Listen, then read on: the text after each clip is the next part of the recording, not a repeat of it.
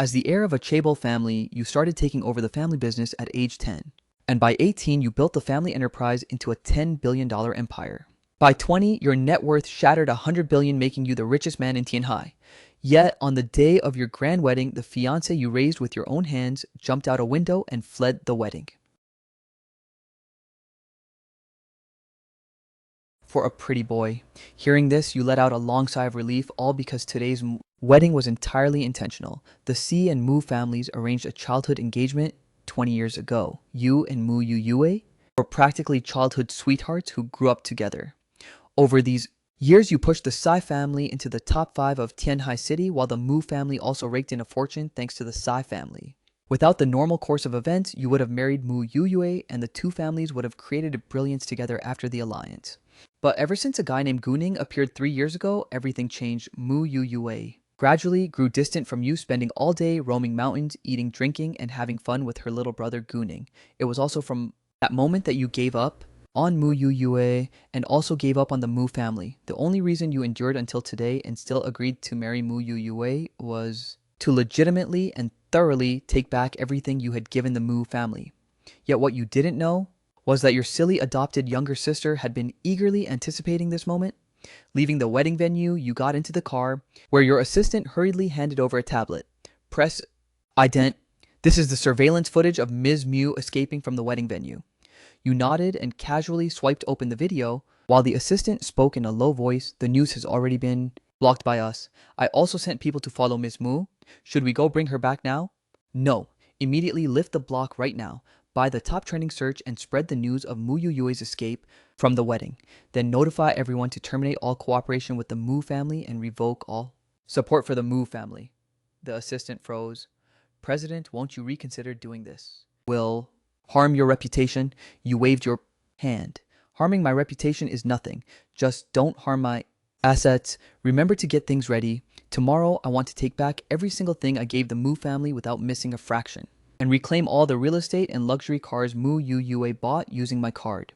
Just then, a phone ringtone interrupted your instructions. It was Mu Yue calling. You casually pressed the answer button. Sorry, Sheng. Mu Yue's apologetic voice rang out through the phone. I'm really sorry about today's events. It's truly because younger brother Gu Ning is just too pitiful. His mom is still undergoing emergency treatment in the hospital, and he has no one to rely on in Tianhai City, leaving only a friend like me. I came over to accompany him for a bit. I promise you that once Auntie is out of danger, I will immediately come back and marry you. You chuckled and asked, Mu Yue, there's one thing I don't get. What does Guning's mom's emergency treatment have to do with you? Could it be that she's your long-lost mother? But I remember Chen Wanqing is your actual mother, and she was even at the wedding venue. Mu Yue paused. Sheng, can you stop being so passive-aggressive when a big man talks? Guning's mother is also my godmother. My godmother is undergoing surgery. Is it wrong for me to accompany her? You are definitely not wrong. The one who's wrong is me, knowing full well it would turn out like this, yet I still had to ask that extra question. It's my fault for being too petty. When your godmother's surgery is over, remember to notify me. I'll send her a big fruit basket to express my gratitude. Mu Yue frowned. What do you mean by that? Are you threatening me? Didn't I already promise you that I'd come back and continue marrying you after the surgery ends? Can you stop throwing unreasoned? Able tantrums. I hate people who are petty the most, and I don't want my future husband to be that kind of person. Your head felt a bit dizzy, completely clueless as to where you threw an unreasonable tantrum or where you were being petty. Were you genuinely thanking Guning's mother? If not for her, Mu Yue wouldn't have fled the wedding so decisively, meaning you would have had to resort to plan B and definitely lost hundreds of millions or even over $1 billion in wealth. You saw new incoming call requests. I have a call coming in here. Let's chat another day when we have time. You hung up the call with Mu Yue. Chen Yi, are you looking for me? The caller was none other than Mu Yue's mother, Chen Wanqing, who was also your mother's best friend. Where did you run off to? You laughed. Where else could I go? I'm obviously going home. Chen Wanqing paused for a moment. Didn't you go look for Yue? You frowned. What? Why would I go look for her? Chen Wanqing blurted out. He's your bride after all. Aren't you going to go look for him? You were somewhat speechless. Chen Yi, he already ran away from the wedding, so he's no longer my bride. Do you understand this logic? Chen King paused and said, young couples having minor squabbles is totally normal. Why don't you go coax him? Won't that settle it? Yu Yue is very easy to coax. Just say a few nice words and buy him a little gift and he won't be angry anymore. On hearing this, you were truly speechless. You really didn't know what on earth was packed inside these people's heads. Did they think fleeing a wedding was some trivial matter? Shaking your head, you directly hung up the phone. Tianhai Private high-end hospital Mu Yu Yue stood at the entrance of the emergency room wearing a custom-tailored wedding dress, looking out with eager anticipation. Gooning at the side wore a look of full concern. Yu Yue Jie, if you run out like this, Zhang Jie won't really be angry, right? Mu Yu Yu smiled slightly. Won't be. I understand him. For all these years, he has never once gotten angry at me. Besides, I've already explained it to him. As long as Godmother is out of danger, I'll go back and marry him. He is a man with a very grand vision. How could he blame me? Meanwhile, back at your front door, 2 rows of servants bowed in unison to welcome you. You waved with a smiling face greeting them. We're all old acquaintances. There's really no need for everyone to be so polite. Every time I come home and you all come out to greet me, it's pretty tiring too, making me feel a bit embarrassed. The servants chanted in unison, we're not tired. It's young master. Who has it hard? You awkwardly smiled. Such a cringe-worthy welcome style. If you said the servants did it spontaneously, definitely nobody would believe it. But the truth was, just like that, you simply paid wages on time and gave a few extra perks, and these people spontaneously stood at the door every day to welcome you. Dismissed, everyone go find the butler to collect your red envelopes. The servants chanted in unison. Thank you, young master. Just as you returned to the living room, a 17 or 18-year-old girl rushed over. You instinctively reached out your hand to press down on the girl's head. Siniansi, I've told you many times not to use your head. To bump into me, it hurts a lot, you know. Siniansi touched her own forehead to indicate it didn't hurt while the corners of your mouth twitched, continually signaling yourself not to bicker with a fool. This Siniansi was an orphan adopted by your parents when you were 3, meant to keep you company. She was raised until 3 years old and still couldn't speak. At first, everyone thought her brain development was slow until she reached 7, and you realized this girl's brain development wasn't slow at all. She was mentally handicapped. Back then, when your parents wanted to send her back to the orphanage, it was your resolution that kept her. You raised her for 7 years, and even a dog would have feelings, not to mention she still followed behind your heels every day, calling you big brother. Nianci is a good older brother and also has work. Nianci blinked her innocent big eyes tightly, grabbing onto you and refusing to let go. Wang Ma, come quickly and take her away. The butler walked in after distributing the red envelopes and replied, young master Wang Ma's daughter-in-law gave birth, so she resigned and went back to her hometown to raise her grandson. A sigh formed in your heart. Wang Ma had worked in this household for over 10 years and only she could manage. Sinianci, with her leaving just like that, what were you supposed to do? You could only helplessly shake your head. Butler Liu, go immediately right now and change the password of the manor's main gate. Also, go pack up Mu Yuyui's things and send someone to return them to the Mu family immediately. Butler Liu bowed and acknowledged the order. 3 years you could finally righteously drive Mu Yuyue out, watching a woman every day who wore the title of your fiancé while flirting with other men. If you weren't annoyed, that would be a lie. But now everything was liberated and the money would soon all be reclaimed. Thinking and thinking, you felt your eyelids getting heavier and heavier, and then you sat down on the sofa and fell right asleep just like that. Behind you, Siniansi's innocent big eyes flashed a trace of craftiness, transmigrating into a book for 17 years. Do you know how I got through these 17 years? I am the author, the creator god. Damn world rules actually restricted my freedom, forcing me to act like a fool. Good thing I have a system. Now the plot has entered the right track. Mu Yuyue escaped the wedding. As long as I, this foolish brother, wake up, realize his mistake, and use true sincerity to chase Mu Yuyue back, I can complete the first plot mission, collect the contract, and also break free from the rule constraints to become a normal person. On the other side, at the wedding venue, the guests had long since grown impatient. Is this wedding going to happen or not? Who knew it would drag out like this? Isn't our time. Also, time. Normal person. On the other side, the wedding guests were long past impatient. Are they getting married or not? Who knew it would be dragged out this long? Isn't our time valuable too? If it weren't for the sake of President Tsai, I would have left long ago. Seeing the friends and relatives present, murmuring in discussion, the head of the Mu family, Mu Tianxi, also grew anxious. Wang King, you called Si Sheng? What exactly did he say? Chen Wang King smiled slightly. No problem at all. I've already given Si Sheng the method to coax Yu Yue so you can rest. Assured. They'll be back very soon. Mu Tianxi was still somewhat uneasy. Shouldn't we just call again to ask? Chen Wanqing hesitated, but in the end she still dialed your phone. See family villa. Sini Anchi directly tapped the reject button. Chen Wanqing put down her phone. He hung up. Mu Tianxi took out his own phone and called you, but before it even rang once, it was hung up. You see Xisheng? Is he really angry? Chen Wanqing shook her head. This child is lacking in other areas, but his temper is unbeatable. I've watched him grow up since childhood, and nothing has ever been able to make him angry. Ever since birth, his emotions have been as stable as an adult's. Mu Tianxi nodded. Though this time Yu Yue went a bit too far. You should still call and talk to him, telling him not to throw a little tantrum. Hurry up and come back with Xisheng to get married. Chen Wanqing also felt this made some sense and subsequently dialed Mu Yue's phone. What's wrong, Mom? Hearing Mu Yu's voice, Chen Wanqing breathed a sigh of relief. Xisheng went to pick you up. Today is your big wedding day, so stop throwing little tantrums and obediently come back with Xisheng. Did you hear? Mu Yu frowned. Did he already learn to complain? To you guys, I've already made it very clear to him, so you guys don't need to meddle in our business anymore, okay? And you tell Xisheng that this time I'm genuinely angry. After finishing, Mu Yu directly hung up the phone. Guning asked cautiously, was it Auntie who called? Otkrad. Mu Yu nodded. He said Xisheng already came to pick me up. Guning's face showed an expression of pain. Then Yu Jie, you should hurry back with Shenge. Well, I can endure being by myself. Mu Yu shook her head. I said I would accompany you until Godmother comes out. If I'm not here at a time like this, what face will I have left to mix in Tianhai? Don't worry, once Xisheng arrives, I'll make him stay and wait with us. Guning was pleasantly surprised. Really, Shenge is also willing to wait with us. After saying that, Guning's expression grew somewhat desolate again.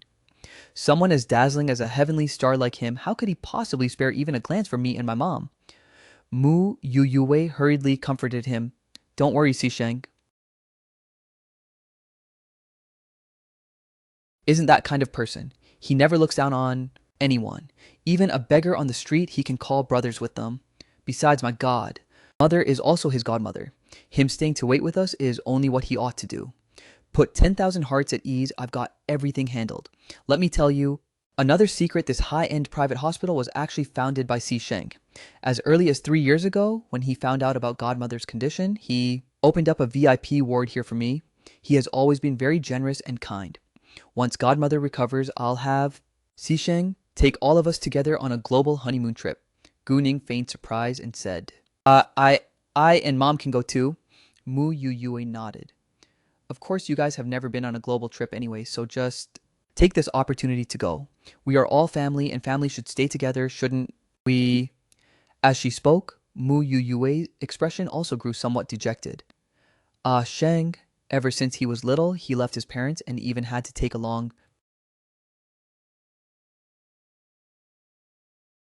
a mentally handicapped younger sister, always living a very bitter and exhausting life.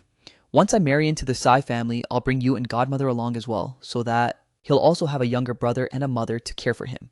At this moment, in the living room of the Sai family villa, you were having a very strange dream. In the Stiai dream, you felt as though you were soaked in a hot spring, drifting along endlessly while right beside you. There seemed to be another person whose identity and face you couldn't see clearly, just drifting along in that hazy state. Suddenly, a buzzing sound pulled you back to reality. Waking up, you only felt completely relaxed and refreshed. Looking into your arms, Siniansi was sprawled across your chest, fast asleep, the drool she leaked having soaked right through your clothes. You smiled helplessly before answering a call nearby. Speak concisely. I still need to send Niansi back to sleep. On the other end of the phone, there was a 3-second silence. President, everything has been handled completely according to your instructions, waiting only for tomorrow to detonate the entire Tianhai city and even the entire country. You nodded. With you handling things, I'm at ease. This month's bonus is doubled. Go straight to the finance department to collect it now. The person on the other end was clearly stunned. But this month isn't the payday yet. You laughed. Your wife is giving birth in the next few days, right when the time comes.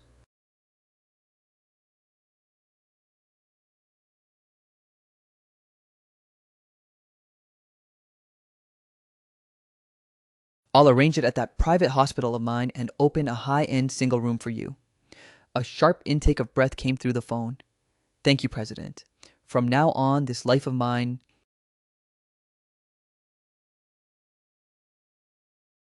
is sold to you. You laughed and hung up the phone, then picked up Sinyansi and returned to your bedroom. A night's time was enough for many things to ferment. Early the next morning, you woke up from bed, and the moment you opened your eyes, you were startled. Sinyansi, what are you doing? Get down here quickly. On the windowsill, Sinyansi pulled back half her body, turned her head, and blinked her watery, bright eyes as she looked at you. Seeing Sinyansi's silly appearance, you let out a sigh of relief. You silly girl, just when on earth will you ever learn to be sensible? Do you really have to be locked up at home and raised like this for the rest of your life? Sinyansi jumped directly from the windowsill toward the bed. You were forced to extend your hands to catch her. With a bang, Sinyansi slammed right into your arms, instantly making you wince in pain with a grimace. You were utterly helpless. Barely a single day had passed, and you already started missing Wang Ma. Once this was over, you hurriedly fled this house. See Corporation Headquarters Building, President's Office. You opened the trending news rankings. Sure enough, it had already changed to Tianhai richest man's wedding bride flees wedding. From the 1st to the 10th spot on the trending list, it was all news concerning the Tianhai richest man being abandoned at the wedding and cuckolded. As you read, the corners of your mouth could barely be suppressed. At this moment, your former father-in-law, Mu Tianxi, called. You exited the news interface and connected. Sheng, what is going on with that news trend?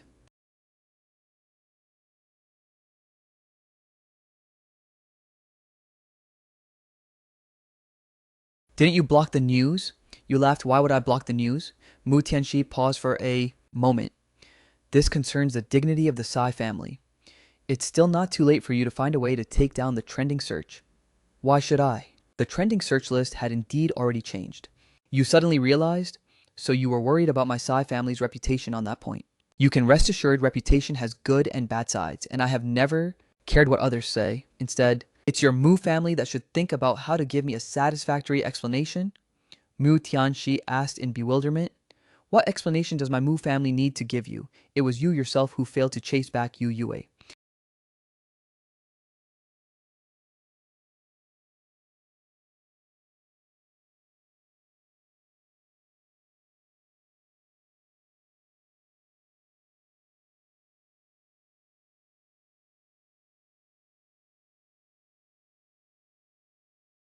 Could you possibly blame my Mu family for being uncharitable? Hearing this, you were dumbfounded. You truly couldn't understand how the brains of these Mu family members were put together, why each one of them was so bizarre. Mu Tianxi, do you even know what you're saying yourself? It was Mu Yu Yue of your Mu family who eloped and fled the wedding with another man. How can you turn around and blame me instead? Mu Tianxi immediately retorted. Yu Yue has had an engagement with you since childhood. She was long a person of your Tsai family. Ever since she moved into your Tsai family, her affairs no longer belonged to my Mu family to manage. You couldn't keep a leash on her. That's your problem. How can you come and blame my Mu family, You were instantly shocked. So the Mu family members actually held this kind of mindset. Put that way, it was you who misunderstood them. Their brains were actually very smart, having long ago determined that Mu Yu Yue was a person of the Tsai family. They only cared about taking benefits and didn't care about Mu Yu Yue's life or death. The abnormal person was actually yourself for treating a powerhouse family like this as ordinary people. In their eyes, Mu Yu Yui was simply a commodity that had already been sold to the Tsai family while still in the womb. Realizing this, you felt a sense of release. Since you don't admit Mu Yu Yue is a member of the Mu family, that's even better. Pack up all the things I gave to Mu Yu Yui over the years. I'll come personally to pick them up later. Mu Tianxi wanted to say something else, but the phone had already been hung up. What's wrong with this Xisheng? Why does it feel like he changed into a different person? At the side, Chen Wangqing looked somewhat worried. Now, rumors are flying everywhere. I'm worried Xisheng might really do something foolish. How could you possibly blame your problems on the Mu family? You were instantly shocked. So the Mu family actually thought this way, putting it that way. You had misunderstood them. Their brains were actually quite smart. Having long since decided that Mu Yue belonged to the Si family, that only cared about taking the benefits and didn't care about Mu Yue's life or death, the abnormal person was actually you yourself, treating these wealthy elite families like ordinary people. In their eyes, Mu Yue was just a commodity that had already been sold to the Tsai family back in the womb. Realizing this, you felt a sense of relief. You don't acknowledge Mu Yue as a Mu family member, even better. Pack up everything I've ever given to Mu Yue over the years. I'll come and pick it up myself shortly. Mu Tianxi wanted to say something else, but the phone had already been hung up. What was wrong with this Si Sheng? Why did it feel like he had turned into a completely different person? Beside him, Chen Wanqing looked rather worried. Now that rumors are flying everywhere, I'm worried Si Sheng might actually do something foolish. Should we call Yu Yue back? Mu Tianxi was just about to speak when suddenly his phone vibrated. After answering, he only heard an anxious voice coming from inside. Director Mu, it's bad Fu. Shai Group's Jindao Danfeng just withdrew their 10 billion investment in our newly developed project. Our Mu family's stock price has already hit its limit down, and our market value just lost over $1 billion. Director Mu, please think of a way. Quickly, sorry. Mu Tianxi's hand shook and his phone dropped to the ground. Wanking, hurry up and call Yu Yue. Tell him to immediately crawl back here. I'll go prepare some gifts and then personally go give Xisheng a formal apology. Also, immediately announce to the outside world that the Mu family wants to hold a makeup wedding for Xisheng this time. Even if we have to bind them with iron chains, we must make the two of them complete their marriage. Chen Wanqing also heard the news that the Mu family was on the verge of bankruptcy, scaring her into immediately dialing Mu Yue's phone. Private hospital VIP ward. Mu Yue answered with some impatience. Mom, why are you calling again? Did Xisheng go look for you again? Tell him I'll be right back. Chen Wanqing shrilled, no matter where you are right now, I give you 30 minutes to rush back to the Mu family, otherwise I'll treat it as if I don't have a daughter like you. Mu Yue frowned. Is Xisheng, did he threaten you? Chen Wanqing hesitated for a moment. Yes, right now the C Corporation has withdrawn its capital from us and cut off all cooperation with us. Our Mu family is on the verge of bankruptcy. Your dad says for you to hurry back. And we'll hold a makeup wedding for Xisheng so this crisis can pass. Mu Yu was stunned for a moment. He hadn't expected Xisheng to become so petty now. In order to get him back to get married, he actually resorted to such a despicable tactic. However, that was also because he loved himself too much. He turned his head to glance at the rich person still unconscious on the bed and sighed. Mom, don't worry. I'll call Xisheng right now and explain things to him. He'll definitely stop these pranks. C Corporation, headquarters gate, you had just gotten into the car when your phones rang. Seeing it was Mu Yue calling you, shook your head with a chuckle, figuring that this kind of action on your part made him feel scared and he was calling to apologize, right? But everything had already begun. 3 years ago on that day, if not for laying out a plan to take back everything you had given away, there would be no need at all to drag it out until now. Although you were extremely wealthy, after all, it was tens of billions. Ever since taking over the family business at age 10, every single sum earned afterward was your own blood, sweat, and tears. No one would ever dream of taking a single fraction away from you for free. You answered and said directly, you should have already received the news by now, right? Right now. I am rushing over to the Mu family. We'll chat after we meet in a bit. Since you wanted to take back your things, having the parties involved, present was naturally best. When the time came, everything would be clear at a glance regarding the Mu family and there wouldn't be any disputes. Mu Yue thought to himself. As expected, Mom asked him to go back and Xisheng is heading to the Mu family right now. The timing means they'll just happen to run into each other. All of this was just a little prank self-directed and self-acted by Xisheng. But since he had promised Gu Ning to wait until Godmother woke up before leaving, once Xisheng knew he was going to make up a wedding for him, he should be very happy. Right? If he waited a bit longer, Xisheng probably wouldn't blame him either. Alright, then you go ahead first. I should be able to come back a bit later. Wait for me at the Mu family. This time I'll count it as my fault and you shouldn't be angry anymore. When I get home, I'll definitely make it up to you properly. Hearing this, you froze. You were currently heading to the Mu family for a liquidation. If Mu Yu didn't come back, some things really wouldn't be easy to take back. But whatever, today you'd go take back the bulk first and leave the remaining fraction for the company's legal team to demand. You'd always be able to get it all back without missing a single cent. Fine, you go do your thing. We'll chat if there's a chance later. Saying that, you hung up the phone. Chenghui were the things I asked you to prepare yesterday. All prepared. The front row assistant patted his document bag. President, rest assured, all documents are brought along guaranteed so that today you can take back what belongs to you. I've always been very at ease with how you handle things. As for the hospital side, I've already greeted them. Right now, you should just have your wife move in there. There are the best nursing aides there to better take care of her, and you can also feel at ease running around with me. Chenghui moved with emotion and nodded. Thank you, President. I'll arrange for someone to send her over right away. 30 minutes later, the car stopped at the entrance of the Mu family manor.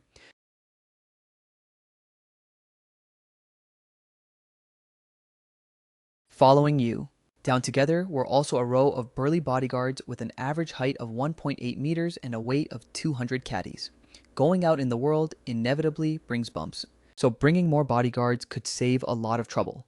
The Mu family servants naturally recognized you opening the main gate from afar. Quickly go notify the old master that the son-in-law has returned.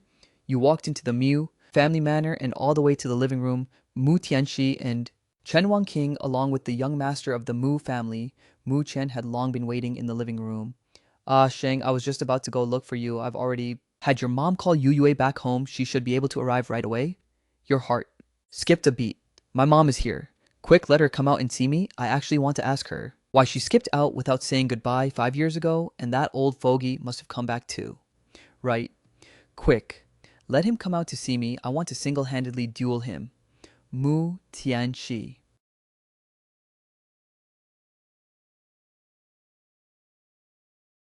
Smiled awkwardly. You misunderstood. It's not your mom, it's Wan King, your mother-in-law. Isn't she also a mom? Your brows furrowed. Chen Yi, since when did she become my mother-in-law? Don't open your eyes and talk nonsense. I am not your family's son-in-law. Chen Wangqing stepped forward and pulled her on your hand. Auntie knows you're still angry about yesterday's events, but these things are all going to happen sooner or later. Calling me mom earlier or later, I can accept it all. Your body shuddered, getting a full suit of goosebumps, and you immediately pulled your hand back. We'll talk about this turning back later. You guys should have already received the news about my Psy Corporation withdrawing its capital and cutting off all cooperation with you, right? At this moment, Mu Qian jumped out. My sister said for you to stop playing these kinds of pranks. Otherwise, she really won't pay attention to you anymore. You turned your head to look at Cheng Hui. He says it's a prank. Could it be that you only verbally scared them? Cheng Hui shook his head. I am very certain and positive that our funds have already returned to the company accounts, and the notice to terminate all cooperation with the Mu family has also been issued. If you don't believe it, you can check for yourself. You immediately took out your phone and checked, then breathed a sigh of relief. Little Moose, stop coming out to make a fuss. When adults are talking, children shouldn't interrupt. Right. Over these years, your sister must have swiped my card to buy you plenty of good things. Right? Quickly, go flip through your pocket. Money to see if it's enough to pay me back. Don't wait until you have no money to pay back and end up crying. Mu Qian glared at you. Things given to me, don't even dream of taking them back after saying that he ran off. At this moment, Mu Tianqi laughed and said, Sheng, stop teasing him. If he really goes crying to Yu Yue over there, you won't be able to escape a scolding either. The corners of your mouth twitched. Mu family head, you surely don't think that I'm joking, right? Mu Tianxi wore a full smile. Children's words are innocent, right? We're all not children. Anymore, there's no need to bicker over a child's words and stir up conflicts lest we needlessly add to the jokes. You helplessly waved your hand. Cheng Hui, take out a stack of documents from the bag. President, these are Miss Mu's expenditure manifests over these years. Every single sum is recorded clearly. Please look them over. And by the way, settle the money mentioned above. Mu Tianxi took the manifest and quickly flipped to the end his hand, shaking as the manifest dropped to the ground. 300 million. How could there possibly be this much? Yu Yue moved into the Sai family for less than 5 years, and we gave him 100,000 in pocket money every month, which he couldn't even finish spending. How could he possibly? Tianxi laughed. Sheng, stop teasing him. If he really goes crying to Yu Yi, you'll still get an earful either way. You twitched the corner of your mouth. Mu Tianxi, you surely don't think I'm joking around, right? Mu Tianxi wears a smile. Kids say the darndest things, right? None of us are kids anymore here. There's no need to cause any conflict over a child's remark, lest we needlessly invite ridicule. You waved your hand helplessly. Chen Hui took a stack of documents out of his bag. President, these are Miss Mu's spending lists over the years with every single expense recorded clearly. He asked you to take a look over them and settle the balance above. Mu Tianxi took the list and rapidly flipped to the end his hand, shaking as the list dropped to the floor. 300 million. How on earth could there be this much? Yu Yue hasn't even been moved into the Sai family for 5 years, and even when we gave her a monthly allowance of 100,000, she couldn't even spend it all. How could she?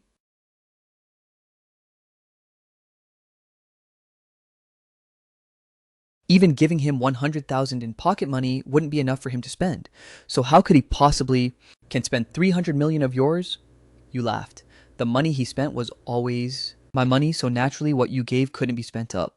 The first 2 years weren't all that much, but the bulk was all in the back. Mew family head, you probably didn't know, did you? Your daughter took my card and brought that little pretty boy brother of hers, gallivanting around mountains and rivers, even buying him luxury watches and sports cars. The money she spent on her little pretty boy brother was 100 times more than on this biological brother of his. Mu Qian, oh, stop spacing out and hurry up and return the money lest I go file a lawsuit in court. Mu Tianxi shook his head and said, impossible. This money was given by you voluntarily to Yu Yi. How can you demand it back? You scratched your head. Went on. Earth, did I say I gave it voluntarily? When I opened the secondary card for Mu Yu Yue, I already stated clearly in the contract that all spending on this card was a temporary loan to Mu Yu Yue. If he later registered our marriage and married me, then this portion of the debt would be offset as joint marital debt, but the problem is he fled the wedding, so now this expenditure remains his debt. Mu Tianxi suddenly breathed a sigh of relief. This money was spent by him, Mu Yu Yue. Why should my Mu family pay it back? We will at most only repay the part spent on ourselves. Hearing this, you froze. You suddenly realized that this Mu Tianxi was truly stupid. No wonder even with your support over the years, the Mu family was still half dead. Whether you pay it back or not, doesn't matter. I'll have the legal department sue Mu Yu Yu and freeze his assets. However, since he enjoys the inheritance rights of the Mu family as long as some Mu family properties are liquidated, he can pay it back. Mu Tianxi gritted his teeth. Liquidating assets is the most losing method of all. I'll give you these 300 million. He immediately pulled out a bank card. Hurry and transfer the full amount onto it. Once the payment is received, I'll immediately clear the record. You have 30 minutes. Compared to money, I actually prefer the assets of your Mu family. Mu Tianxi trembled as he took the bank card and used his phone to make a bank transfer. A few minutes later, your phone chimed with an arrival notification. A smile returned to your face. The Mu family really is wealthy and well off. Then let's continue settling accounts now. Shall we? Back when we got engaged, your Mu family accepted 30 billion in bride price from me. Shouldn't that also be returned? Chen Yi, I remember that bride price money seemed to be collected by you, right? 5 whole years have passed. I wonder if you spent it or not. Chen Wangqing's expression changed. Back. Then it was agreed that this money wouldn't be refunded. How can you still ask for it back now? Are you still shameless at all? CTU named. You motioned to Qinghui, and Qinghui immediately produced an agreement contract. Madame Mu looked closely. It is written clearly in black and white on the agreement that this 30 billion is the bride price given by our president to the president's wife to be held in custody by Miss Mu's mother on her behalf, and can only be converted into Miss Mu's personal property after marriage. Because Miss Mu fled the wedding, it is a unilateral breach of contract, so this money remains our president's personal property and we have the right to reclaim it. If it is not returned, the amount already constitutes the crime of fraud and we can liquidate the property of the custodian party. The Mu Corporation is the joint property of the Mu family head and Madame Mu. We can liquidate your joint property. Chen Wangqing trembled in fright. But I don't have 30 billion right now. That money has already been invested by me into the Mu Corporation's industries. You smiled. That's perfect. When we reclaim this money, we can conveniently also collect all the profits generated by this money over these years.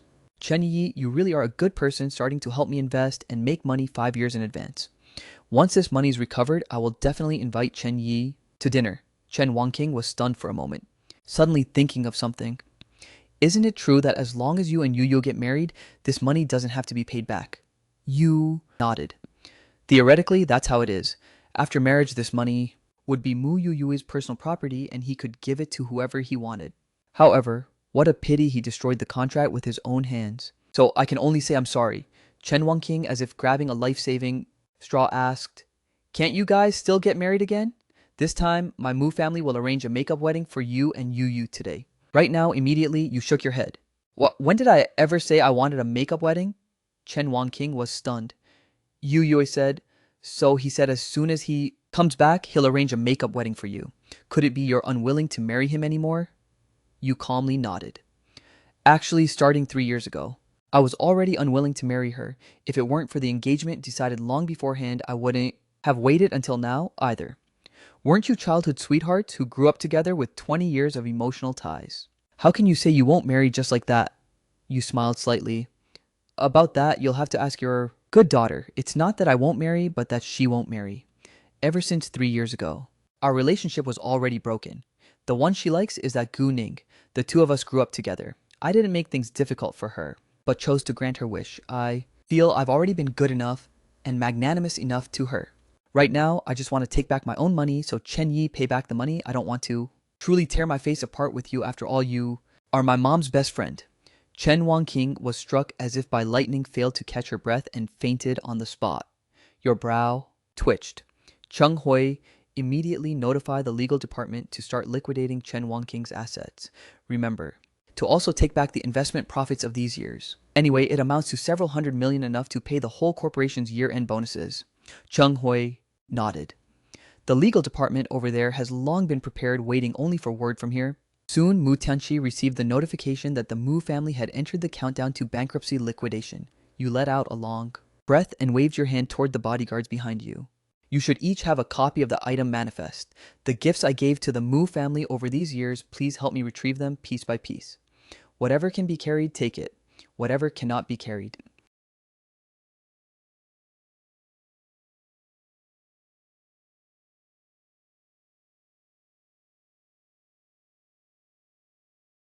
Call a few more people.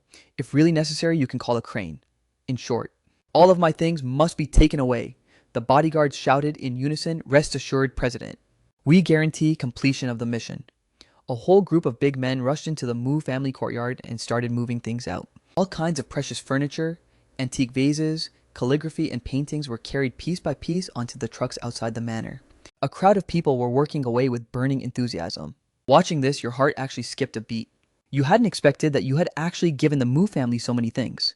But back in the early years when Mu Yuyue hadn't changed his heart yet, you truly raised him as your future wife. Having lived through 2 lifetimes, you always felt that emotions cultivated by yourself were deeper and more reliable. And furthermore, Mu Yuyue had been cute since childhood and grew up to be a great beauty. You also did your absolute utmost to pamper and spoil this little fiancé of yours. Until 3 years ago when Mu Yuyue fell for Guning. At that time, you already understood that Mu Yuyue's feelings towards you were probably more akin to the familial affection one has for an older brother or a father. You were also heartbroken and sad back then, but having lived 2 lifetimes, you quickly adjusted yourself. The flower was plucked, but the flower pot had to be brought back along with that fertile soil, since those were all your things. Mu Tianqi looked at the courtyard that became empty in no time, almost collapsing. Ashing, no matter what, our 2 families are considered family friends. Why must you act so ruthlessly? You motioned to Cheng Hui, and Cheng Hui immediately took out a land deed from his bag. Mu family head should remember this land deed right. This is a plot of land that our president's father gifted to the Mu family when our president and Miss Mu were betrothed in the womb and established the baby engagement. Now that this marriage alliance has officially broken down, we will reclaim the land use rights of this plot. 3 days from now, this land will be put up for auction in Tianhai. So please, Mu family head, quickly handle your belongings and move out of this manor within 3 days. Upon hearing this, Mu Tianqi's legs went soft and he collapsed onto the ground. You guys are so ruthless. This is pushing my Mu family to total extermination. You smiled.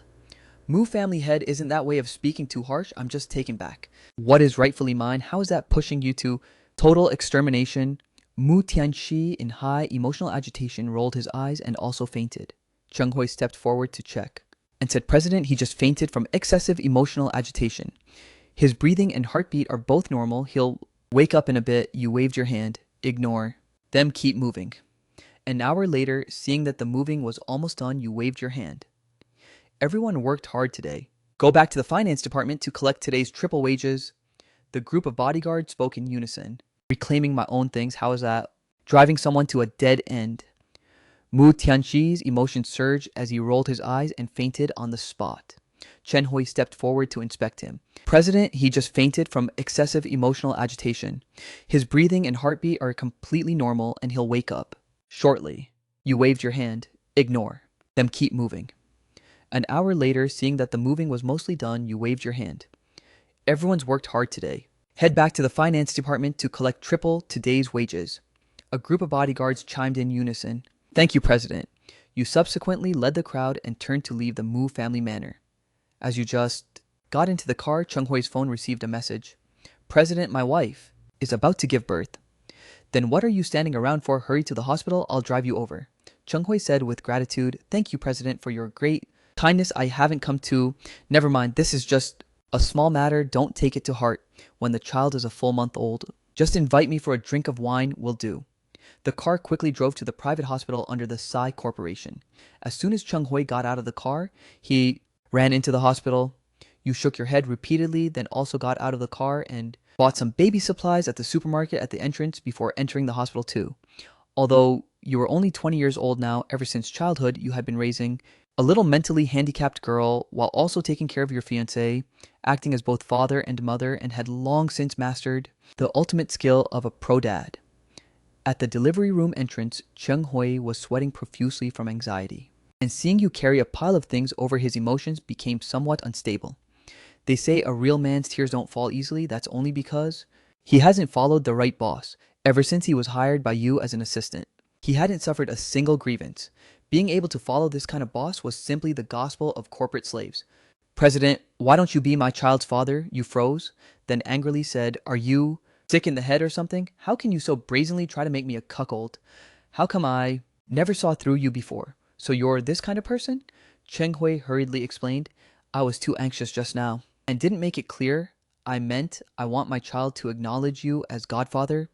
Hearing this, you breathed a sigh of relief. Godfather, fine, a godfather can happen. Ashang! Suddenly, an astonished voice came from behind. You turned your head and saw Mu Yu Yue, who was still wearing a wedding dress, and standing right beside him was his rival in love, Li Guining. Did you purposely rush over to see me? And godmother Mu Yu Yue asked as he walked over. You raised both hands and looked at the two large bags of baby supplies in your hands with utter incomprehension. Which eye of yours saw that I came to see your godmother? I clearly came to see my godson. No, it could also be a goddaughter. Don't try to pull rank with me. Mu Yu Yue also noticed the things in your hands. So, Assistant Cheng's wife is giving birth here. If I go buy a gift right now, it should still be in time. There's no need to trouble yourself, Miss Mu. You should just go back to take care of your godmother. Mu Yu Yue smiled. It doesn't matter. Since your child recognized Xisheng as godfather, then I'm the godmother. And buying some gifts for our child is only right. Qing Hui smiled. Miss Mu, didn't you look at the news? Your escaping the wedding has already spread all across the country. The godmother of my child can only be the president's wife. Upon seeing Cheng Hui's teasing smile, Mu Yuo immediately opened his phone and instantly got flooded by countless netizens' comments. Because exposed footage showed him frequenting various entertainment venues, hotels, and bars with other men, year-round, along with the video of him voluntarily fleeing the wedding. The entire internet was bashing him with all kinds of curses.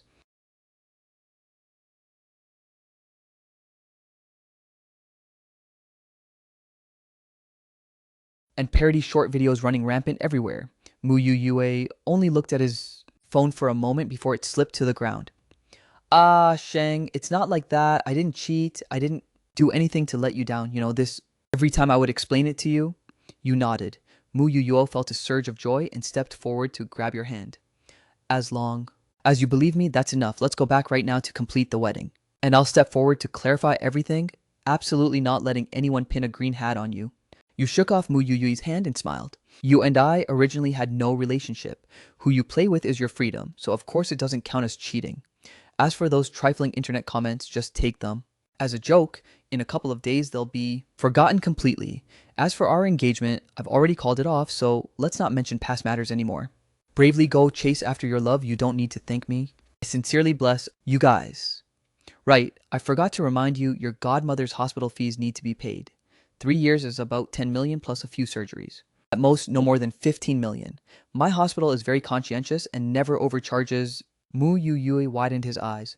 What did you say? You want to break off the engagement with me? You furrowed your brow. What do you mean by you want to break off the engagement with me? You're the one who fled the wedding and unilaterally tore up the engagement agreement. Stop pinning every hat on my head, all right? I think the thing you should be doing right now is paying the overdue hospital fees for your godmother. If you still can't cough up the money by tomorrow at the latest, then my legal department will have to sue Guining. Mu Yu was already dumbfounded. Before he could recover his wits, Guining panicked instead.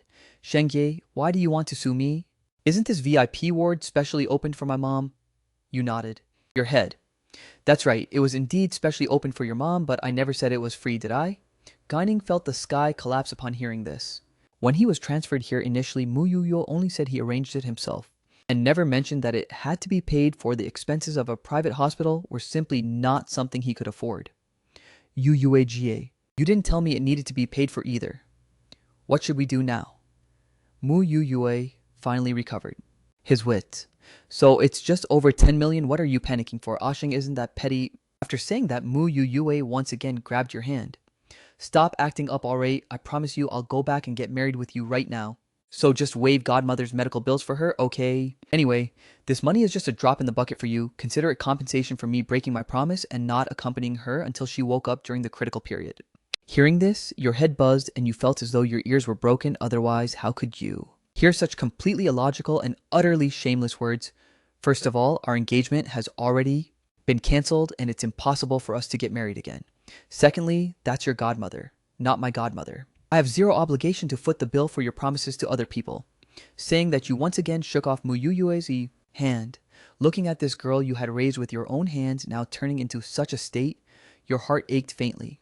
What hurt wasn't him leaving you, but that your more than 10 years of painstaking effort had actually yielded this much trash.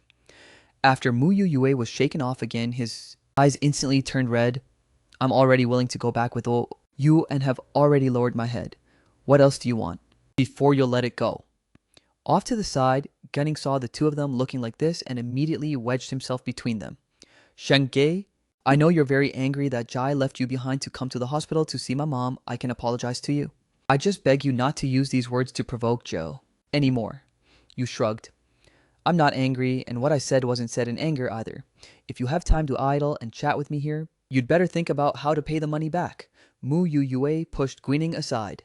See, Sheng, he's already lowered his posture and begged you like that. Can't your anger be appeased? Yet I am really angry right now. And from now on, I'll never pay attention to you again.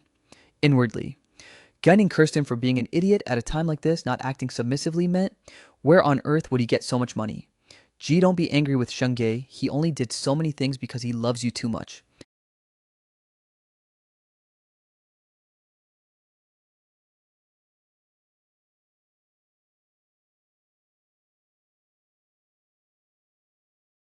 Why don't you apologize to Shenge? He won't blame you. By this point, Mu Yue was burning with rage. He glared fiercely at you, pulled Guining, and turned to leave. You don't need to plead for him. Isn't it just over? 10 million in medical bills. I'll pay it for godmother myself, and I will never let you and godmother suffer his grievances. Watching the two of them leave hand in hand, you shook your head. I raised two girls with my own hands. One is mentally handicapped and the other is a fool. Chung Hui, tell me, am I naturally cursed to raise problematic kids? Or should I just forget it and not let your child get messed up too? Chung Hui smiled. You really know how to joke, President. Niezi Xiaojie was abandoned precisely because her brain didn't develop properly, and it was your kind heart that took her in. How can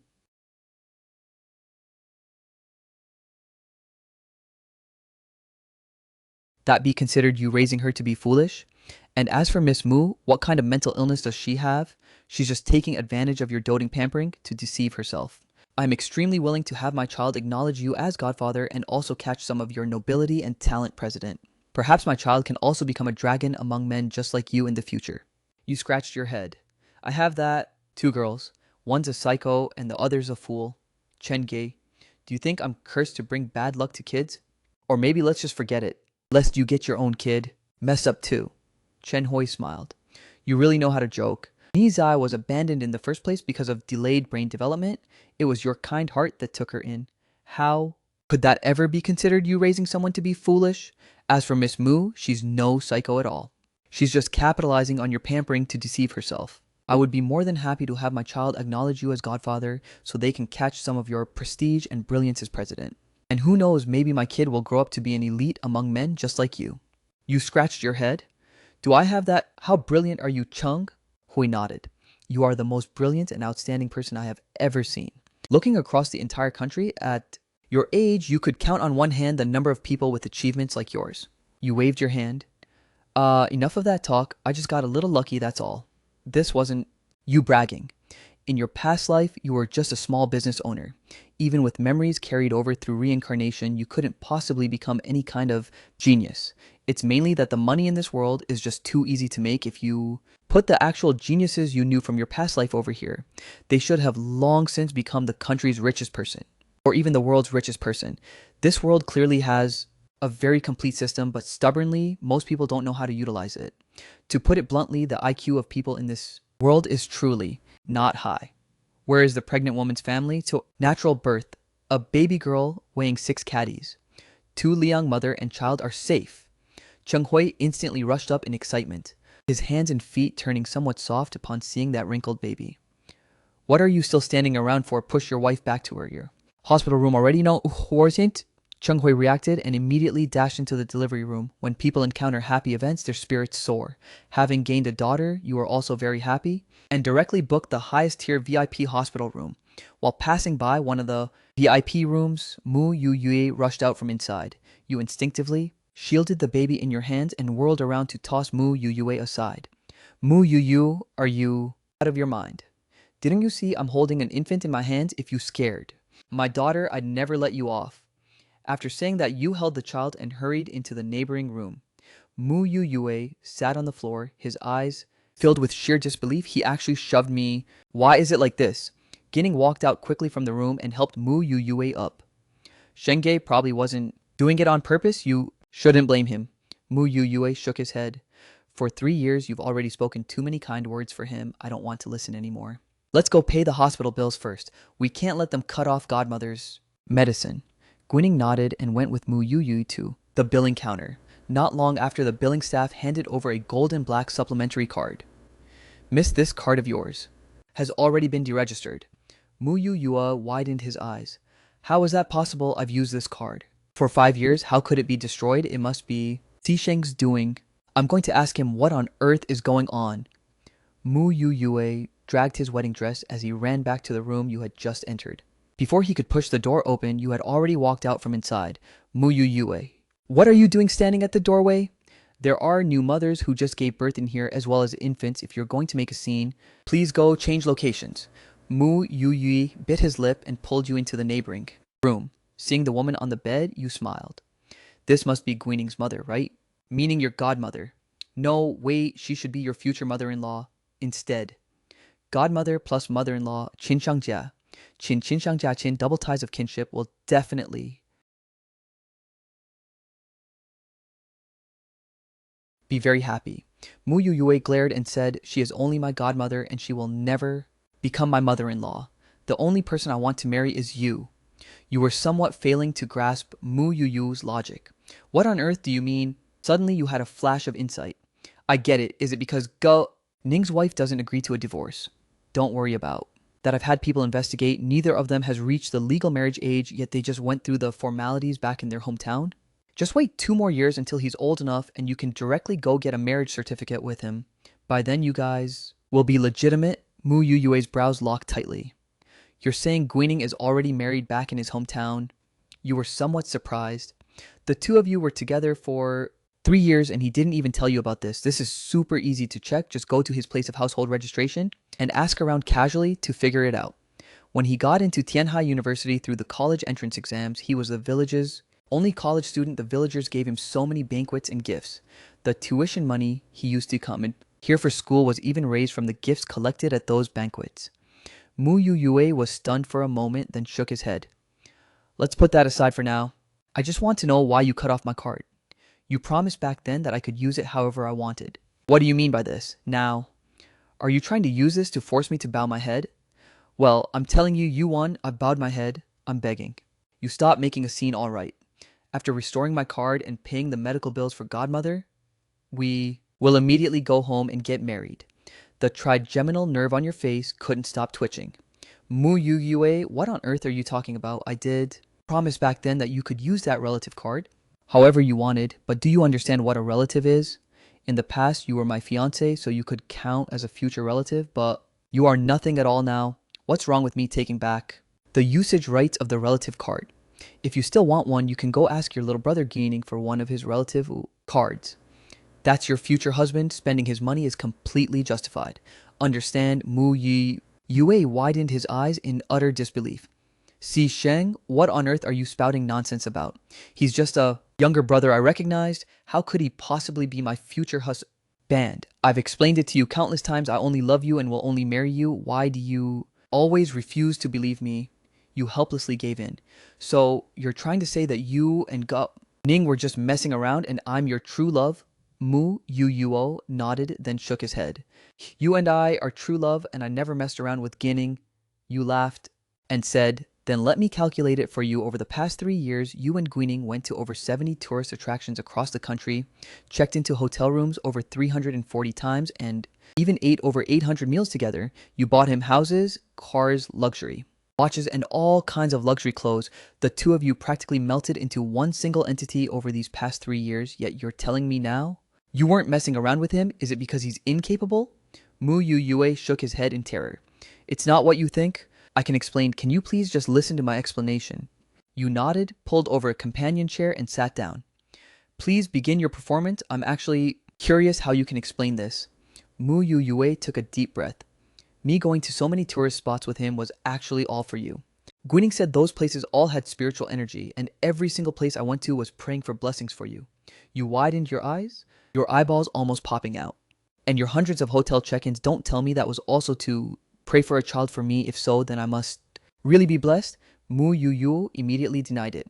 It's not like what you're thinking. We always booked twin rooms. And nothing at all happened between us. You suddenly sat up straight. So, you're saying Ginning is indeed incapable? Mu Yue raged. Stop making these malicious guesses about us, alright?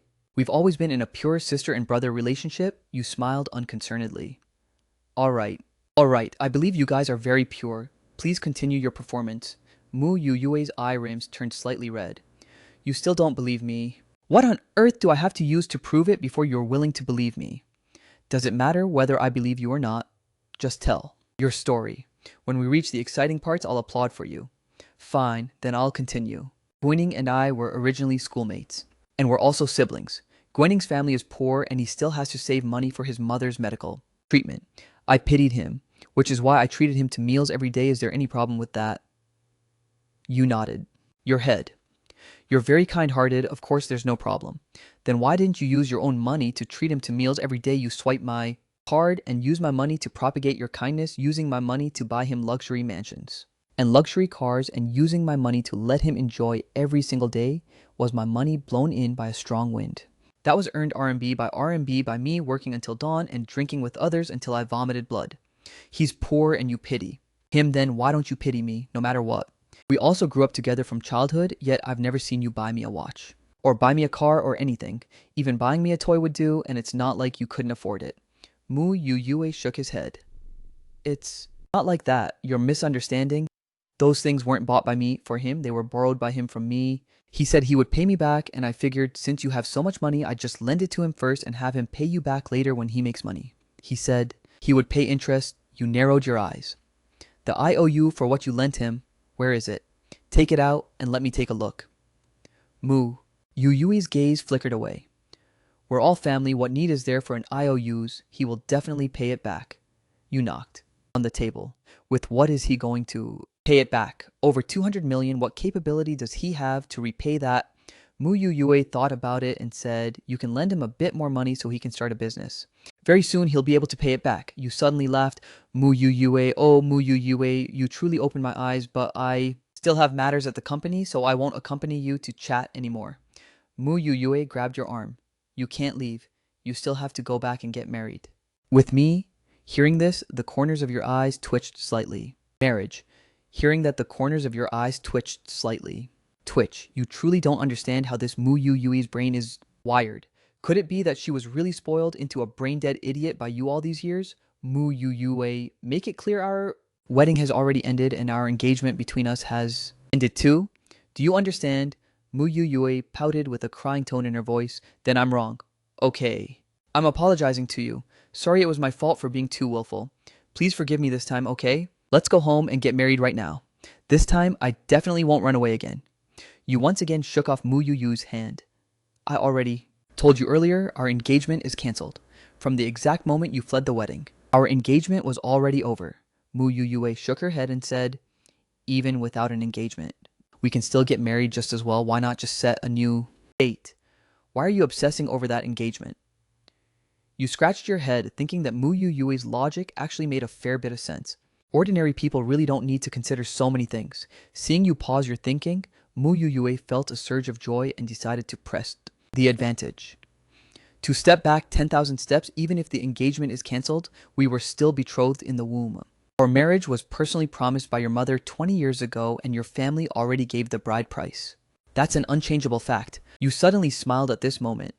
I already went to your house and got all the bride prices back, so the claim of being betrothed in the womb is no longer valid. Mu Yue was shocked upon hearing this. What did you say then? You even took back the land of the Mu family manor? If you take the land back, what will my dad, mom, and brother do? Where are they going to live? You spread your hands. What does that have to do with me? Tianhai has houses for sale and houses for rent everywhere. Finding a place to live, how hard can that be? Mu Yue looked at you with an innocent gaze. Do you really have to push things to this extent? Aren't you afraid that I'll really leave you? You calmly shook your head. The person who should be scared has never been me, but rather you and the Mu family. Why are you still awake? You should go take care of her. After saying that, you turned and pushed open the room door. Standing right outside was a smiling Guining. From now on, he'll be handed over to you. I hope you can also treat him like a delicate flower. Of course, more importantly, hurry up and pay the money. I sincerely wish Auntie a full recovery. After saying that, you strode away. Today, you could say it was a double blessing. Not only did you get back your own money, but you also gained a daughter. You should go find a fortune teller to calculate a name for your daughter. That doesn't clash with yours. But you must never spoil this little girl like this again. If she ends up being a brain-dead idiot like Mu Yu, she'd really be ruined. Inside the hospital room, Mu Yu approached the hospital bed and bowed. Godmother, I'm sorry. I promised Asheng that as long as you woke up, I would go back and get married with him. I'm leaving first and I'll come back to visit you when I have time later. Guining walked in with a bitter expression. Jeer if you leave. What's going to happen to my mom's medical bills? Mu Yue smiled and said, Don't worry, my family is currently busy preparing a makeup wedding for Si Sheng. As soon as I go back, finish the wedding, and get that money, I'll immediately wire the medical bills over to you. Guining instantly put on a flattering expression. Thank you, Jai. These monies will just be considered a loan from me, and I'll definitely pay you back in the future. Mu Yue patted Guining's shoulder and said, I believe you can do it. Keep it up. After saying that, she lifted her wedding dress and hurriedly ran toward the exit of the hospital. When she reached the entrance, however, she discovered you had long since vanished. The Mu family was already preparing to host a makeup wedding for them, so she figured, you must have gone to the Mu family. Mu family manor main gate. Entrance. Mu Yu stepped out of the taxi. The manor, which was usually very lively, appeared exceptionally desolate today. When she walked to the entrance in the past, servants would invariably come out to welcome her. Yet today, not a single person was around. Could it be they were all busy preparing the makeup wedding for her and Si Sheng It? Must be like this Mu Yue's originally dim face. Instantly lit up with radiance as she lifted her wedding dress and ran into the manor. But when she reached the front of the residence, she froze entirely. No. Servants, no wedding, absolutely nothing. Mom, dad, little brother, where did you guys go? Mu Yu rushed into the residence and seeing the empty house, a wave of desolation surged in her heart. Where is my large fish tank? Where are those 2 koi fish that Asheng and I raised together and the camellias we planted together? Why are they all gone? Who on earth took my things away? Mu Yu hurried into the main hall only to see the whole family sitting inside, each of them with an iron blue complexion. Mu Tianxi's tone was ice cold. You finally know to come back. Mu Yue furrowed her brows slightly. What on earth happened? Why has our house become completely empty? Why are my and Asheng's things all gone? Shut your mouth, Mu Tianxi roared angrily. You still have the nerve to show your face? How dare you run away from the wedding with Si Sheng, who gave you the audacity? Don't you know what kind of status he has? Having spent 20 years with him, don't you even know how ruthless his methods are? Mu Yu stepped back 2 steps. Chen Wanqing said with utter terror, What she means is that these were all done by Asheng Gongli.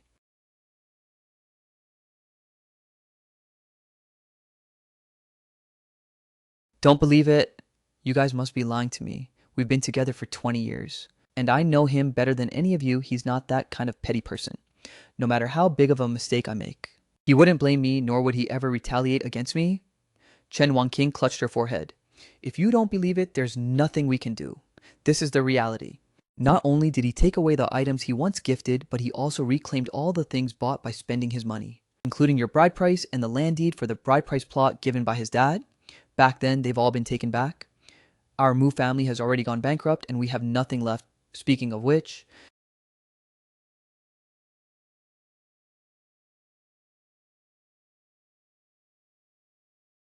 Chen King started feeling dizzy again, finally leaning back against the chair and panting continuously. Mu Yu Yue wore a look of utter disbelief. It can't be. You guys must have gotten it wrong. He wouldn't treat me like this. Previously, no matter what I did, he never once got angry. I'm going right now to find him and ask clearly what's going on.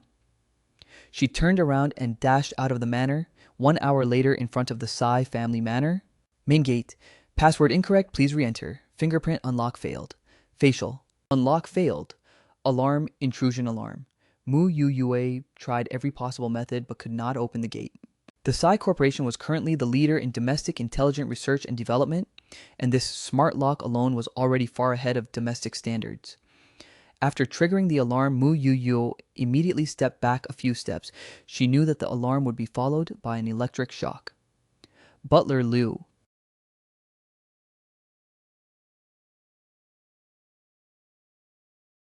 Are you there? I am your young madam. Can you please open the gate for me? Butler Liu inside the manor already knew, but the eldest young master had given instructions not to let Mu Yu Yu in, so he didn't dare disobey either. Miss Mu, you'd better leave. The eldest young master said that without his permission, outsiders are not allowed to step foot into the manor even a single step. Mu Yu Yue had a flash of inspiration. Nianzi.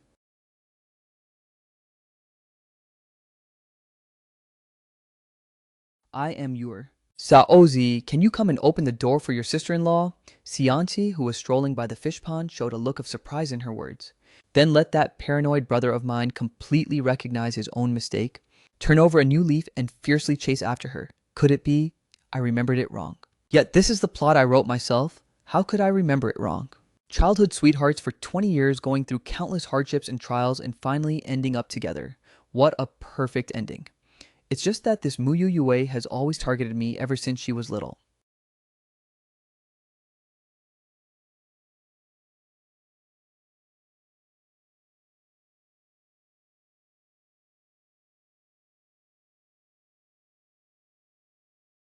And I never knew the female protagonist I wrote would be so annoying. Ah, truly wrong, my silly big brother. Mu Yu Yu shouted outside the manor for a long time, after shouting until she was tired. Still no one came to open the gate. She figured that at this time you should be at the company, so Mu Yu Yu lifted her wedding dress and rushed onto the road, flagged down a taxi, and hurried toward the Sai Corporation. Sai Corporation reception desk. Ah, gasped several security guards as they immediately rushed over. Seeing that it was a woman wearing a wedding dress, they all froze for a moment. This piece of work really wasn't easy to deal with. If you weren't careful, you could easily get pinned to it.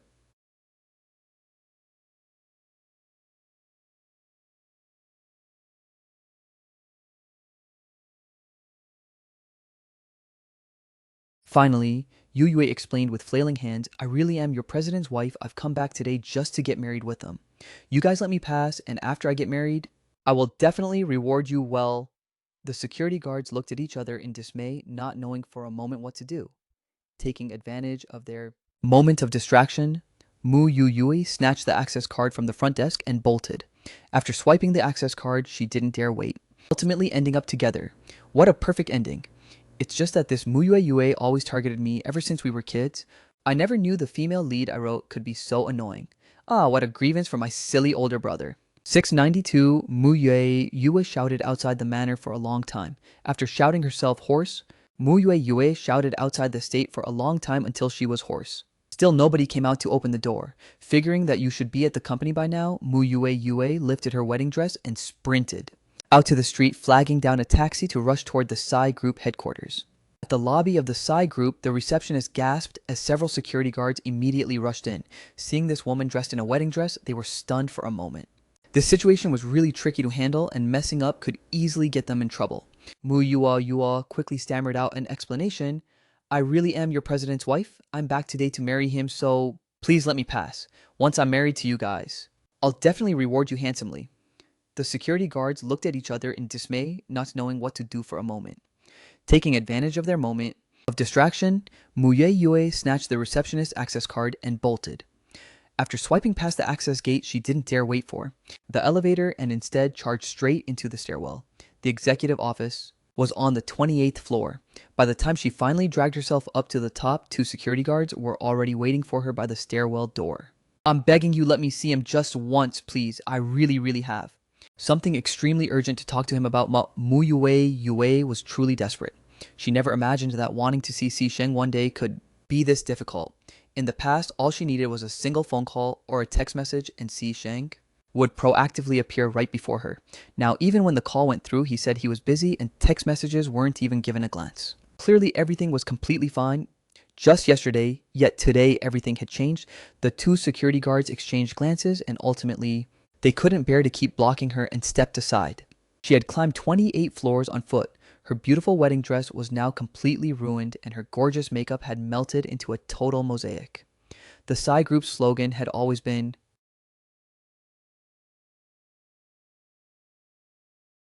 people-oriented, cutting her. Some slack shouldn't be an issue, and since the president was such a nice guy, he surely wouldn't blame them. Yue gave the two of them a bow and with bare feet sprinted straight toward the president's office. Xisheng was reading documents when suddenly a mosaic-like blob charged through the door, startling him terribly. What kind of demonic entity? Wait, who are you and what are you doing bursting in here? Yue grabbed her wedding dress and wiped frantically at her face. Xisheng was taken aback for a moment. Yue, what on earth are you playing at? Why did you make yourself look this wretched? Yue looked at Xisheng with a face full of grievance, teardrops spilling uncontrollably. They wouldn't let me see you. Wah, so many bad people wouldn't let me see you. Xisheng frowned. If they wouldn't let you up, couldn't you have just waited downstairs? Am I about to die or something? Where every meeting means one less left. We're both friends. And with you pulling a stunt like this, even I'm starting to feel a bit embarrassed. Yue shook her head, tears spilling on the spot. No, I don't want to be your friend. I want to be your wife. Let's get married. This time, no matter what happens, I will never leave you again. Xisheng waved his hand. What's in the past can stay in the past. There's no need to bring it up again. Besides, since I've already taken back my things, bringing up this kind of topic isn't appropriate anymore. As 20-year-old friends, you should know what kind of person I am. Yue had climbed the stairs for so long that she was completely exhausted, collapsing straight onto the floor. I don't understand why it came to this. Is it really just because I ran away from the wedding? Once I don't believe you would abandon me over something this trivial. Xisheng nodded. You're right. It's indeed not just because you ran away from the wedding. Yue smiled bitterly. I want to know what it's really about. Is it because of gooning, but we truly never happened anything between us? I can submit to any inspection. Xisheng stood up, walked over to Yue and helped her up onto the sofa. Actually, I genuinely believe nothing happened between you two. Wiping out gooning would just be a matter of sneezing for me. The reason he's still alive is entirely because I knew that if there was one gooning, there would eventually be a second and a third. You can guarantee you won't betray me when the first one appears, but can you guarantee you won't betray me when the second or third ones show up? Honestly, it's my fault. Ever since you were little, I protected you far too well, and your curiosity was suppressed for too long. The moment your wings hardened, you would constantly try to test and probe my bottom line. From the very first day you brought gooning home and tried to resist my instructions right in front of me, I knew I was wrong. I was so ridiculously wrong. Ever since then, I never managed you anymore, and you didn't disappoint me either, acting increasingly lawless in front of me until yesterday when you even dared to pull a stunt like running away from our wedding. You didn't run away because of that so-called godmother. You were simply enjoying the thrill of rebelling against me. When I completely gave up on you, you lost your imaginary rival and felt a sense of emptiness which drove your frantic desire to crawl back into my arms. Yue's expression underwent a massive shift as she shook her head frantically. It's not like that I never treated you as an imaginary rival.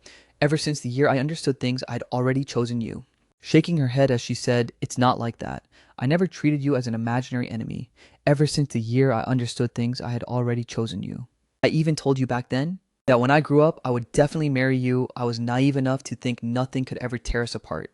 It's me who overestimated your tolerance limit and underestimated your resolve. I know I was wrong. I'm so terrified of losing you. Can you please give me one more chance? From now on, I will definitely listen to you and center everything around you. His eyes and heart were only filled with you. Xisheng smiled, caught a tissue from the table and handed it over. Then, have you ever considered with what identity you'll appear by my side in the future? Surely you don't think you can still be my wife, do you? Yue paused for a moment. Why can't I be? Xisheng let out a sigh. Forget it. You'll never understand the feeling of having a flower nurtured with blood stolen away by someone else. Things can never go back to how they were. Even the most flawless jade looks completely shattered when viewed through a lens full of cracks. Mu Yue. Yue looked at Sa Sheng with a blank gaze. I don't understand what you mean. But I know I must have broken your heart completely, and I'll use my actions to make it up to you. Seeing that he couldn't persuade her, Xisheng couldn't be bothered to deal with her anymore and walked straight out of the office. Mu Yue chased after him. Shortly after. Where are you going? Xisheng thought for a moment. Where else home, of course. Little dummy is still waiting for me at home. Who knows? Whether he's catching fish in the pond or rolling around on the lawn right now. How am I supposed to survive without Aunt Wang? Yue's gaze flickered slightly. I can help you take care of Nianxi. He and I grew up together and we're familiar with each other. Sa Sheng rolled his eyes. Give me a break, you should just say that both of you were raised by me. Obviously he's a dummy, but you're no better either. Hearing that Mu Yue suddenly let out a small laugh. So everything Xisheng said was completely true. She had always tried to rebel against him.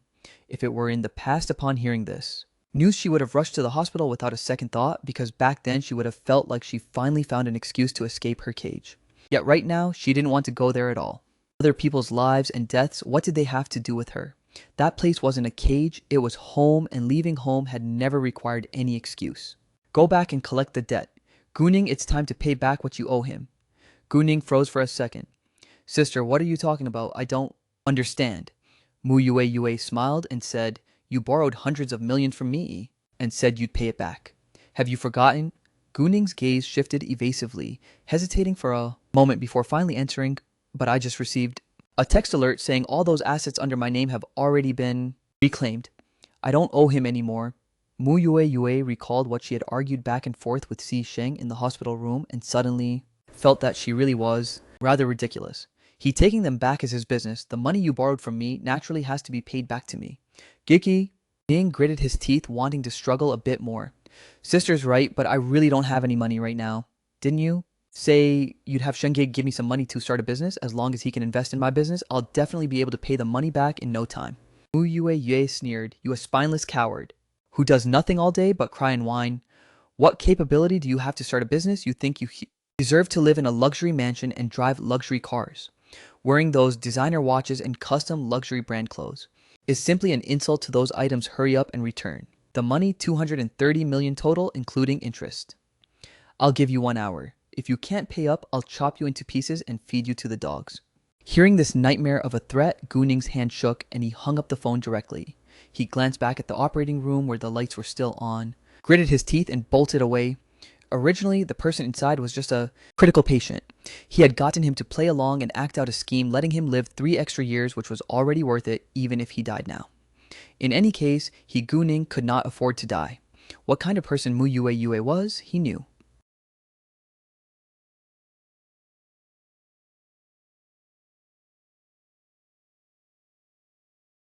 Very well, she was a vicious psychological pervert. Every time she went to pray for blessings, she made him hold a sign and kneel for a whole day. When she was feeling cruel, it could even be a Chu that was just a vicious psychological freak. Every time he went to pray for blessings, he'd make himself hold a sign and kneel for a whole day, and when he was ruthless, he'd full day and night. Every time they went to a hotel room, it was even worse. She would tie him up completely, put on a hood with the characters Xisheng written on it, and beat him frantically with a whip while cursing and asking him why Xisheng was ignoring him and why he wasn't nervous about him anymore. Mu Yue was a complete and utter madman. On one hand, she would think of various ways and excuses to leave Xisheng, but once Xisheng actually stopped caring, she would suffer a breakdown and come beat him to vent her anger. Ever since he signed that agreement 3 years ago to act as her younger brother, he had lived every day in a nightmare. She even wanted to make him and that actress mother of hers into her dowry attendants to marry into the Sai family together, having him act as Xisheng's younger brother to create a perfect family atmosphere for Sa Sheng.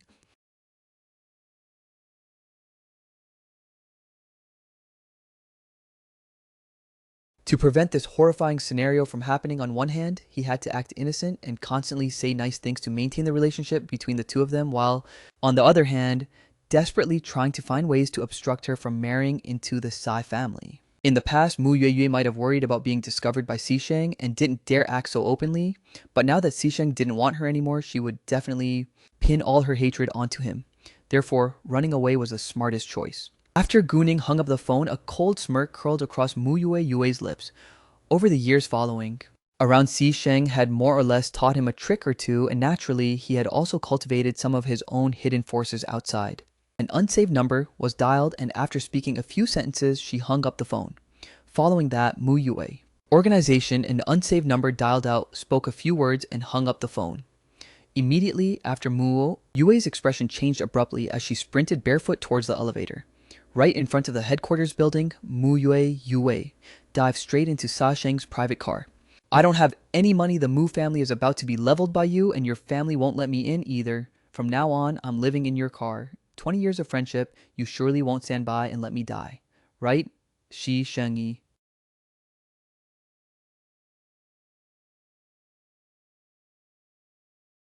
Scratched his head and thought about it. I can rent you a small $200 room. Mu Yue shook her head. Not enough. What will... You thought about it and said, I can rent you a small room for $200. Mu Yue shook her head. Not enough. That... I do for food? After all these years, I've already grown used to the taste of home. Si Sheng frowned in thought. I can sponsor you 2 boxes of instant noodles, whatever flavor you want. Seafood, beef, pickled cabbage, you name it. You're already 20, you can go out and find a job to support yourself. Of course, you can also choose to return to the Mu family. Even though they're being liquidated right now, after selling everything off, they should still have some left over. Though you should prepare yourself to take a beating upon going back. Mu Yue still shook her head. I want to go work at your company. The salaries you guys pay are higher than other bosses. Si Sheng's mouth twitched slightly. Even though I'm kind-hearted, don't push your luck. Or we won't even be able to remain friends? Mu Yue nodded and said, you know, my academic performance has always been very good. I want to go to your company for an interview, and you don't even have to give me special treatment. If I fail the interview, I'll go be a cleaner, and if I pass, you aren't allowed to intentionally block me. Sapinto. Sheng rubbed his nose as an immature plan began taking shape in his mind. If you really have talent and can help me make money naturally, I'll welcome you. Coincidentally, after the Mu family liquidation, I'll be taking over a large portion of the Mu family industries, and I just happen to need people to manage them. Hearing this, Mu Yue lowered her head. Are you humiliating me? Si Sheng smiled and said, I'm not petty enough to stoop to that level. It's just that your title as the Mu family's eldest miss can still fool some people. You.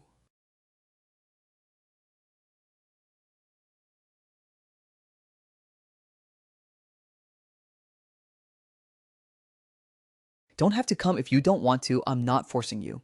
Mu Yue raised her head and looked into Si Sheng's eyes. Are you really thinking this? Sheng nodded, looking away. After all, his heart had softened in the end. The person he had raised with his own hands couldn't really be left out on the street to starve, right? That portion of the Mu family's industries would just be considered his final farewell gift, and from then on, they would go their separate ways. Beiyuan. Community. After dropping Mu Yue off at the rental apartment, Si Sheng tossed down some cash and turned around to leave. Even though his words had been harsh, he still wasn't ruthless enough to actually provide only a $200 rental room. Of course, he only paid for 3 months of rent, making it impossible to support him long term. At the third traffic light intersection, with a sudden clack, a car door was opened and a woman dressed in red scrambled inside. Si Sheng was completely dumbfounded. First, it was Mu Yue, and now it was this stranger who had popped out of nowhere. Was his car really that easy to board? Who the hell are you? I'm waiting at a red light and you just hop into my car. Actually, there was something else he wanted to say. He hated these women who ran away from weddings. If you don't love someone or aren't willing to commit, just make it clear. Why must you wait until the wedding day itself to run away? This is an obviously irresponsible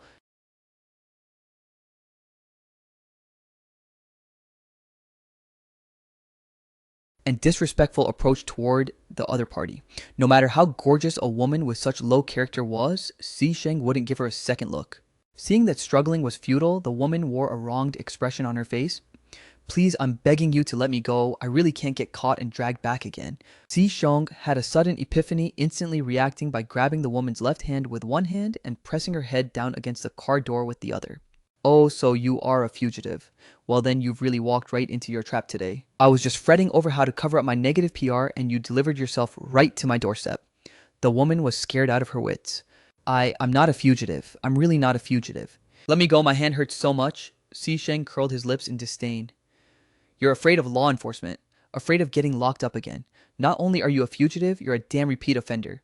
Such a young girl and already going down the wrong path.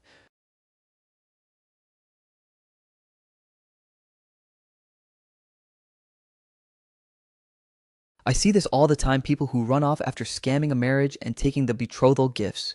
Did you see my luxury car and assume I'm rich? Did you think you could pull a fast one with some engagement tricks and make me your next target? You miscalculated this time. I'm an outstanding young citizen of Tianhai and I love cracking down on criminals like you. The woman was completely baffled. She couldn't fathom it. She genuinely just wanted to hide for a bit. So what was this nonsense about seeing his luxury car and making him her next target? Clearly, this was the only luxury car parked at this intersection.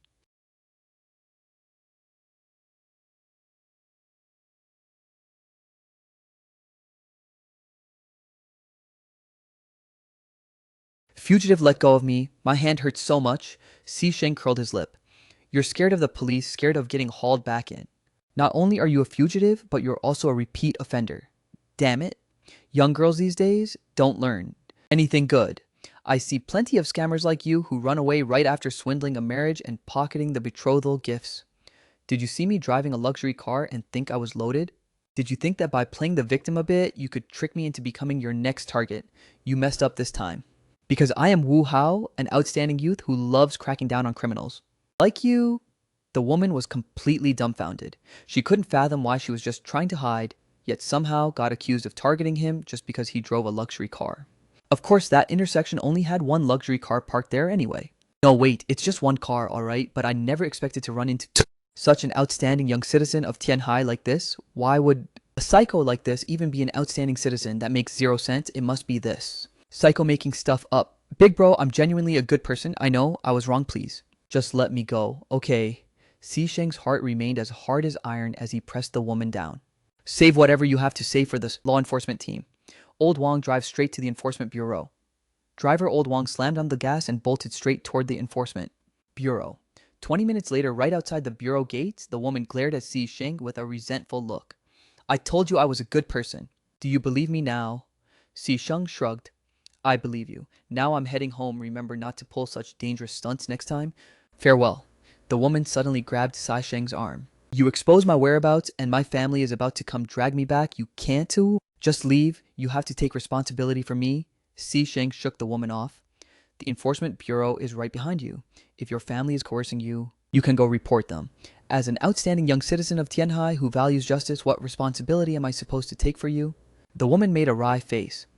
Can the people at the enforcement bureau protect me once, but protect me every single time I've already been dragged back by them 3 times? If I get dragged back this time, there's no way I can escape again. Si Sheng looked at her in confusion. You have hands and feet, yet you still managed to get dragged back 3 times. Is your brain actually a bit defective? The woman raged. Your brain is the one that's defective. Your whole family's brains are defective. Si Sheng let out a small laugh. Your family is rushing over here right now, and instead of running away, you have the leisure to stand here and bicker with me. So every time you get dragged back, it's voluntary and intentional, right? Is it because the other side didn't offer enough money and you weren't satisfied, wanting to drive up the price by pulling this running away act? The woman stared wide-eyed, refuting, I genuinely wanted to escape to a dirty person. Everything looks dirty. Si Sheng's mind stirred, and with a faint smile he said, don't go throwing false accusations around. Year after year I win awards for good citizenship and youth excellence. I do good deeds everywhere I go. The trophies at my house are so numerous they can't even fit on the shelves, and I use them as cups to drink water, and the banners at my house are so endless they overlap layer upon layer. Too numerous to count, and you call me dirty. My soul is as pure as the bright moon in the sky without a single speck of impurity. The woman raised her chin and looked at him with utter disdain. Talking big without even blinking? Who do you think you are, looking at you with that underdeveloped brain and completely unevolved cerebellum? Driving a luxury car and thinking you're all high and mighty. Aside from being arrogant and conceited, a person like you is completely worthless. Si Sheng glanced at his watch, smiled and said, you're no prize either. Eyes, crooked nose, skewed foul mouth, and rambling on and on. I honestly don't get how anyone could be willing to marry you. You should be burning high incense of gratitude, yet you actually have the nerve to run away from your wedding, and you ran away 3 times.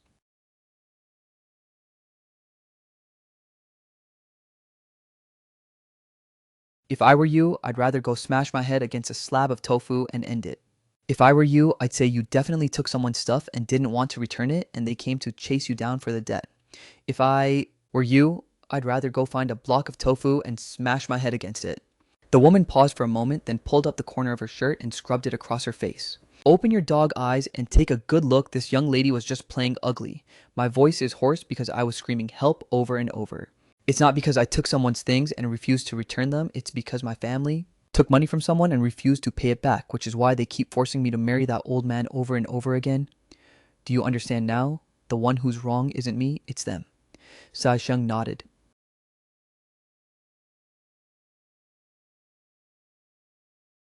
and chuckled.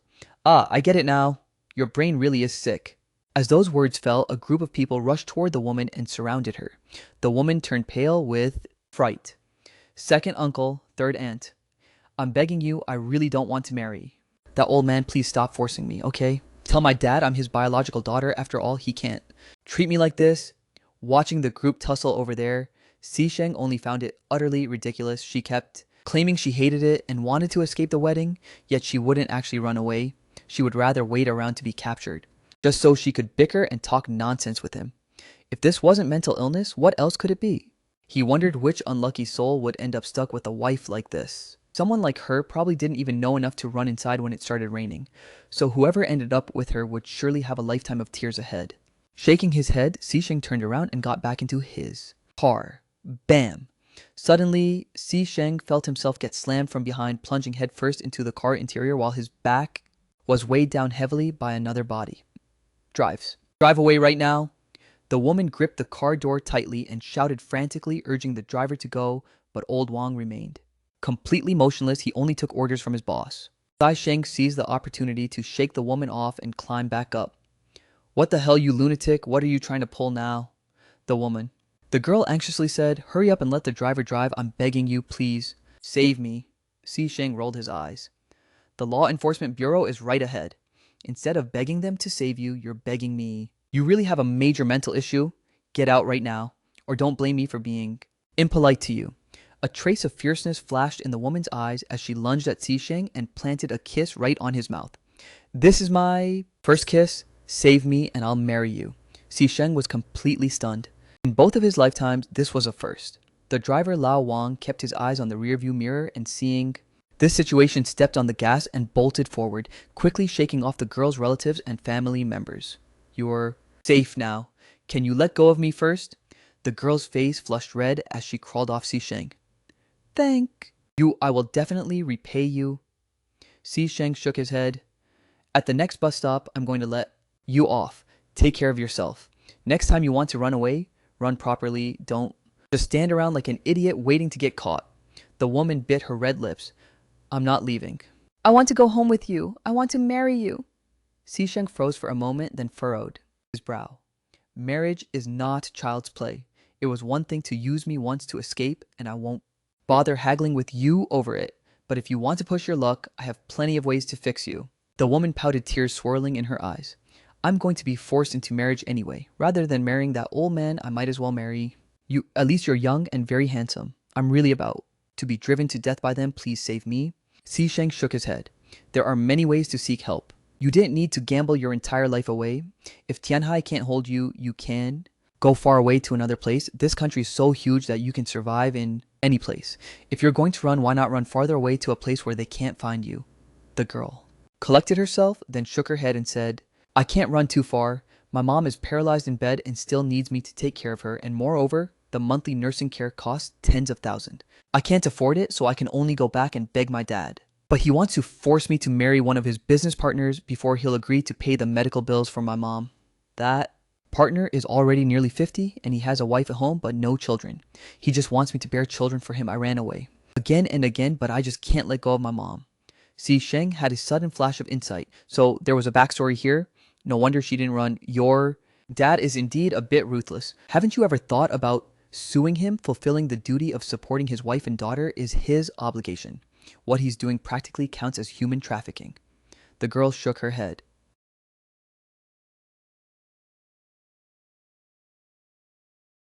Her expression filled with dejection. It's useless. He and my mom divorced more than 10 years ago, and now that I'm an adult, he doesn't need to bear any obligation or responsibility. He didn't even force me, he just used my mom's medical bills as a leverage tool to make me submit. You can ride in this kind of luxury car, so you must be very wealthy. As long as you can help me pay my mom's medical bills, I can marry you. Understanding the cause and effect, Xisheng's brow relaxed. I do have the good habit of taking pleasure in helping others, but I am a businessman and businessmen chase profit. You can tell me what value you can bring to me. Of course, this value definitely cannot be something that just anyone can do. Hope sparked in the girl's eyes as her mind spun. Things like getting married and having babies, any woman can provide that kind of value. A rich young master like this surely wouldn't hold it in high regard. A young and pretty girl only has novelty for a short while, and once that passes, she'll just be kicked aside. I have great academic performance. Xi Sheng gave a slight smile. That doesn't really seem like anything rare, does it? The girl hurriedly shook her head. I was the top scorer in the college entrance examination for Tianhai City, and right now I'm a freshman at a key university in Tianhai. I can win scholarships every year and make money as long as you help me, all the money I earn in the future will be yours. Hearing this, Xisheng pulled out 2 pieces of wet tissue from inside the carriage and wiped them across the girl's face. Oh ho, so you're actually the Gaokao top scorer Shen? Qingje. Last year, I even had people go out to recruit you in advance, but you flatly rejected it. Who would have thought? You'd also have a day like today? Shen Qingge. Shen Qingge froze for a moment. Recruiting last year after the Gaokao scores came out last year, a lot of companies came to recruit me. Which one were you from? Xi Sheng shrugged. The C Corporation, the very first one you eliminated from your list. Shen Qingge's neck shrank back with a look of awkwardness. If I say my mo, there was undergoing emergency resuscitation at the time, and my emotions were extremely agitated, would you believe me? Xi Sheng smiled and said, what's the point of saying that now I've always believed that opportunities only come once. Back then, you looking down on our Psy Corporation that made the front page headlines, a Gaokao top scorer looking down on the future of the Seoi Corporation actually caused my stock price to drop by more than $1 billion. Ahead is the bus stop. Hopefully we won't meet again. Shen Qingge lowered her head. Corporate losses. What does that have to do with you? You're making it sound as though you were the one who lost money, you running dog of the capitalists. Xi Sheng grabbed Shen Qingge firmly by the chin. Take a good look at who I am. Shen Qingje stared with wide eyes, swallowing her saliva, but no matter what, she couldn't remember who the other person was. Lao Wang, driving up front, looked through the rearview mirror at the two of them and smiled, saying, Miss Shen, you're the first person who dared to curse our president to his face as a running dog. Shen Qingje slapped away Xi Sheng's hand with a look of utter terror. You're the president of the Psy Corporation? That Tianhai business tycoon? President Xi? I'm sorry I was blind and had no eyes. It was my fault. It was all my mistakes. This was the legendary ruthless business tycoon, a malicious capitalist who devoured people without spitting out their bones since the age of 10, ruling the business world without ever showing mercy. Every rival company he targeted ended up bankrupt and penniless. Just last year, a single sentence and a single action of hers had cost him over $1 billion. This debt was something she couldn't possibly afford to repay. If she fell into his hands, even if she didn't die, she'd still be stripped of a layer of skin. Thinking of this, Shen Qingge went to pry open the car door. Xi Sheng insightfully pulled her straight into his arms without even stopping the car. Do you want to die? Shen Qingge was frightened into curling up into a ball, keeping her head low and not daring to look at Sati Sheng anymore. Xi Sheng actually found it amusing. Weren't you quite good at talking back earlier? You were arguing with me left and right, opening and closing your mouth about wanting to marry me. How come now? Shen Qingge said in a tiny voice, ignorance is not a crime. Please don't kill me. Xi Sheng froze for a moment. I'm a model youth and outstanding individual representative. Why would I kill you? Shen Qingge immediately chimed in. Everything you say is right. You are magnanimous. Can you spare my little life? Xi Sheng pried open Shen Qingge's hand and lifted her face up. Work for me for free for 10 years or I'll send you home right now. Take your pick. Shen Qingge gnashed her teeth in gritted anger and said, Evil capitalist, I curse you to die a horrible death. Xi Sheng curled his lips. So that means you're choosing the second option, Lao. Wang send Miss Shen home and also give a cash gift of 200. I'm going to drink at her wedding banquet today. Shen Qingge whipped her head around and took a bite right at Xi Sheng's hand. Xi Sheng countered by pinching her chin. Let go of me. I'll fight you to the death. Sa Sheng extended his other hand and patted the top of Shen Qinggei's head. I'm just joking with you. Listen to me. Finish work for me for free and I'll cover your mother's medical bills, plus provide free room and board. When you eventually earn a full 2 billion from me, then we'll clear the slate. Of course, if your capability falls short, then I'll fire you directly. Shen Qinggei angrily said, this is unfair. I don't agree. Xisheng released her hand, smiled, and said, fairness has never existed in this world. I only give people one chance. The reason I can make an exception and give you a second chance is simply because I see you as a talent. If you truly have the talent, using my side platform to earn 2 billion is just a matter of getting a few orders. Maybe you can finish it in just a few months. The agreement is between you and me. If you don't agree, I won't force it. The next intersection is coming up. You can get out. As the words fell, the car stopped right at the intersection. Shen Qingge hesitated. She was a Gaokao top scorer and wasn't stupid at all. She understood just how terrible her current situation was.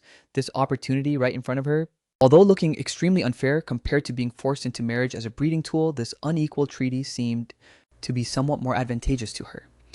Can you let me finish college and accumulate more knowledge? That way I can also earn even more money for you. Sa Sheng nodded. Of course, all expenses during your schooling can be reimbursed by me. However, this period of time cannot be counted toward those 10 years. Shen Qinggei's brows locked tightly as she made a difficult choice in her heart. What Xisheng said was also true. The Psy Corporation was 100 billion level giant and this platform was massive. Moreover, her mother urgently needed money right now. And furthermore, although this Xisheng was a ruthless force of nature, he wasn't entirely without leaving a way out for her either. To have achieved today's accomplishments at an age comparable to her own, the vision of such a person must surely be beyond anything she could imagine. Perhaps she could follow him and carve out a piece of her own career. I agree to work for you for free for 10 years after graduation, but you cannot interfere with my freedom. Xisheng nodded. Tell me your home address and I'll go help you handle the matter to avoid trouble later, and by the way, help transfer your mother to my private hospital.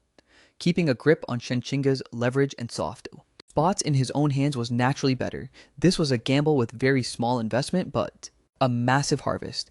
If he lost the gamble at worst, he'd lose a few million, but if he won, the return would be 1,000 times over. Shen Qingge only reacted at that moment. So you didn't even know where my house is? What you said earlier about sending me back was all just to scare me. Si Sheng gave a slight smile. Is there a problem? Shen Qingge was instantly consumed by fiery rage but quickly deflated. Lishui Garden. The Shen family. Hearing the address, Lao Wang started the car and turned past the intersection. 20 minutes later, in front of the Shen family home, Si Sheng got out of the car with Shen Qingge. It's my first time seeing that cars can even drive into a place like this, Shen Qingge said with a tone of envy. Si Sheng shrugged. Well, blame it on me being the richest person. The richest person should have the look of the richest person. As they spoke, the two arrived at the Shen family entrance. After pressing the doorbell, the person who opened the door was a woman in her 40s wearing lavish clothes. Shen Qingge, you still have the face to come back. Who gave you the audacity to flee the wedding halfway? The woman rushed forward and delivered a heavy slap right across Shen Qingge's face. Shen Qingge staggered from the blow, blood even splitting at the corner of her mouth. The incident happened so abruptly that Si Sheng also didn't expect things to turn out like this and stepped forward with his foot to block the two of them. I say, madam, if you have something to say, just say it. Making a physical move is crossing the line. The woman raised her palm and tried to slap Si Sheng across the face. A little punk like you has no say in our Shen family's matters.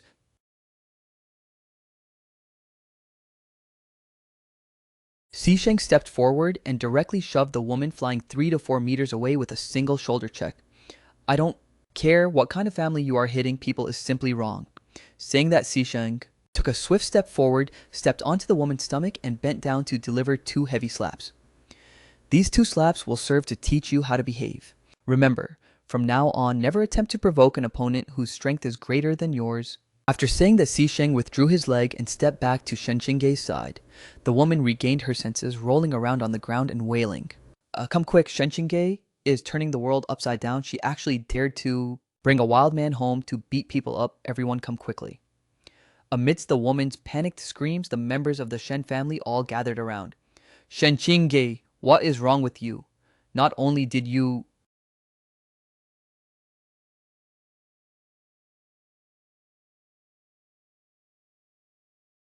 run away from the wedding, but you also brought people home to cause trouble. Watch me give you a lesson today. The speaker was a man in his 40s, who also raised his hand to slap Shen Qingge. Xisheng's brain couldn't keep up anymore. What kind of weird habits did this entire family have? Why did they all love slapping other people's faces so much? A grown man resorting to physical violence. To hit a young girl, Xisheng took a swift step forward and kicked the man straight in the stomach, sending him flying 4 to 5 meters back while rolling a few times on the ground. Shen Qingge, your wings have really hardened. You actually dare to bring people to beat up your dad? Watch how I teach you a lesson today. Right after that, that woman rushed forward again, still aiming to slap Shen Qingge's face. This time, Sa Sheng was paying attention. So he raised his hand and gave the woman a slap that made her spin 2.5 turns in place before crashing to the ground.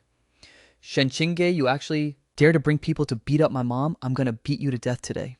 At that moment, a 17 or 18-year-old girl also rushed over, still aiming to slap Shen Qingge's face. Xisheng's brain operated at lightning speed, although he didn't understand why he still gave that girl a slap that knocked her to the ground. Shen Qingge, before the other person could make a sound, Xisheng had already rushed forward and swung a slap across a 15 or 16-year-old boy's face. After finishing, Xisheng turned his head back to look at Shen Qingge with a face full of bewilderment. Does everyone in your family have something wrong with their brains? Why do you all resort to hitting people at every turn and always hitting the face? Of course, I'm also including you. Why do you look so indifferent about it? Shen Qingge shook her head. They don't have any illness. It's just that hitting me this way has become a habit. There's nothing that a single slap can't solve. If there is, then make it two. Xisheng asked with utter perplexity, have you seriously never thought about fighting back? Shen Qingge smiled bitterly. Fighting back? What good would fighting back do? My mom and I both need their family's money. However, a sunny smile suddenly bloomed across Shen Qingge's face, and the eyes looking at Xisheng shone with a subtle shimmer. The feeling of being protected by someone is really nice. Xisheng pulled out the tissue he had used earlier for Shen Qingge from his pocket and gently wiped away her tears. Don't be afraid, follow me from now on. I don't hit people. Shen Qingge smiled and nodded. The whole bunch of Shen family members had been beaten up and were now cowering obediently, huddled in a pile. Shen Qingge, you just wait, Boss Huang is already bringing people over, and no matter what, you're going to get married today and bear children for Boss Huang is so rich. And he even promised you 10,000 for every child you bear. Where else are you going to find such a great boss? You don't thank us, and instead you get people to beat us up. You ungrateful little ingrate. You wasted all the kindness our Shen family showed you. If you still want us to pay the medical bills for your disabled mom, you'd better kneel down right now. Kowtow to us to apologize and obediently go back with Boss Huang to bear children for him. Shen Qingge suddenly stood on tiptoe, kissed Xisheng on the cheek, and then turned around with a triumphant expression. I'm extremely sorry to disappoint you all, but this is my boyfriend and my future husband. From now on, he will pay for my mom's medical bills, and I will only bear children for him. As for you guys wanting to use me to pave the way for your own royal family, keep dreaming. Xisheng's mouth twitched. He wanted to explain, but Shen Qingge jumped up, wrapped her arms around his neck, and sealed his lips with her own. A few seconds later, Shen Qingge whispered with a blushing face, help me out use my boyfriend's identity to teach them a lesson. Only then will it be easy to explain things to the law enforcement team. Xisheng instantly understood. If he maintained the status of Shen Qingge's boyfriend, then stepping up on her behalf would be completely justified. Even if he beat them up again, there would be a reasonable excuse when going to the Law Enforcement Bureau later. A criminal case would turn into a civil dispute, and spending a bit of money would solve it. Sure enough, a university student, brain really was useful, although with his current status, he didn't need to go through all this trouble since the young girl had requested it. He would play along for now. Xisheng, thereupon, naturally wrapped his arm around Shen Qingge's waist. I'll help you this once, that'll be 500 million. Shen Qingge widened her eyes in sheer disbelief. Evil capitalist, why don't you just go rob a bank? Xisheng smiled and said, I am robbing one right now. Didn't you see? Shen Qingge gnashed her teeth. Since she had already decided to latch onto the Sai family's coattails, owing 20 billion was also owing, and owing 25 billion was also owing. She would deal with future matters later. For now, she just wanted to feel good first. Fine, but you must teach them a brutal lesson, preferably crushing them to death all at once. Once I feel good inside, I'll earn an extra 500 million for you. Saying that, Shen Qingge kissed Xisheng on the mouth again. Husband, they're all bullying me and want to send me off to an old man as a breeding tool. You simply have to stand up for me. My life is truly so miserable.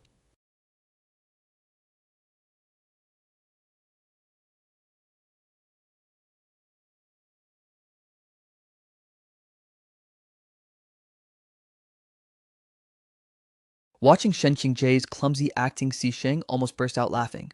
However, for the sake of 500 million, he still played along. What did you say? They actually dared to treat you like this.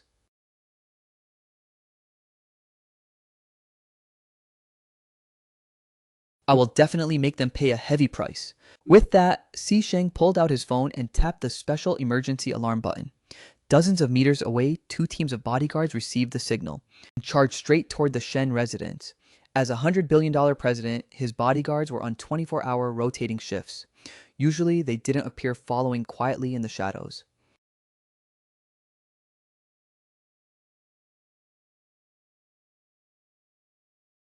The Shen family hadn't waited for Boss Huang, but instead welcomed a group of burly men in sunglasses, instantly shaking in terror. Si Sheng waved his hand.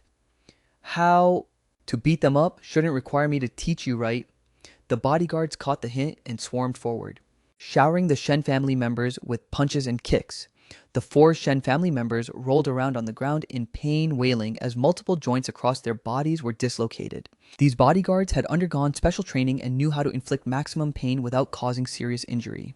After finishing the beating, they immediately popped the four people's joint areas back into place. Si Sheng waved his hand. Disperse on the spot and hide. Receiving the command, the bodyguards scattered away in a rush, blending into the surroundings as ordinary passers-by, some chatting, some looking at the scenery. Are you satisfied with this? Shen Qingge shook her head. Just beating them up is still too lenient on them. Do you have anything more ruthless? Something that would completely ruin their family? Si Sheng was slightly startled. For a young girl, why are you so vicious? Shen Qingge's gaze revealed a fierce burning hatred. Compared to them, my viciousness is nothing. Back then, that scumbag man, in order to force my mom away so his mistress could take over, tortured my mom and me using every trick in the book every single day. My mom was very nearly killed by him. To save our lives, my mom had no choice but to take me and divorce him. Ever since then, my mom was left with severe lingering internal injuries that grew more painful the older she got. Last year, those injuries flared up and triggered a severe cerebral hemorrhage, causing my mom to become paralyzed. To ensure my mom could continue receiving treatment, I humbled myself and stayed at their house as a maid and a punching bag. As you saw, their actions of beating me had already become a conditioned habit.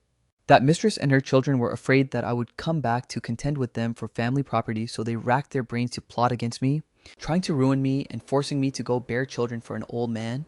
That was entirely their idea. I even overheard that they wanted to record that kind of video of me sell it off.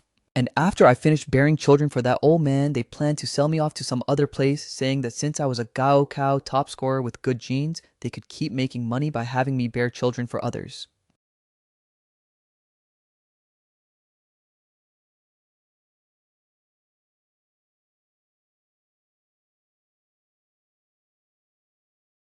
The more Shen Qingge spoke, the more agitated she became, her tears flowing uncontrollably. Si Sheng patted her on the back to comfort her, saying, "It's my fault for not." Back then, that scoundrel of a man, in order to force my mother away and let his mistress take over, used all sorts of daily methods to torture my mother and me. We were just a hair's breadth away from my mother dying at his hands. To save her life, my mother had no choice but to take me and divorce him. And ever since then, my mother was left with severe chronic injuries that grew more agonizing with age. Last year, those old injuries flared up and triggered a massive cerebral hemorrhage, leaving my mother paralyzed. To ensure my mother could keep getting medical treatment, I humbled myself and acted as a servant and punching bag in their household. As you saw, hitting me had already become second nature to them. That mistress and her children were terrified that I would return and fight them for the family inheritance, so they went out of their way to scheme and ruin me, forcing me to bear children for an old man.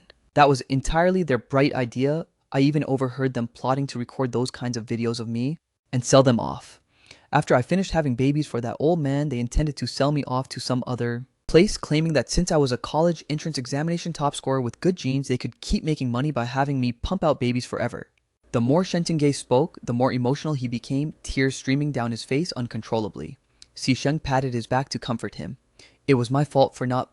You've experienced your own share of suffering, yet you're trying to preach kindness to me. I'll help you get justice." "Hey kid, let go of my wife." "Right." After saying that, a group of people rushed to the entrance of the Shen family home. The old man leading them pointed at Si Sheng and roared. Si Sheng didn't have time to waste. On nonsense with them and gave a wave of his hand. Instantly, dozens of bodyguards rushed out, pinning the newly arrived bunch to the ground and beating them up. savagely. After the beating, Xisheng had the bodyguards tie all of them up and send them to the Law Enforcement Bureau. Unauthorized. Detention, assault, human trafficking, forcing good women into prostitution with a whole series of charges. The Psy Legal Department's intervention would ensure these people rotted in prison for the rest of their lives. To Shen Qingge, the Shen family, and that boss Huang might have seemed like insurmountable mountains. But in front of Xisheng, they were nothing more than stray dogs that could be wiped out with a word. Returning to the Sai family manor the moment he stepped through the front hall doors, a head came hurtling straight toward Xisheng to crash into him. The most helpless part was that Xisheng couldn't even dodge, otherwise that silly girl would crash into empty air, and goodness knows what kind of tragic accident would happen next. Bam, unsurprisingly, CNT's head accurately smashed into Xisheng's chest, knocking a grown man like him back several steps.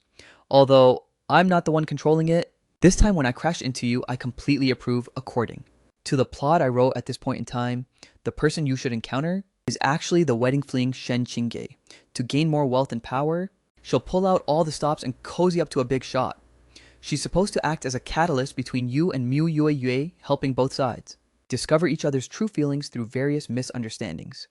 The final ending isn't too great for her. She loses both fortune and romance and is exiled to a faraway land. However, at this moment, shouldn't you be out renting an apartment for Shen Qingge, that wicked female villain?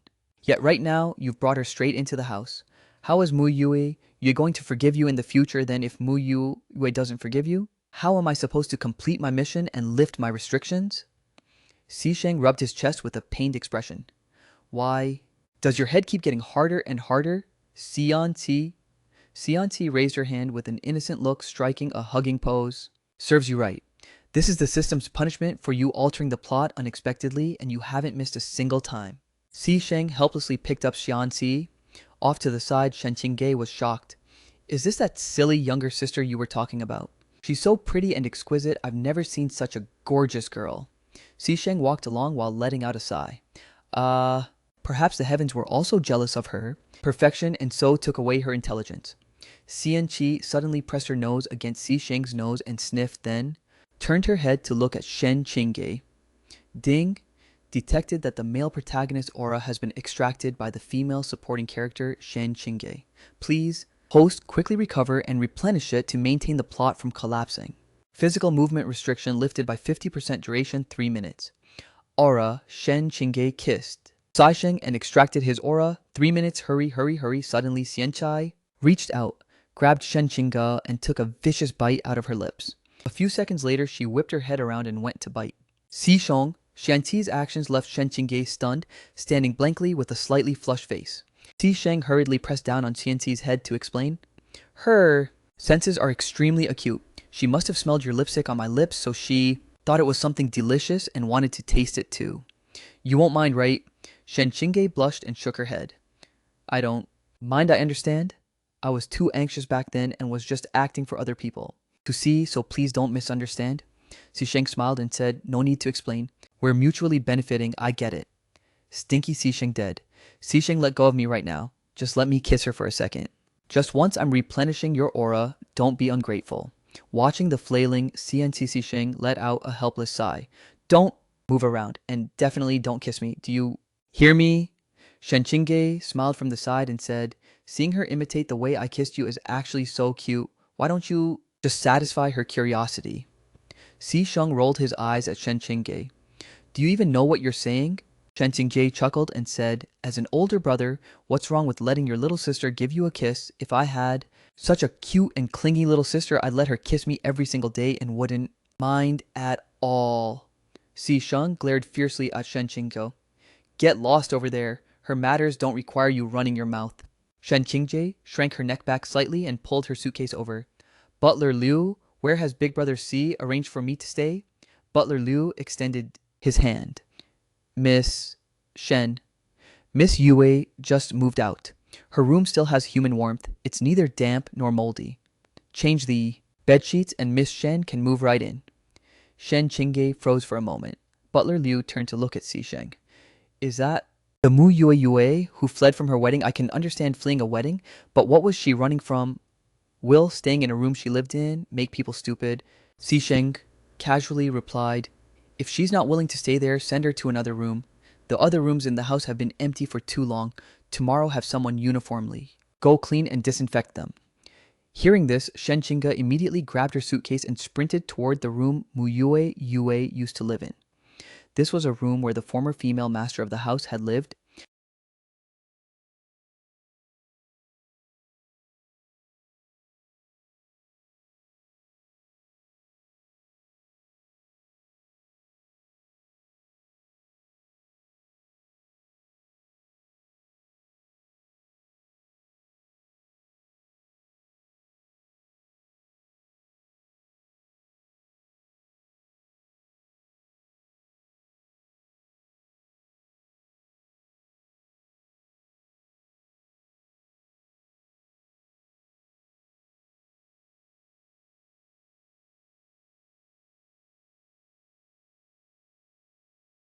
So it definitely had to be extremely comfortable. She wasn't stupid. Why pass up an existing ready-made setup to go stay in some moldy place? Even though she had lived through bitter days in the past, now that she had latched onto a major powerhouse, it was time to turn bitter days into sweet ones. Butler Liu smiled and said, Miss Shen's personality is quite lively and cute. She's much more sunny than Miss Mu. Xisheng nodded. A person who lives in adversity has enough resilience and also knows how to give themselves sunshine and make themselves a bit more cheerful. Pass down the word, don't give her any special treatment. Butler Liu bowed in acknowledgement. Though inwardly he was puzzled, he said with his mouth that she shouldn't get special treatment yet. The moment she arrived, she was assigned the master bedroom that was practically treatment fit for the owner of the house. If this Miss Shen could be a bit smarter and more well-behaved, she might actually have a chance to become the mistress of this household. Xianxi's internal state completely exploded. What do you mean by growing up in adversity makes her know better how to give herself sunshine? The persona I assigned to her was clearly to be vain and desperate for wealth, hoping to climb up high and marry into a wealthy family after experiencing poverty. According to the plot, after fleeing her wedding, she would use my foolish older brother to stir up all sorts of trouble and wreck the relationship between Mu Yue and him. Meanwhile, my foolish older brother would be kept completely in the dark, only to feel profound remorse and kneel before Mu Yue for 3 days and 3 nights, begging for forgiveness before finally being forgiven. Sure enough, men are single-minded creatures.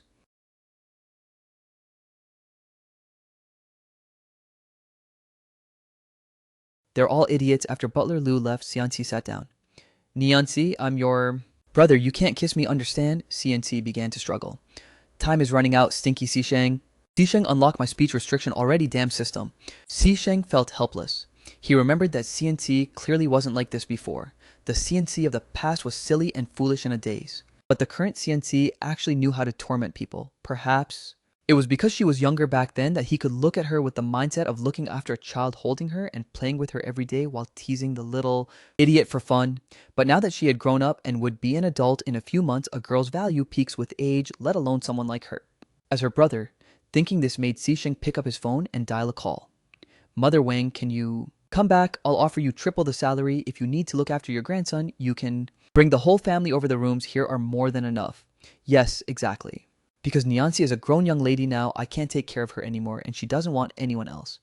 What did you say? Nianxi left in a hurry. How could that be? Beep.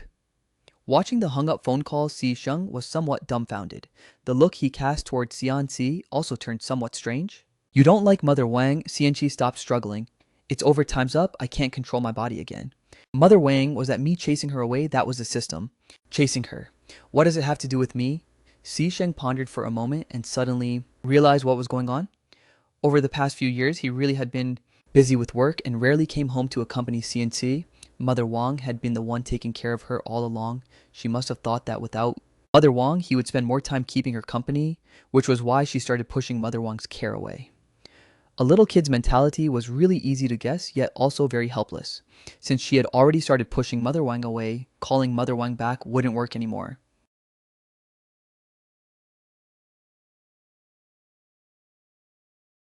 Since you're all stinky, how about I have Sister Xiaolan give you a bath?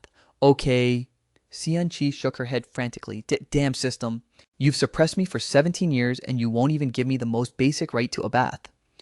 What about Sister Xiaomei? Then she's very gentle. Xinqi still shook her head. Xisheng thought about it and said, how about having the newly arrived Chingy sister give you a bath? Xianqi hesitated for a moment and nodded. Damn system, what do you mean by this? You're having the wicked female villain give me a bath. What on earth are your intentions? Ding, replenishing aura. Task failed, penalty soul electrocution for 10 seconds. The system will take over the host's body and forcefully steer the plot back on track. Penalty, electrifying the soul. 17 years and the very first mission is hitting me with this kind of difficulty. As a beginner, starting out, don't you offer any perks at all? Ah, stinky Xisheng, I hate you. With a very gentle and lingering tone, Shen Qingqi still shook his head. Xisheng thought about it for a moment. Then how about the newcomer Qinggeji gives you a bath? Shen Qingqi hesitated for a moment and nodded. Dog system. What do you mean by this? You're making a toxic female supporting character give me a bath. What on earth is your game here, EB? System prompt. Primary task failed. Penalty soul electrocution for 10-second system will take over the host's body to forcibly bring the plot back on track. Penalty executing soul electrocution. 17 years and the very first task hits me with this kind of difficulty. I'm a newbie on the road here. Can't I get a discount or something? Ah, you bastard. Xisheng, I hate you. You're killing me. You made my mission fail and you... Wait until I lift my restrictions. I'll pay you back tenfold, 100-fold. Why is 10 seconds so long, you damn system? Are you screwing with me? Down in the hall, Xisheng let out a long sigh of relief. A difficult matter had finally been settled. Shenxi's sensory perception was extremely acute and anyone with impure motives couldn't get close to her. Perhaps. Because she kissed Shen Qingge, her first impression of Shen Qingge wasn't bad. After figuring it out, Xisheng carried Xianqi up to Shen Qingge's room. The moment he pushed the door open, he saw Shen Qingge preparing some small clothes. Why are you walking in without knocking? Don't you know how to knock? Xisheng gave a slight start. Next time for sure. Could you please? Ever since Mother Wang left, she hasn't washed up in days. Shen Qingge smiled and said, small matter, no problem, leave it to me. Xisheng gave a couple of parting instructions, put Xianqi down and stepped out of the room. Shen Qingge immediately trotted over and pinched Xianqi's cheeks. So soft, so cute. Shenxi slapped away Shen Qingge's hand. From now on, you're not allowed to kiss him again. Shen Qingge froze for a moment, a flash of surprise crossing her eyes. Are you warning me because you like your brother? Xian paused for a second without answering, turned around and walked toward the bathroom. A flame of sorts ignited in Shen Qingge's heart and she immediately followed after her. After a long while, the two came out washed and fresh.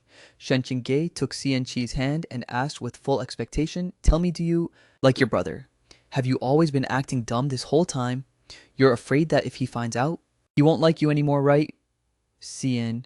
Xi turned her head to look into Shen Qingge's eyes and her own eyes began to flash with an eerie, bizarre glow. A few seconds later, Xianqi, why are you here? No. Why am I here also? Not right. Why are we both here? Looking at how both of them were wrapped only in bath towels, Shen Qingge was at a loss for words for a moment. She clearly only remembered tidying up her clothes and preparing to take a shower, so how was it that in the blink of an eye she was done washing and moreover ended up together with Xianqi?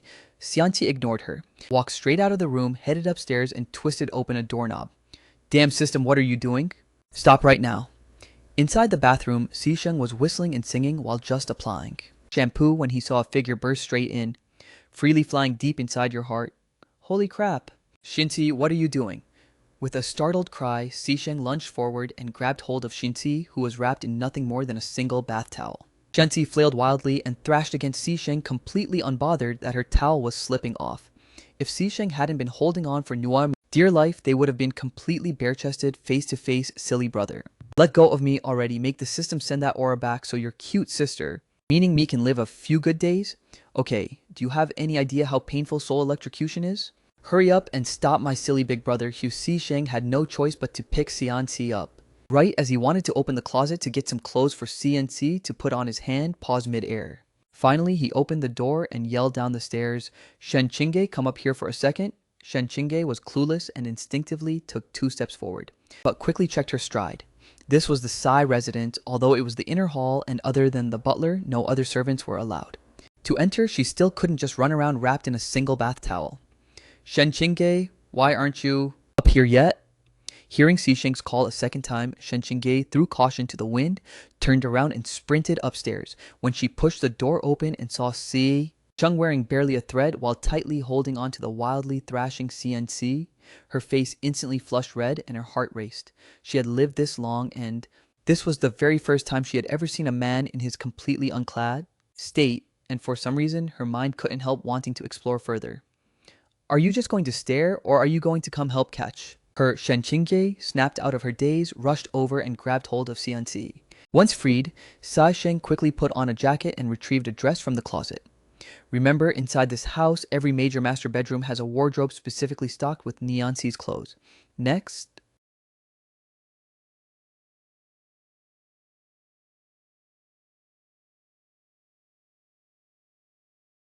time after you help her wash up. Remember to dress her properly. If this kind of thing happens again, you don't need to follow me anymore either. Shen Qingji glanced around and spotted Sa Sheng's hair, which still had soap bubbles on it, and finally understood what was going on. CNC must have rushed upstairs looking for her brother and blindly broke into the bathroom, scaring the wits out of Sa Sheng. Having such a worry-free, foolish younger sister probably wasn't easy for this big tycoon either. Got it, Big Boss C. I'll definitely pay attention next time. At these words, Si Sheng walked out, headed downstairs, and entered the first-floor master bedroom. Shen Qingge pinned CNC onto the bed and dressed her properly. Inside her mind, CNC was laughing up a storm. Damn. System, aren't you supposed to be so badass? You couldn't even handle 10 minutes by yourself and gave me 3 minutes instead. And when you failed, you even dragged me down with you. Are you about to generate your own electric shock for a minute now? Ding. Detected that the host is incompetent and unable to complete the mission in the future. System unbinding in progress. Unbinding progress at 99%, 90%,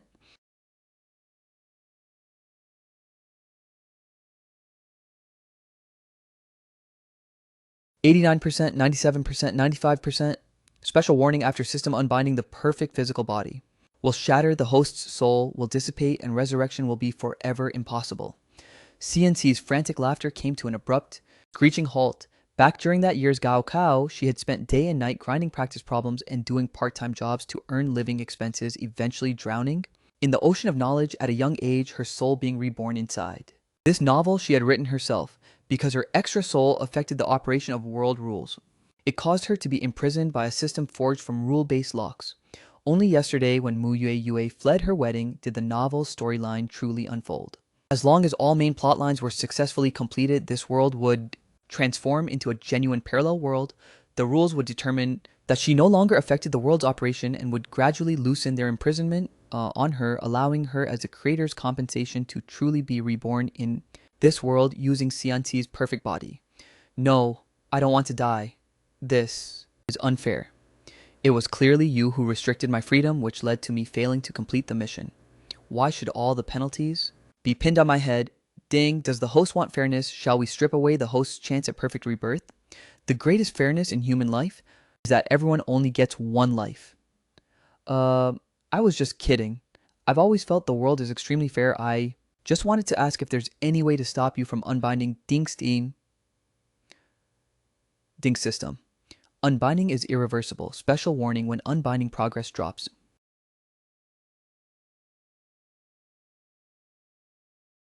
To 0, the host will be completely obliterated. Hearing the system prompt, CNC felt her heart turn to ash. For an author like her, completing the main storyline was a piece of cake. The real problem was that she wasn't a soul native to this world, and rule restrictions choked her freedom, leaving her with 0 way to proactively complete missions. Was there truly no other way? So that meant she was definitely going to die. Ding. In theory, yes. Over on this side, after dressing Shen Qingje rushed downstairs in a hurry, returned to her own room, and began changing her clothes. Click. A subtle sound was heard as the bathroom door was pushed open. Turning around to see Si Sheng walking out from inside Shen Qingge, immediately leaped onto the bed and burrowed straight under the covers. Si Sheng shook his head, walked over to the bedside, opened the closet, took out his own clothes, and started changing right in front of Shen Qingge. Can you please go outside to change? Shen Qingge's face was flushed and her heart was pounding erratically as she tightly covered her eyes with her hands. Si Sheng curled his lips.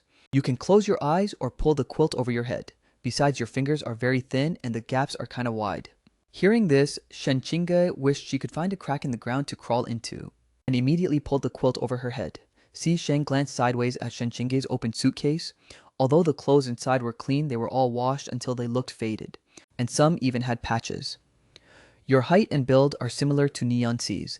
There are new clothes in her wardrobe. You can try those. They're all styles she likes. If you put them on, she might feel even closer to you. If you can help me take good care of Nianzi, then I can waive all the debts you owe me. Shen Qingge poked her head out. Really? Si Sheng turned around. Of course I always keep my word. Suddenly, some things came into view within Shen Qingge's line of sight. Ah, you pervert, watching Shen Qingge shriek in alarm and dive back under the covers. Si Sheng wore a look of utter bewilderment. Tsk, what a psycho. It's not like I wasn't wearing anything. Muttering a curse, he pulled up his shorts and stepped out of the room. Hearing the sound of the door closing, Shen Qingge instantly bounced up from the bed.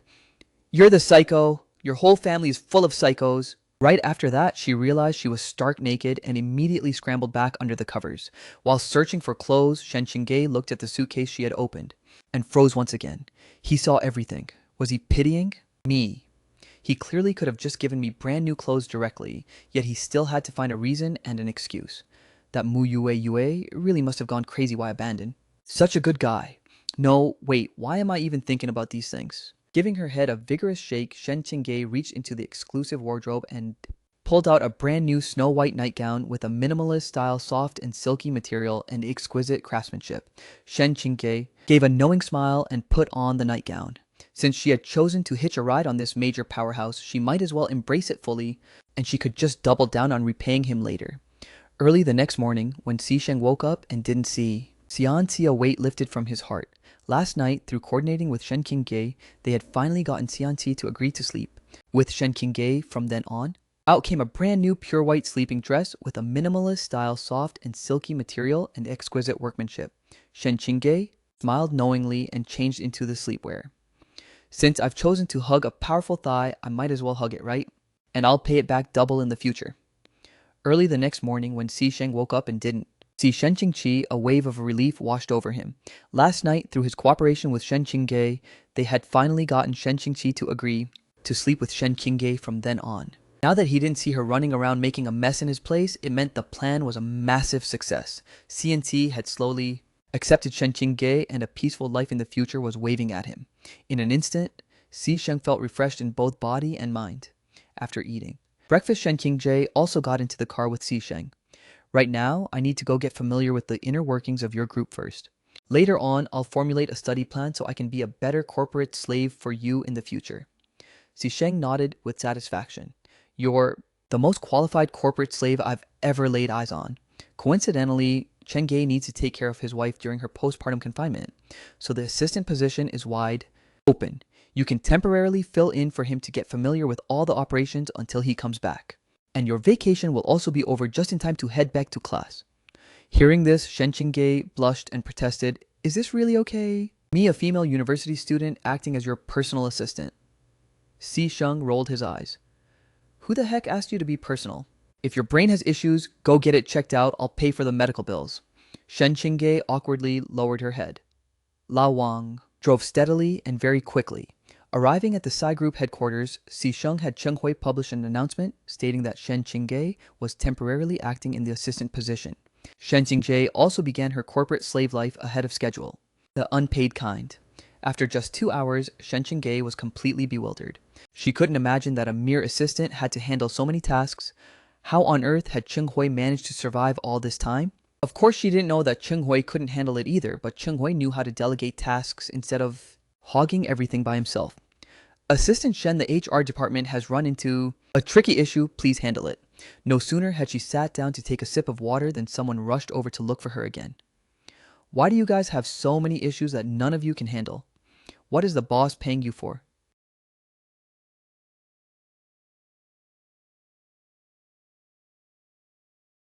Shen Qingge was exhausted to the bone and started complaining. The HR employee hesitated for a moment. An applicant came in for an interview today, and she's the president's ex-fiancée. We don't know how to handle this. Plop. Shen Qingge spat out a mouthful of water.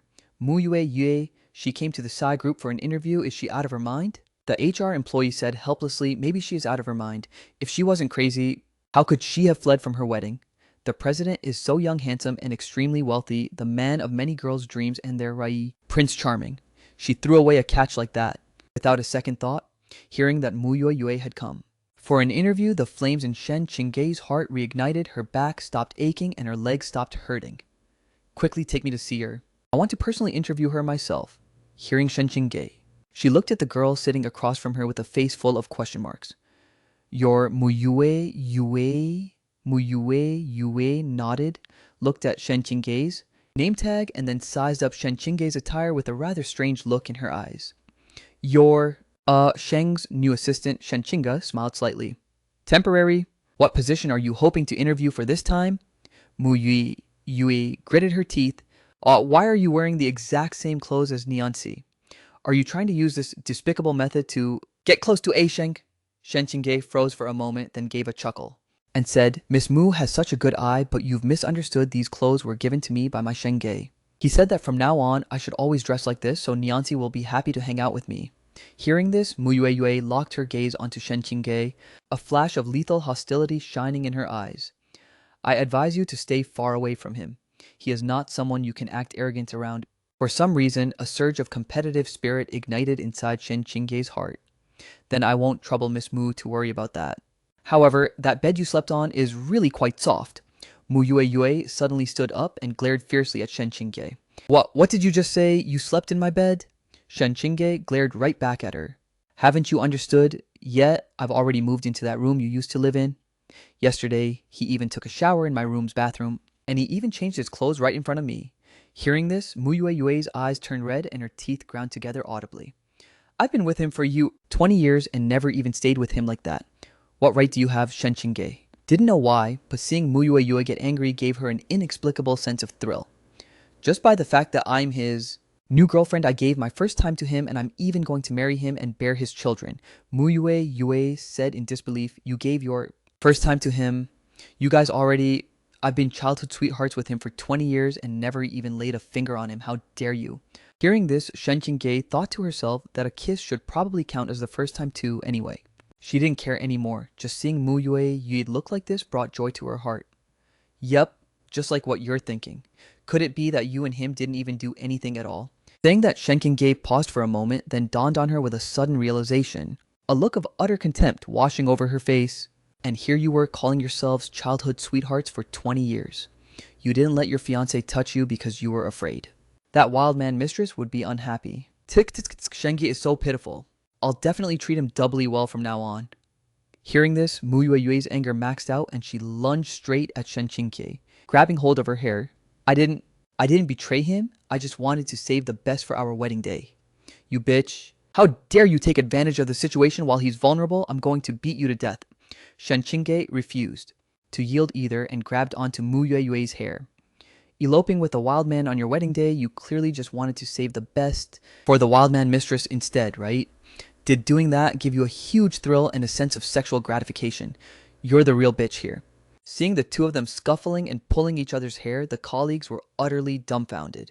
Quick, go notify the president. The president's ex-fiancée and current girlfriend are fighting. Quickly go notify the president, his fiancé and girlfriend are fighting. What? The president's fiancé and girlfriend are fighting. Holy cow, major gossip today. The president's wife and the mistress are fighting. Exactly who is the president's wife and who is the mistress? Didn't that Mu Yue just flee her wedding? Why are you a bystander worrying so much about it? Right. This is the first time I'm getting a slice of the president's gossip. Quick, bring me my little stool. Where's my phone? I'm going to start a live stream and share this massive gossip. Inside the president's office, a junior secretary burst in a breathless panic. President, it's terrible. Your wives are fighting. Plop Xisheng spat a mouthful of coffee all over the document. What on earth are you saying? My wives are fighting. The junior secretary nodded. Yeah, your two wives are fighting and it's super fierce. None of us dared to go up there. You'd better go take a look. Xisheng suddenly chuckled. Are you guys pulling some kind of special prank? How dare you use me as the butt of your jokes? Do you guys want your bonuses for this month or not? The junior secretary froze for a moment. No, really, we aren't pulling any special pranks. Your two wives are genuinely fighting. Xisheng's brain went blank for a second. I'm not even married. Where did I get wives from? And there are two of them. What the heck? If you guys are scripting a drama, you need to have some basic logic. Who would ever believe such a thing? The junior secretary panicked. Why won't you believe me? You can go check the company group chat yourself. The entire company is already talking about it. Chiri, Xisheng immediately opened the company group chat only to see it flooded with overwhelming messages and photos and videos of two women grabbing each other's hair and fighting. Shen Qingge, Muyue. Yeah, how did they end up fighting? The junior secretary shrugged.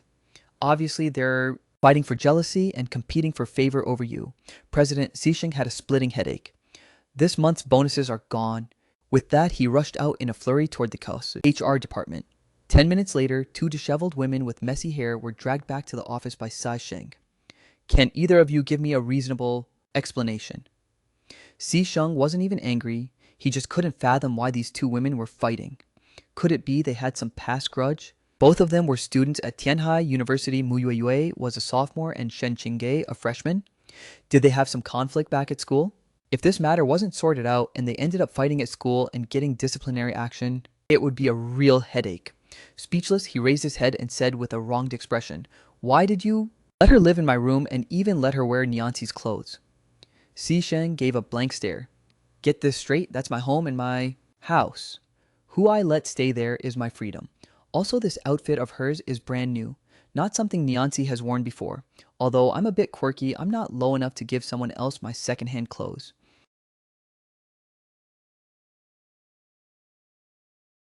Shen Jingge chimed in from the side. That's right, Shengi loves me and lets me live wherever I want. What business is it of yours, you psycho? Muyo, Yue's eye sockets turned red, tears welling up in her eyes. You like her and don't like me anymore, right? I've been trying hard to make amends to you. Why won't you give me a chance? Can't you wait for me a little longer? Si Sheng had pure mush in his brain and couldn't understand a single word of what they were arguing about. I don't care what kind of grievances or past conflicts you two had, but starting right now, you are strictly forbidden from fighting each other ever again. Can you do that? Before Shen Qingjie even knew why, her brain short-circuited and she leaped into Si Sheng's arms, impulsively planting a kiss on him. Okay, hubby, I promise I won't ever fight with her again. Before Si Sheng could even react, Mu Yue rushed over too, tackling him with a heavy impact. Unable to withstand the weight of two people, Si Sheng was knocked over flat onto the ground. You're mine. Impact. Unable to withstand the weight of two people, Si Sheng was knocked over to the ground. It's me, hubby. You bitch, let go of him. You're the one who fled your wedding. He's my boyfriend now. Get lost. The two women pinned Si Sheng down and started fighting all over again. Si Sheng panicked, grabbing hold of one of them in a desperate death grip while lowering his voice as much as possible. My two great-grand-aunts, can you please calm down? I am not his husband, let alone your boyfriend. Stop fighting. Okay, if you're going to trade blows, can you wait until I get up first? I'm completely innocent here. A dozen seconds later, both women's emotions stabilized. Seizing the opportunity, Si Sheng scrambled up instantly and bolted a full 10 meters away. He was genuinely terrified. When these two freaks went at it, they completely disregarded his life or death accidentally, scratching him several times and kicking him multiple times as well. Those razor-sharp nails left his chest and arms burning with a fiery pain, and those high heels really hurt when used to kick people. This matter ends right here, shake hands. Hey, each of you take a step back. All right. Saying that, Si Sheng retreated yet another step. Mu Yue glared daggers at Shen Qingge. I came here today for a job interview and he completely botched it for me. He needs to take responsibility. Shen Qingje curled her neck and retorted, our group doesn't need any shrews. You failed your interview. Seeing that the two of them were about to go at it again, Si Sheng hurriedly stepped in to play the peacemaker. Your interview passed. You can go report for work. Mu Yue turned her head and glared at Shen Qingge once more. You just wait. I'm never letting you off. With that, she stormed angrily out the door. Once she left, Si Sheng asked in puzzlement, what's wrong with you? Why did you pick a fight with her with Mu Yue gone? Shen Qingge also returned to normal. I don't know either. The moment I saw her, I just got mad. I totally wanted to piss her off, but I've never even met her before. It's definitely because there's something wrong with that room in your house. Anyone who stays there goes crazy. Si Sheng froze for a moment and actually found himself half believing it. Why don't you try switching rooms? Shen Qingge thought it over. I'm scared. Can I move over and sleep with you instead? Si Sheng slapped his own forehead. I'm done for. You really are crazy. Shen Qingge immediately explained, it's not what you think. I can sleep on the floor. Si Sheng waved his hand. Forget it. From now on, you take the second floor and we'll just swap. I want to see for myself if I'll go crazy too. Shen Qingge nodded. Then I'll go tidy things up first. In the 28th floor restroom, Shen Qingje ran into Mu Yue once again. The two stood side by side in front of the mirror, combing through their hair and smoothing down their outfits. I'm really curious. Why did you flee your wedding, Could that mistress possibly be more outstanding than Sheng Ge? Shen Qingje couldn't help but blurt out the question.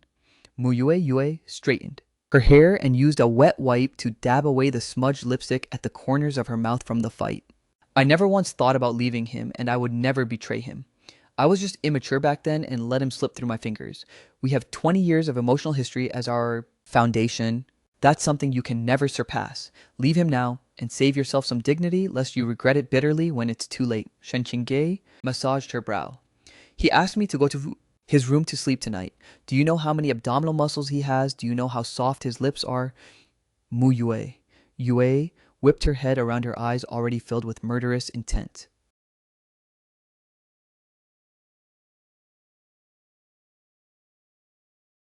If you ever dare to touch him again, I swear I'll make your life a living hell. Shen Xingji smiled and said, he's my own boyfriend. Why shouldn't I touch him? You're such a weird person. You played around so wildly outside yourself and wouldn't even let your own fiancé touch you. Yet you still want to meddle in other people's business? Have you no shame left at all? Mu Yue took a deep breath, suppressing the raging fire in her heart. I'm giving you a piece of advice. A Sheng isn't as superficial as you think. So you'd better leave quickly. If he ever finds out about this petty and vicious side of yours, your ending is going to be extremely tragic. Shen Qingge wore a look of utter disdain. How am I petty and vicious? I'm merely stating a fact. You made him lose face on such a massive scale. I'm just helping him teach you a lesson. I'm younger than you, cleaner than you, and my looks don't lose to yours either. When he finds out, he's bound to like me even more. The one who should leave has always been you. Mu Yue gritted her teeth, zipped up her makeup pouch and said, we'll see about that. Shen Qingge shrugged. You'd better hurry up. Then who knows, in a few more days we might already have a baby on the way. By then, whatever you say will be too late anyway. Besides, bragging doesn't cost tax money and talking big never incurred a crime. Gotta get my digs in and feel good first. Mu Yue. Yu Sha Chen. Qingge. A deep look, didn't say another word, and turned to walk out of the restroom. Shen Qingge smiled slightly, wiped her hands, and followed her out.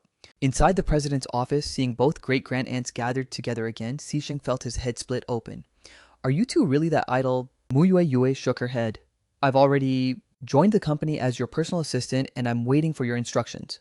Shen Qingge chimed in. I'm your actual personal assistant, so taking care of things should be my job instead. Xisheng pressed a hand to his forehead. My personal assistant is Cheng Hui. He's just currently on leave.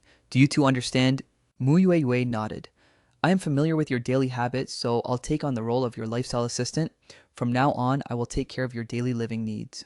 Shen Qingye stepped forward. I'm his girlfriend. Taking care of him is enough for me. We don't need some lifestyle assistant like her. Xisheng slammed his hand on the desk. You two are enough. I can take care of my own daily life and don't need any lifestyle assistance. Furthermore, I am not your boyfriend and I don't need your care either. Both of you get the hell out of my office right now. The two women exchanged glances, let out cold snorts, and walked out of the office together. Xisheng suddenly snapped back to reality. Wasn't he planning to have Mu Yue take over the industries acquired from the Mu family? How on earth did she end up becoming his assistant? Thinking of this, he immediately called the HR department.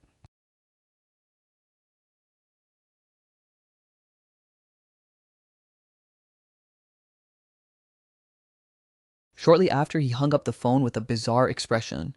It was Mu Yue herself who insisted on becoming the assistant.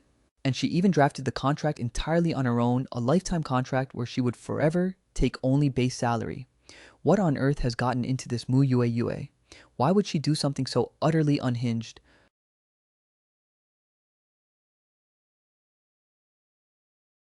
Could it be that the events of the past 2 days dealt her too massive of a blow? Should he just let her be for now and wait for her to calm down?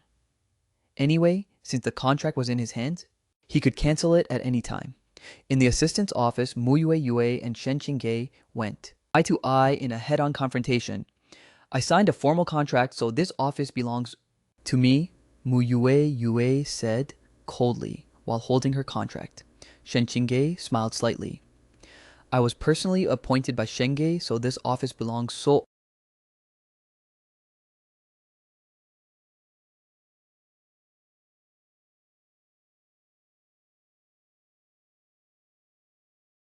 to me instead. Click. Suddenly, an employee holding a stack of documents pushed open the door. I need the assistant to process some documents, please. Mu Yue spoke up first. Hand them to me, I'll handle them. Shen Qingzhe made her move a step faster, rushed to the door, and snatched that stack of documents away. I've got them, you can go back to work first. Watching Shen Qingzhe cradle the entire stack of documents in her arms, a flash of contempt crossed Mu Yue's eyes. It's your first day at the company. Do you even understand any of this stuff? Shen Qingzhe smiled and said, If I don't understand, I'll learn. Could it be that you understood these documents on your very first day?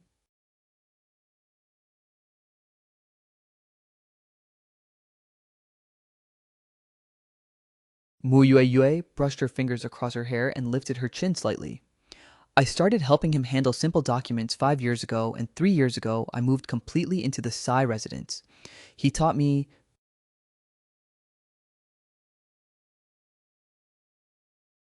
many processing methods, and I've handled numerous major projects. My experience is richer than yours, so I think you should step down from this position to avoid messing up and failing to bear the responsibility later.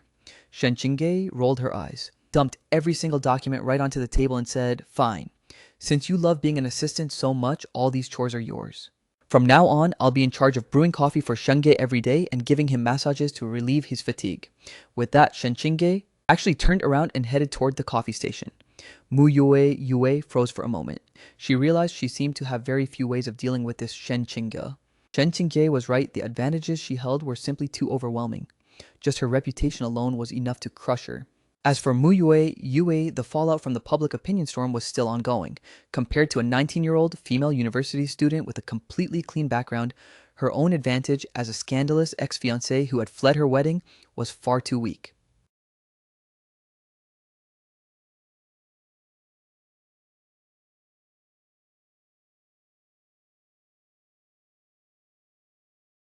Clearly, she had just carelessly acted out of a little rebellious mischief. Why had it snowballed into such a total crushing defeat where she lost everything? If Xisheng had clearly stated from the very beginning that he didn't like Guning, she probably would have stopped that childish nonsense too. But she didn't understand Xisheng was clearly unhappy and didn't like her acting that way. So why didn't he say anything right from the start? And why didn't he even lose his temper a single bit? From beginning to end, he had remained as calm as ever, maintaining a smile toward her every single time. That made her mistakenly think over and over again that Xisheng was simply tolerating her, which led her to continually push his boundaries right up until the moment Xisheng began his reckoning against her. Only then did she realize that the more he had indulged her in the past, the more ruthless his reckoning was. In less than 12 hours, he took back everything he had given her and severed every single tie and entanglement with her. His words yesterday, asking what identity she would remain by, his side with now seemed to finally have an answer. All along, it wasn't he who was locked down by her, but rather she who had locked down him. The moment she lost those few badges of honor, compared to her runaway and unrepentant former fiancé, his advantages were simply too obvious. Clearly, she had only accidentally acted out a tiny bit of rebellious playfulness. So why had things escalated to this point where she lost everything? If Xisheng had explicitly stated from the very beginning that he didn't like Guning, he probably would have stopped such childish nonsense. But she didn't understand, even though Xisheng was clearly unhappy and disliked. Seeing him act like that, why didn't he say anything from the very start? Never even losing his temper once. From beginning to end, he remained as calm as ever, always maintaining a smile whenever he faced him. That made him repeatedly assume that Xisheng was just tolerating him, which in turn emboldened him to keep pushing boundaries. Until Xisheng finally began liquidating him, only then did he realize that however much indulgence Xisheng had shown him, his ruthlessness during the liquidation was equally absolute. In less than 12 short hours, he took back everything he had given her, severing every single tie and entanglement between them. His question yesterday about what identity she would use to stay by his side now seemed to have its answer all along. It wasn't him locking her down, but rather she who had locked down him when she lost those few prized. After breaking off titles, the contenders immediately lined up one after another. How will she take back everything that should have belonged to her in the first place? Ring ring. The phone rang and Yue pressed the answer button. Yue, how did things go when you talked with Aisheng? Did he agree to let the Mu family off? At the very least, getting him to agree not to take back the Mu family's land plot shouldn't be a problem, right? Yue let out a soft sigh. Actually, you guys have never really cared about me at all, have you? You've always only cared about how much benefit you could get from me. I don't understand, since you knew you had to rely on me to squeeze benefits out of the Sai family. Then why did you just sit back and watch me walk step by step into this current mess? Mu Tianxi froze. For a moment, and then a hint of anger crept into his tone. I don't even remember. How many times I've advised you? Which time did you ever listen to my words? Every single time, didn't you stubbornly insist that Si Sheng wouldn't get angry? Every single time you said you'd be able to coax him. Have you ever actually coaxed him every time we wanted to advise? You told us to stay out of your business. Now look where we are, you've driven the man away, and instead you're turning around and blaming us for doing nothing. Did I make you recognize that so-called foster younger brother and foster mother, or did I tell you to go head to head? With Si Sheng every single day, Mu Yue gave a bitter chuckle. Yeah, it's all my fault. Now he really doesn't want me anymore, and you guys can forget about getting any of his stuff either. Once the Mu family assets are liquidated, there will definitely still be a surplus that should be enough for the three of you to live a wealthy second half of your lives. Don't contact me ever again in the future. My family has always been just him alone. Stop disturbing me as I look for the way back home. Mu Yue hung up the phone with total finality. Ever since she could remember, she had always lived at the Sai residence, returning to the Mu family home only symbolically for a few days each month until she turned 15 and got engaged, after which she only went back during holidays and festivals. Even though both families were in Tianhai City, the Si residence felt much more like her real home. Now she had nothing left, with only this stretch of memories growing up together remaining. She knew the only reason Si Sheng still kept her around was out of consideration for all those years of shared history. After thinking through a lot of things, Mu Yue wiped away her tears and flipped open those documents. If she could display more ability and greater value, perhaps she could elevate her status in his heart just a little bit. Shen Qingge ultimately couldn't shake off that lingering softness and carried the coffee back to the assistant's office. Even though I don't know why I find you so inexplicably annoying, I still want to advise you some struggles are completely useless. Deep down inside me, I have a strong premonition he won't belong to you. And even less will he belong to me. A certain secret buried deep within Mu Yue's heart was triggered, and her complexion turned extremely ugly. The reason she had become so rebellious and constantly wanted to use this confrontational approach to make things difficult for Si Sheng all came down to one person, Tianhai. The three of them had grown up together since they were little, but Si Sheng would always spend much more effort taking care of CNT. She also knew that was because CNT was simple-minded and slow, so Si Sheng giving her more care was only natural. But ever since CNT began hitting a rapid growth spurt at age 13, her sense of crisis had constantly accumulated. CNT's appearance was truly too perfect. Being slow-witted might be a massive flaw on anyone else, but placed upon CNT, that slow-wittedness only made her even cuter and more heart-meltingly endearing. It was precisely because of this that she had started trying to treat Si Sheng in an entirely different way, with her original intention actually being to get Si Sheng to pay more attention to her. But yesterday, she learned that Si Sheng had groomed her from childhood to be the mistress of the household. She was actually the one who was favored above all. Thinking about it now, she really was hopelessly foolish. What you said might be right, but I still want to try. I never imagined that losing him would make me suffer this much. Perhaps it's an exercise in futility, but only by trying can regrets be minimized. Mu Yue wasn't willing to give up either. She wanted to give it one more shot. Shen Qingge shrugged and said with a smile, I suddenly realize I don't hate you quite as much anymore. Perhaps we can sit down and have a chat. Of course, if you can teach me some useful things, that would be even better. Mu Yue stared intently at Shen Qingge for a few seconds. Shen Qingge, I finally remember. You were last year's Tianhai Gaokao top scorer. I saw your photo on the freshman honor roll. Only I didn't know you'd look so bright and radiant when dressed up. Speaking of which, I'm actually your senior. Shen Qingge shrugged and smiled faintly. I only just remembered that too. Senior Mu is truly an undisputed academic powerhouse at Tianhai University, and even the #1 campus belle of our school to boot. Only I don't understand how you managed to fall to such a state. Mu Yue shook her head. Now I finally understand the meaning of that quote. The one who is favored acts without fear, while the one who can't have what they want is always stirring up trouble. If you want to learn, then stay, I can teach you. But I still stand by my previous condition. You cannot touch him.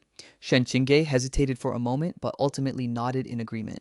After all, earning money to pay off debts was her primary objective right now. And furthermore, she didn't have all that much genuine romantic feeling for Si Sheng. She had only known him for a single day.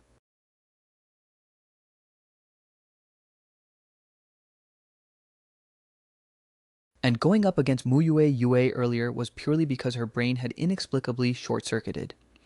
Back at the Sai family manor, Xianti, who was catching bugs on the lawn, suddenly froze. Ding. Plot has changed. unbinding progress increased by 10%.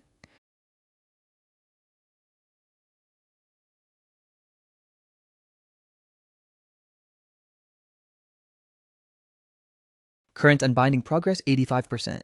How can this be? Xianxi was completely dumbfounded. Could the plot have been altered again? I'm screwed. I'm going to die. I'm exhausted. Let the world just end already. Suddenly, Xian rolled her eyes back and collapsed straight onto the lawn, passing out. Cold. Over at Mayfair Bar's VIP private lounge, Xisheng leaned back listlessly against the sofa in a daze. If it were about discussing small business deals in a place like this, he could understand, but the problem was that the deal he came to negotiate today involved a partnership with the Fuji Group, a project worth tens of billions, and his negotiating counterpart was none as other than Fu Yanzhu, an elite standout among the younger generation of the Fu family. This young fellow, who looked only 2 or 3 years older than his current self, had already become a prominent youth of Tianhai and the spokesperson CEO of a $100 billion conglomerate. The difference was that Xisheng had inherited several billion in assets from the Tsai family back then, but every single bit of the scale he achieved today came from his own hustle ever since he was 10 years old, whereas this Fu Yanzhu naturally attained his position by inheriting family industries. The Fu family was wealthier than the Tsai family, but Xisheng was the richest man in Tianhai. Everything Xisheng had was entirely his own, while the Fu family had many members and a complicated structure. There was no helping it who told this world to be so easy to make money in, and he Xisheng happened to be a walking cheat code who transmigrated with all his memories, copying over some things from his past life.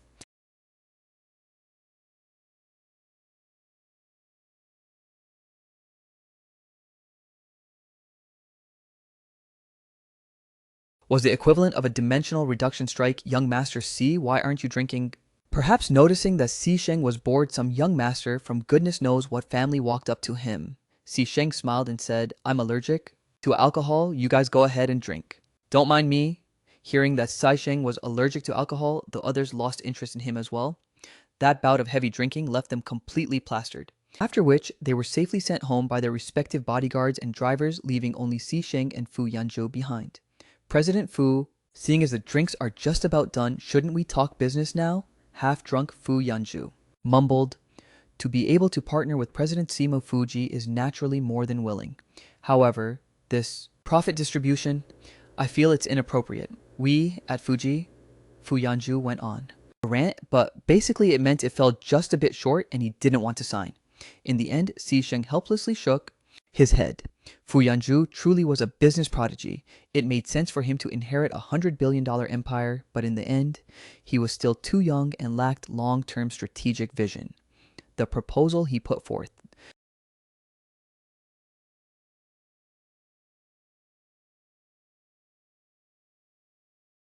focused on the profits 5 years down the road, while Fu Yanzhou could only see 3 years ahead at most, still for a young man of 23 or 24. That was already extremely impressive. Not everyone could be like him and have over 30 years of commercial experience starting from the age of 20. Since President Fu isn't optimistic about this project, I can only look elsewhere for high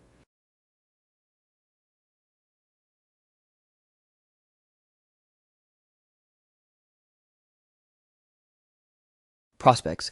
There are still a few other firms over in Hangzhou that possess this kind of technology. Once I have some free time in the next few days, I'll go check them out. I won't disturb President Fu's elegant mood any further. With that, Xisheng stood up and took his leave. In truth, according to his blueprint for this partnership, it should have been Fuji coming to beg him instead. What a pity. Fu Yanzhu abruptly grabbed hold of Xisheng. Wait a minute, I think this project is still open for discussion. Xisheng shook off Fu Yanzhu's hand. I feel that President Fu's capability and vision fall short of being able to steer this project, so I'd rather go look for another more suitable target. Fu Yanzhu stood up, swaying unsteadily. This is the very first partnership between the Tsai family and my Fu family. Powerful though your Si family may be, your rise has been far too short and your connections are worlds apart from my Fu family. If you and I join forces, the benefits will be far greater. For the sake of long-term grand strategy, why must President Tsai sweat over these tiny, insignificant profits? Xisheng sneered inwardly with utter disdain. A $10 billion investment project with future returns surpassing 50 billion or even more yet, you call that? When it came to collaboration, it should be Fushi begging him instead. What a pity! Fu Yanzhu reached out and grabbed Xisheng's arm. Wait a minute. I think this project is still up for discussion. Xi Sheng shook Fu Yanzhou's hand off. I feel that President Fu lacks both the capability and the vision to handle this project properly, so I'd rather go look for another more suitable target. Fu Yanzhou stood up, swaying slightly. This is the first collaboration between the Psy Group and my father's company. Powerful as your Psy Group may be, your rise has been too brief and your network of connections is worlds apart from my father's company. If our two families collaborate, the benefits will be far greater and built for the long haul. President Tsai, why obsess over this minor, paltry amount? Xi Sheng thought with a cold, dismissive sneer. A multi-billion investment project and its future returns would easily exceed 50 billion, or even more yet. He called it petty trivial profit. It looks like I overestimated this Fu Yanzhu after all. If President Fu still wants to partner up, then my condition is that Fuji has to cede another 30% in profit margins based on the original terms, otherwise the deal's off. Fu Yanzhu hesitated for a moment. This partnership was something his family demanded he secure at all costs, and the group's board of directors had already voted on it as well. He just never expected that. This Xisheng younger than him by a few years would use such a far more ruthless and cutthroat approach than him. At most 10%, any more than that, and we at Fuji will start taking losses. Xisheng suddenly burst out laughing. President Fu is a man of vision, then it's settled. Tomorrow, I'll have someone deliver the new contract to your hands. For a split second, Fu Yanzhou felt like he had been scammed. Yet there was nothing he could do. It was he who wanted to try and suppress the Tsai family first, so getting counterattacked served him right. Suddenly, however, he felt a wave of dizziness wash over his head as his body began to heat up with unbearable restlessness. President Tsai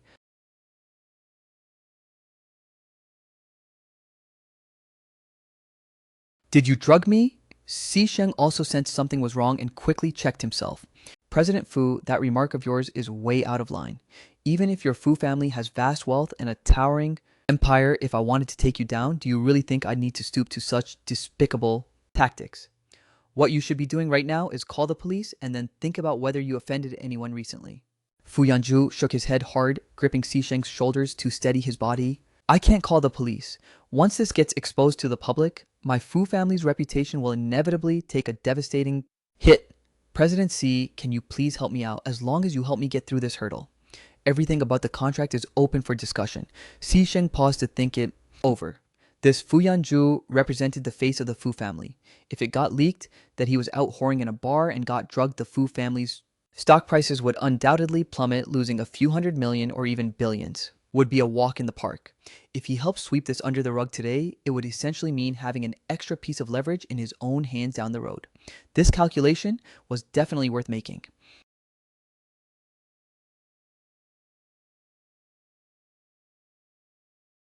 Just as he was about to agree, a woman barged through the doorway. President Fu, he's drunk. I'm his friend, hand him over. To me. As she spoke, the woman even handed Sheng a stack of cash. Sheng froze for a moment. This woman actually mistook him for a waiter, but wasn't this a bit too much of a coincidence? Fu Yanzhu gets drugged and immediately a woman shows up. Could this be one of those reverse harem scenarios? Still, it made total sense for a handsome and wealthy alpha CEO like Fu Yanzhou to be targeted by women. And if this produced a little Fu Jr., that would be even wilder. Thinking. Up to this point, Xi Sheng instantly changed his mind, stuffed the money into his pocket, and smiled. Since you're President Fu's friend, then I can rest easy, just as long as this young lady remembers my favor once everything is done. Mutually beneficial, you catch my drift. The woman turned pale with shock upon hearing that. You, who are you and how do you know?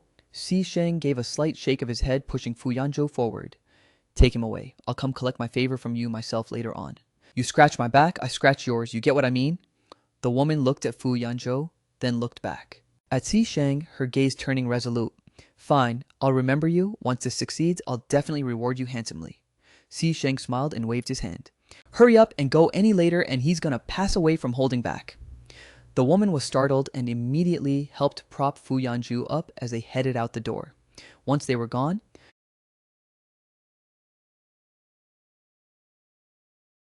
Xi Sheng stepped outside as well, only to see Fu Yanzhou being led into a lounge at the very end of the corridor. After which, that woman actually ran away. Xi Sheng was somewhat dumbfounded. They had already brought the guy into the room, so why on earth did she run off again?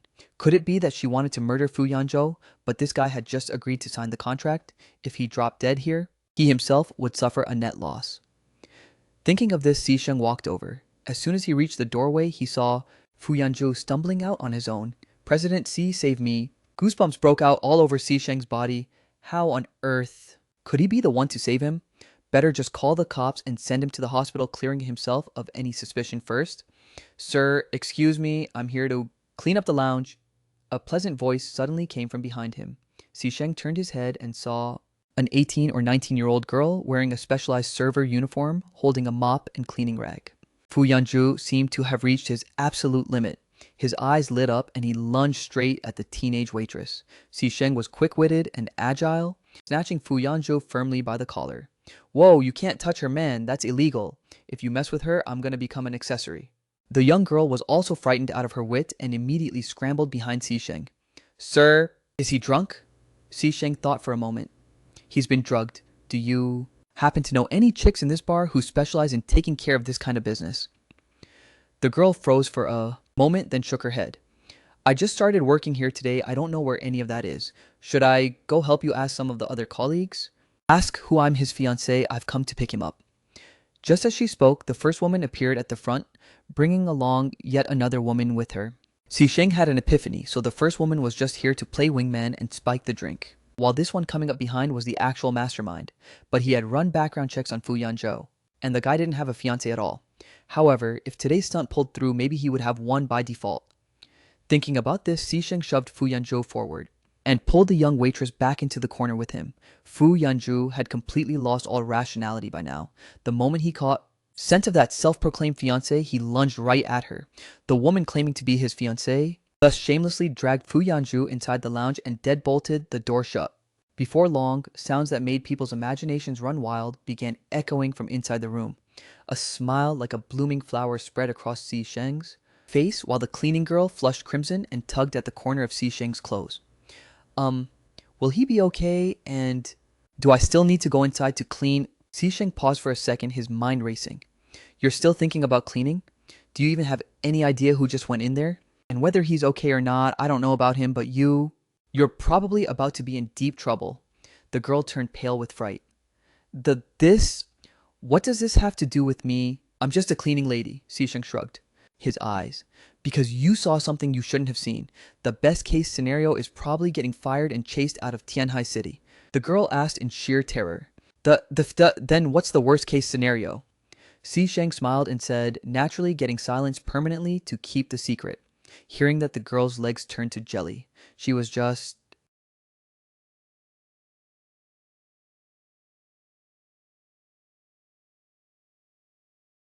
a student picking up odd jobs during the vacation to earn some tuition and meal money? How could she possibly have known she'd stumble into a mess like this? Sir, I really didn't know it would turn out like this. I'm begging you, save me. I don't want to die yet. Xisheng steadied the girl with a bit of strength. All right, stop shaking.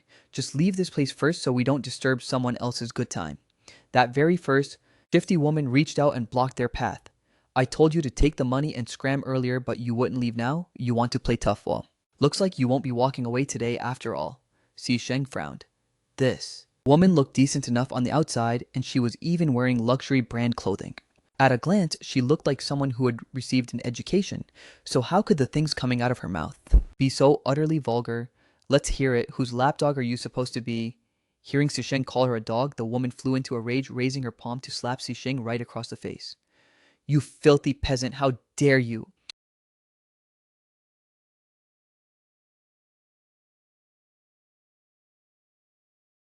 Call me a dog. You've seriously got a death wish. Bang! With just a single kick, Xisheng sent the woman flying several meters until she crashed against the wall. I honestly don't get it. Why do you people always love trying to slap others in the face? And seriously, where on earth do you get your sense of superiority? What gave you the guts to throw hands against an adult male like me? The woman lay on the floor, clutching her stomach, her face contorted in agony. Do you have any idea who I am? How dare you hit me? The Tang family won't let you get away with this. Xisheng curled his lip in disdain. I don't give a damn who you are. If you dare lay a hand on me, then you better be prepared to drop dead first.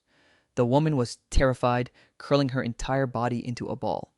I'm under Tang Ling. Tangling is the sole eldest miss of Tianhai's elite Wang family. You can't touch me. Looking at the woman's wretched state, Sa Sheng swept a look of utter contempt over her before leading the cleaning girl out of the bar.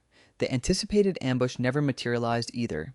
What he couldn't figure out was why there was no ambush waiting outside the bar. So what on earth was that woman acting so arrogant about? Sir, what do we do now? They definitely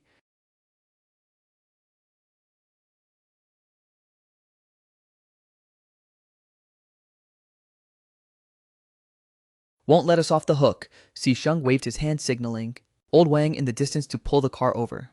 For trash like this who tries to climb the social ladder by drugging people, I don't even bat an eye. Family's dog. Hearing Si Sheng call her a dog, the woman flew into a rage, raising her palm and swinging it straight towards Sa Sheng's face. You lowly wretch, how dare you? Call me a dog. You've really got a death wish. Bam, with just a single kick, Sa Sheng sent the woman flying several meters until she crashed against the wall. I really don't get why you people always love slapping others in the face. Also, where on earth do you get the sense of superiority? How are you even daring to throw hands at an adult male like me? The woman clutched her stomach as she lay on the floor looking completely agonized. Do, do you have any idea who I am? How dare you hit me? The Tang family will never let you get away with this. Si Sheng curled his lips in disdain. I don't care who you are. If you dare to lay a hand on me, then you better be prepared to die first. The woman jumped in fright, curling herself up into a tight ball. I'm with Tang Ling. Tang Ling is the only eldest miss of Tianhai's wealthy Tang family. You can't touch me. Looking at the woman's pathetic state, Si Sheng swept a completely indifferent gaze over her, then led the cleaning girl right out of the bar. The anticipated ambush never materialized either. What he couldn't figure out was why there was no ambush outside the bar at all. So what on earth was that woman acting so arrogant for? Sir, what should we do now? They definitely won't let us off, Si Sheng beckoned to Old Wang in the distance, signaling him to drive the car over. Little punks like this who rely on sucking up to climb the ladder aren't even worth my time. If you're scared, then just come. Work as a cleaner at my house. Aunt Wang has already left and the inner rooms don't have many people to clean them. You're around the same age as my little sister, so you should be able to get along just fine. The young girl paused for a moment. Listening to the young master's words, it seemed like he wasn't afraid of the other party at all, and he even had a younger sister around her own age who needed looking after. Earlier,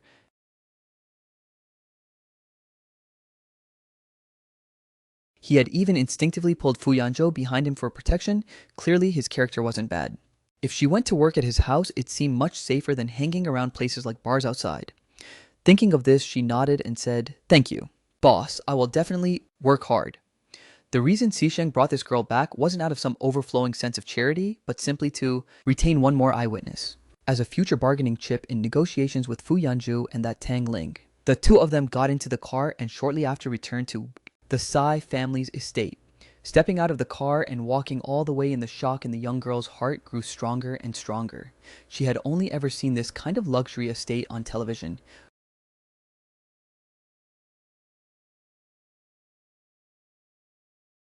The layout of this estate was identical to the home of the richest man in Tianhai, broadcasted on TV news. The youngest centibillionaire president in Tianhai, the most domineering business tyrant, and the big boss who paid his employees the highest salary and benefits are you. President Si, the legend of Tianhai, the youngest business overlord, Si Sheng let out a small chuckle. What, are you not going to smile? The girl raised her head and stared fixedly at Si Sheng for a few seconds. That youthful face overlapped with someone she had seen in TV broadcasts. It really is him. I can't believe I'm actually meeting someone of this caliber. The girl's expression turned, panicked, her hands and feet trembling slightly as she immediately lowered her head. I'm sorry, the lighting in the bar earlier was too dim. I didn't see clearly and ended up offending you. Please forgive my transgression. Si Sheng was slightly taken aback, then reached out and tapped the girl on the head. Nonsense, when did you ever offend me? Besides, I'm a winner of the Outstanding Citizen Award. You know, I don't eat people. What are you afraid of and what are you shaking for? Instead of being scared by the head tap, the girl actually calmed down. This big president wasn't as terrifying as she had imagined.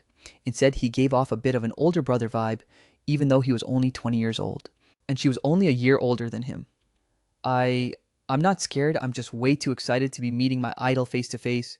Si Sheng pressed down on the girl's forehead and pushed it upward. Slightly. Look at you walking all the way with your head down. That's bad for your neck. If you end up getting cervical spondylosis at such a young age, you'll suffer greatly for nothing. The girl raised her head to look at Si Sheng, a hint of an unusual glimmer appearing in her eyes. He's caring about me. Why would a complete stranger care about me when even my own family? Seeing the girl's pitiful and endearing expression, Si Sheng was taken aback once again. Am I really that scary? Why does this little girl look at my face and want to cry? By the way, what is your name? I don't even know yet. I'll have the housekeeper register you later, and from now on, you'll be a servant here. How does a monthly salary of 5,000 sound in order to maintain his benevolent and glorious image? Si Sheng changed the subject and brought up salary and benefits. The price he quoted was slightly higher than market rates. First pacify this young girl and keep her around with a bit of small change, and later when that so-called Tang Ling came looking for trouble, he could take this girl with him to negotiate, and if the other party casually yielded even 1% of their profits, that would be hundreds of millions in yearly revenue. Hearing this, the girl said excitedly, thank you, President Si. My name is Lin Yue. I know how to clean, do laundry, and cook. Si Sheng waved his hand. No need to be so rigid. We have a chef to cook at home and dedicated servants to handle laundry and cleaning. Lin Yue's footsteps halted, a flicker of sudden panic welling up in her eyes. Then what do I do? You aren't going to use me as... As she spoke, Lin Yue instinctively hugged her own body tightly. Si Sheng let out a helpless sigh. I have a younger sister who is congenitally mentally impaired and needs companionship. You'll understand soon enough.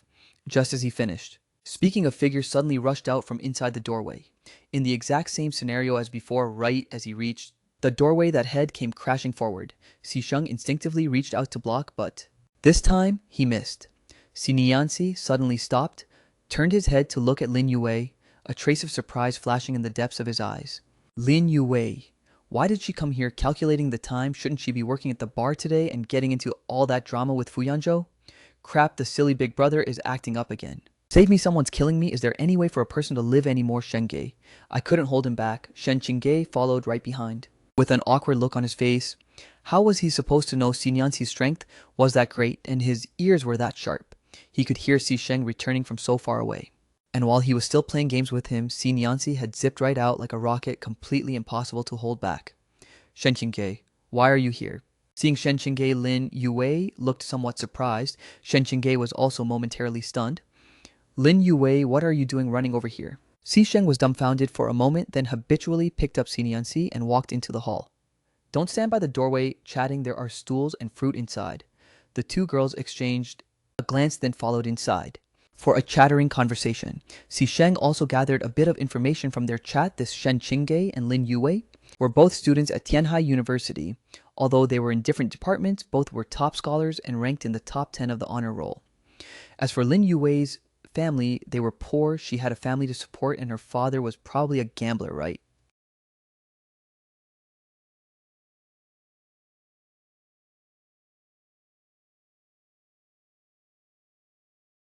How vicious.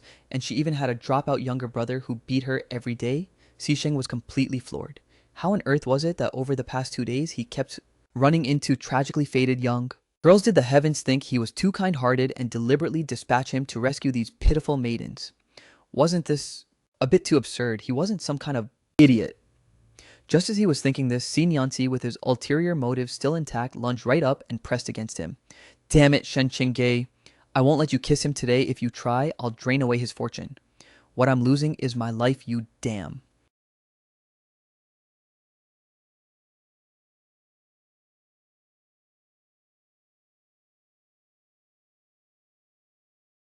Xisheng, you stinky. Xisheng, why are you letting this toxic female supporting character touch? Do you have any respect for the wife you raised for 20 years?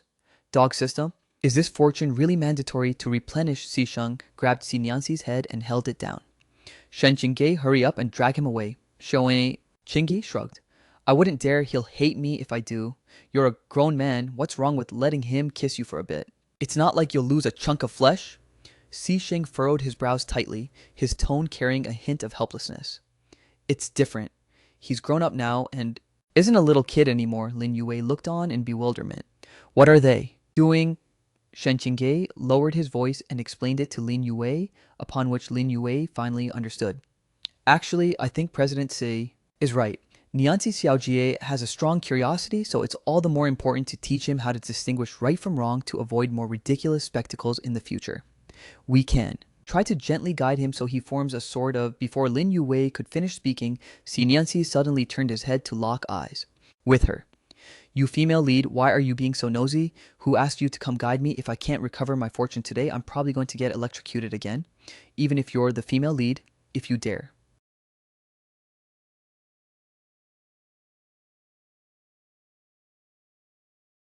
To ruin my plans, I won't let you off either. Dog system, get him. Lin Yuei's mind went completely blank. Are you doing right by the wife you raised for 20 years? Dog system. Does this fortune really have to be replenished? Shen grabbed Xinianzi's head and held it down. Shen Qingge, hurry up and drag him away. Shen Qingge shrugged. I wouldn't dare do that. He'll hate me. You're a grown man. What's wrong with letting him kiss you for a bit? It's not like you'll lose a chunk of flesh. Xi Sheng's brow furrowed tightly, his tone carrying a trace of helplessness. It's different. He's grown up now and isn't a little kid anymore. Lin Yuwei looked on in bewilderment. What are they doing? Shen Qingge lowered his voice to explain to Lin Yuwei. Lin Yuwei finally understood. Actually, I think President Tsai is right. Nianzi Xiaoji has a strong curiosity, so it's all the more important to teach him how to distinguish right from wrong to avoid more ridiculous spectacles in the future. We can try to gently guide him so he forms a sort of. Before Lin Yuwei could finish speaking, Xi Nianzi suddenly turned his head to lock eyes with her. You female lead, why are you being so nosy? Who asked you to come guide me if I can't recover? My fortune today, I'm probably going to get electrocuted again, even if you're the female lead, if you dare. To ruin my plans, I won't let you off either. Dog system, get him. Lin Yuwei's mind went completely blank. Actually, satisfying a kid's curiosity occasionally isn't a bad thing. Little kids. What kind of malicious intent could they possibly have? As an older brother, don't be so petty. Xi Sheng felt his brain buzz. What the hell were these lines? A second ago, the words were completely normal, and then it suddenly changed its tune. Before he could figure it out, Xi Nianzi started acting up again. Xi Sheng sighed inwardly, his grip loosening slightly. Under the system's control, Xi Nianzi's speed was a bit extraordinary. All right, no more of this. Xi Nianzi suddenly quieted down. Replenished? It's finally replenished? I don't have to get electrocuted anymore. Tonight, I'll just go over to Shen Qingge's place and extract the fortune he drained away today.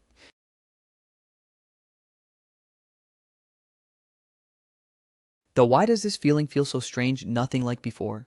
Watching Xi Nianzi blank out again, Xi Sheng let out a sigh of relief. Turns out those two girls were right. As long as you satisfy his curiosity, Xi Nianzi won't throw tantrums anymore. All right, Shen Qingge, take Nianzi to take a bath. Lin Yuwei, go report to the housekeeper. And register yourself. I need to go sort out the new contract with Fushi tomorrow. You guys don't need to worry about me. Time flew by, and outside the window, the night was filled with the sounds of insects chirping. After sending out the contract, Xi Sheng looked out the window and smiled. Theoretically, an estate of this caliber shouldn't have overlapping names, let alone multiple anomalies appearing at once. Yet with Xi Nianzi around, any common sense could easily be shattered.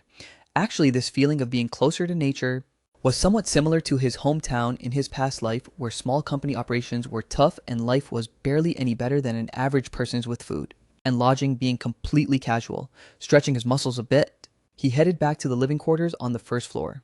Xi Sheng pushed open the door of the master bedroom and walked straight into the bathroom on the right. 10 minutes later, he came out of the bathroom and turned into the main room, only for the bedroom lights to suddenly snap on. You don't come over here. Shen Qingge sat on the bed with a terrified expression, clutching a remote control and pointing it at Xi Sheng. But then his face flushed bright red and he immediately shrank back under the covers. Xi Sheng was momentarily stunned, lowered his gaze to take in his own stark naked self, and felt more than a bit awkward. Still being decades old in total life experience, the awkwardness flashed by for just a second before he quickly recovered his composure, unbothered as he picked out clothes from the wardrobe. A few minutes later, Xi Sheng whipped off the blanket and hoisted Shen Qingge up by the collar. Tell me, why on earth are you in here? Shen Qingge's eyes widened. Isn't this the room you assigned to me? Do you have amnesia? Xi Sheng shook his head. You're the one with amnesia. Not me. Back at the company, we already agreed that we were swapping rooms to sleep in from now on, so I'm asking you, why are you in here? Shen Qingge's gaze went completely blank. The two of had indeed agreed to that, but there were simply way too many things going on at the company, plus bickering with the body wash. So how could he possibly remember something like this? Oh, can you let go of my neck first? Si Sheng casually tossed Shen Qingge back onto the bed. Give me a reasonable explanation. The moment Shen Qingge thought of the scene from just moments ago, his face grew even redder, stammering, I I forgot I thought this room had, I was scared, so I just. Hearing the explanation, Si Sheng chuckled. This guy had all along thought the room had unmentionables in it and had been woken up by him coming back to shower, which led to what had just happened. Alright, go back upstairs to sleep and remember to lock the doors and windows. By the way, where's Nianxi? Shen Qingge thought for a moment.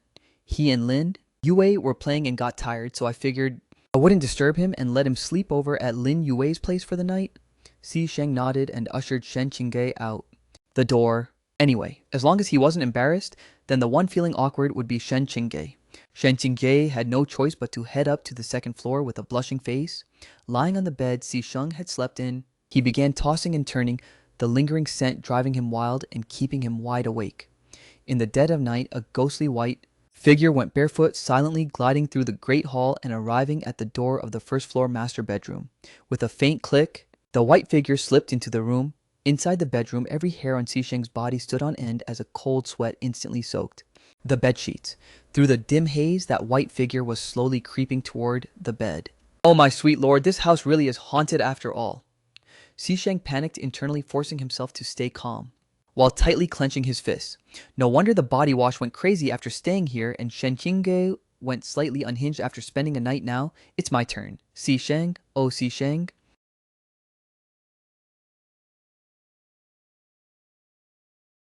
You really are an idiot. You managed to transmigrate into a new world with all your memories intact. So why on earth didn't you believe in this stuff? Now look at you. Someone who didn't believe in karma finally ran right into a ghost. Suddenly, Si Sheng's nose twitched twice. This scent, it's Nianxi.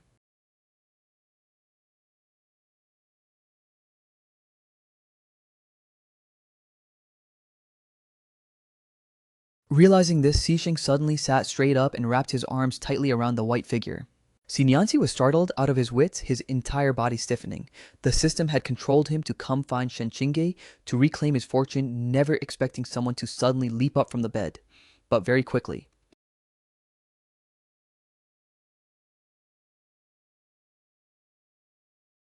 he realized the person was none other than Si Sheng, and his internal panic instantly vanished. Si Sheng's mind raced at lightning speed, quickly piecing things together. He had been the one to tell Si Nianxi to sleep with Shen Qingge from then on. But he hadn't informed Si Nianxi that he and Shen Qingge had swapped rooms. The kid must have woken up over at Lin Yue's place just now and ran back to look for Shen Qingge. Nianxi, sweetheart, did you get scared? Si Sheng turned on the lamp and smoothed down Si Nianxi's messy hair, inevitably feeling a pang of worry. The girl was already out of it. If she got scared out of her wits on top of that, it would be a huge headache. Si Nianxi maintained her usual dazed expression. You really are my good older brother. Your little sister almost got scared to death by you, stinky Si Sheng. What are you doing sleeping in Shen Qingge's room for no reason? Do you have a major mental issue? Seeing that Si Nianxi was fine, Si Sheng let out a long breath of relief. Scooping him up, he placed Si Nianxi onto the bed, tucked him in securely, and gently blew a breath against his forehead. Don't be scared, big brother is here with you. Go to sleep first, and once you wake up, you'll forget all about it. Si Nianxi obediently closed his eyes. Shh, such a muddled brother. I distinctly remember giving him the persona of a possessive yandere. All these years, I haven't seen much of that possessiveness, so why does he feel so silly now? Could it be that my ratios were off and I didn't write his character profile right? Why do I keep getting this weird vibe? Si Sheng gently patted the blanket. Once Si Nianxi fell asleep, he walked over to the hanging chair behind the window and sat down. This hanging chair had been installed 3 years ago at Mu Yue's request after she moved in, saying it was a great spot to bathe in the moonlight and sunlight. But ever since then, she had rarely come home, and the fishing chair was still 99% brand new. The people of yesterday are gone and cannot be retained. Snap. At the abandoned factory in the eastern suburbs, Yue retracted her whip and pulled the rag out of Gu Ning's mouth.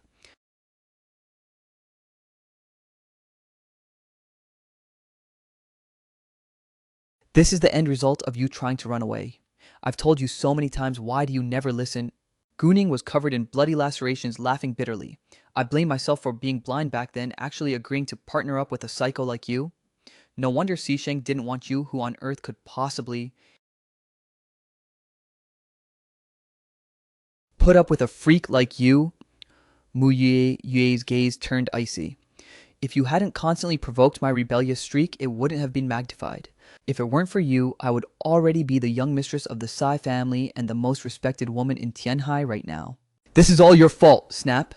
In a fit of rage, Mu Yue lashed him with the whip once more. Gu Ning gritted his teeth and endured it. It was you, yourself, you caused all of this. Every time I urged you to make up with Xisheng, I was being completely sincere. It was your own.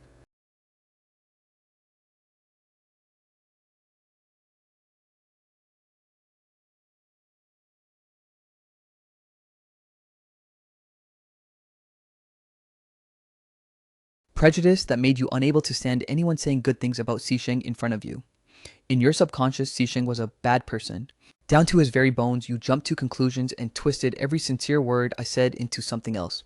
You are a complete psycho, a megalomaniac, living in a world of your own creation, a monster who never treats others like human beings.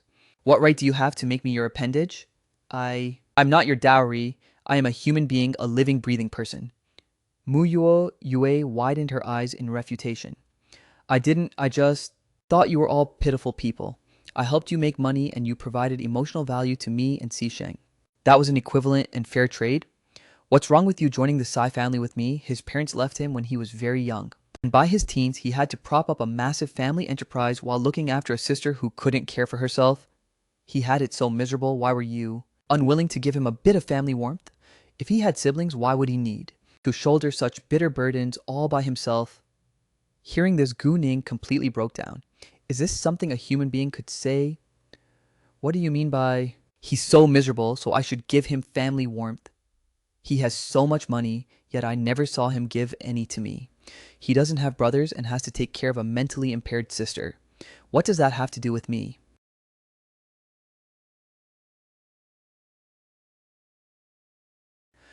Mu Yue, enough. Have you ever wondered why every single one of your schemes targeting Xisheng never succeeded? Mu Yue sneered. Because he doesn't love me as much as I imagined. I've known that all along. Gu Ning spat out a mouthful of blood and burst out laughing. You really are a pathetic fool. You'll never ever know the reason why. Mu Yue froze for a moment, dropping the whip from her hand. Tell me why, and I might consider going easier on you. To save his own skin, Gu Ning's mind raced at warp speed. Wake up and smell the coffee, Mu Yue. The reason you failed wasn't because he didn't love you enough, but because you didn't love him enough. You thought I could be your puppet on a string, letting you boss me around. Did you think Xisheng could be casually bossed around too?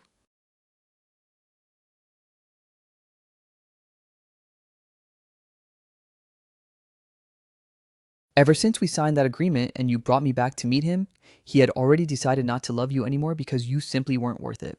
Shouldering such bitter burdens all by himself. Hearing this, Gu Ning completely broke down. Is this something a human being could say? What do you mean by, he's so miserable, so I should give him family warmth? He has so much money, yet I never saw him give any to me. He doesn't have brothers and has to take care of a mentally impaired sister. What does that have to do with me? Mu Yue, enough. Have you ever wondered why every single one of your schemes targeting Xisheng never succeeded? Mu Yue sneered, saying, because he doesn't love me as much as I imagined. I've known that all along. Gu Ning spat out a mouthful of blood and burst out laughing. You really are a pathetic fool. You'll never be able to know the reason why. Mu Yue froze for a moment, dropping the whip from her hand. Tell me why, and I might consider going easier on you. To save his own skin, Gu Ning's mind raced at warp speed. Wake up and smell the coffee, Mu Yue. The reason you failed wasn't because he didn't love you enough, but because you didn't love him enough. You thought, I could be your puppet on a string, letting you boss me around. Did you think Xisheng could also be casually bossed around? Like that. From the day we signed that agreement and you brought me back to meet him, he had already decided not to love you anymore because you simply weren't worth it. Anyone's love. You are just a complete psycho. A freak who disguises yourself with love. Every time you couldn't get what you wanted, you didn't dare to fire back at him or question him. You'd just tell me to be his substitute. After beating and torturing me, you'd start regretting it, suffering deep inner torment. You'd make me go all over the famous mountains and great rivers of various regions to kneel and pray for his blessings, hoping to wash away the guilt in your heart. A self-deceiving freak like you is truly laughable to Snap. Mu Yue suddenly flew into a frenzy, violently slapping Gu Ning across the face. Shut your mouth. It's not like what you're saying. You have no idea how much he loves me, and you even less idea how much I love him. I couldn't even bear to speak harshly to him. So how could I ever question him or hurt him? Being able to take punishment in his place was your honor. I provided for you, clothed you, and lent you all that money. All of that money came from him anyway. You praying for his health and safety. What was wrong with that? Hearing this gooning psyche shattered all over again. This psycho woman was truly too terrifying. He had to find a way to escape. He was 100% certain that this psycho would eventually kill him to make amends to Xisheng. You're full of crap. If you really loved him, my existence wouldn't even be possible, but he actually loving you, that part is true. The manic aura on Muyo Yue's body slowly subsided. You say he loves me, you aren't lying to me. Seeing that his rhetoric had worked, Guning felt a weight lift from his heart. Yes, he loves you very much. I get it, even until now he still can't let you go. Have you ever wondered why for all these years by Xisheng's side, has he ever had eyes for any other women? With that dazzling presence of his, he probably would have been pounced on by all sorts of beauties anywhere he went. Yet he rejected the approach of every single woman out there for your sake. He's a man of duty and responsibility. And what about you? You're an absolute idiot, but luckily for you, he still holds deep feelings for you right now. If you let me go right now, I can teach you how to win back his favor. Yue's frantic expression paused for a second, rapidly regaining its calm. You say you have a way.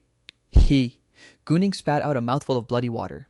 As long as you let me go, I have a way to make him change his mind. Yue suddenly pulled a dagger from her lower back and without a second thought stabbed it straight into Guning's shoulder. I'll cripple one of your arms first. If you dare lie to me, you're going to die a horrible death.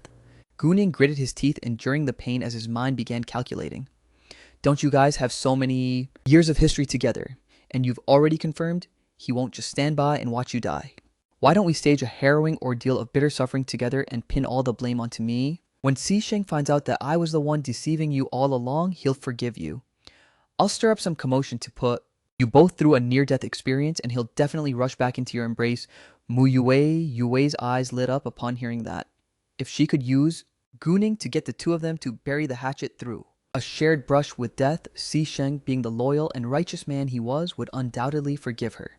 At the very least, he shouldn't hate her anymore. Thinking of this, she immediately began hashing out a detailed layout with Guning. The next day, at the Psy Group headquarters assistant office, Shen Qingge didn't see Yue and felt somewhat strange about it. Assistant Shen, the Fuji Group, has sent a notification that the vice president is coming over to sign a contract with the president, so you should go prepare. Still feeling puzzled, Shen Qingge received the notice and then promptly panicked. It was only her second day on the job. How on earth was she supposed to handle this? This was a contract signing between $200 billion conglomerates. The scene was unimaginable and something she couldn't even picture. What should she do? She called Yue, and within moments she got a number unreachable tone, throwing her into a panic. Sa Sheng pushed open the door and walked in. Shen Qingge gave an awkward chuckle. I've never seen a scene like this before. I'm truly sorry. Xisheng shook his head. It's just signing a contract. Just arrange a quiet place and have some tea ready, that's all. Here at our C group in Tianhai, we don't need to look at anyone's face. Got it. Shen Qingge nodded blankly, a 19-year-old student, as she was knowing nothing about these things. She understood even less about the specific might of the Psy Group and the Fuji Group, but with Xisheng's words, she finally felt at ease. The location for the signing between the two parties was arranged at a downstairs cafe. When Xisheng met with Fu Yanzhou, he was also startled for a moment. At this moment, Fu Yanzhou's face was pale, his eye sockets bruised, and his gaze looking somewhat sickly green. President Sa, you've really done a number on me. Hearing that,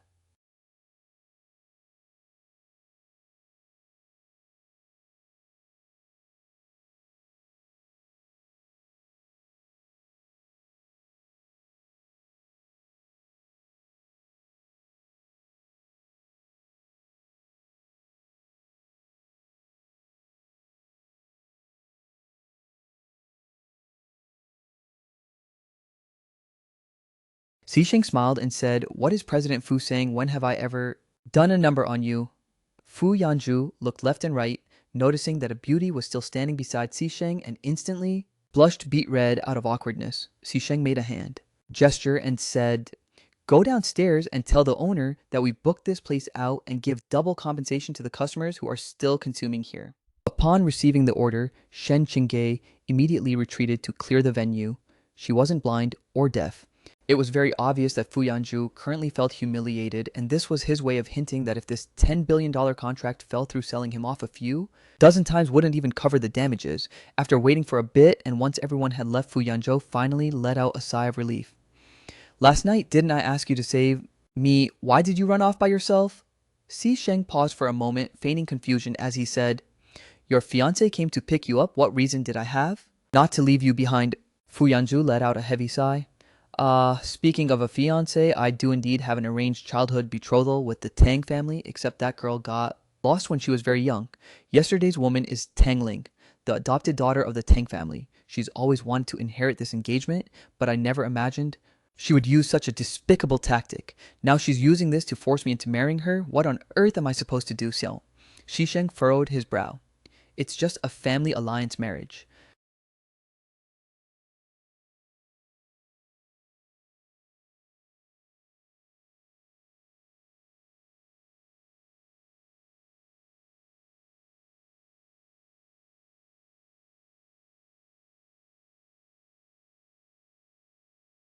Whether it's an adopted daughter or a biological offspring, all they want is a pipeline for benefits.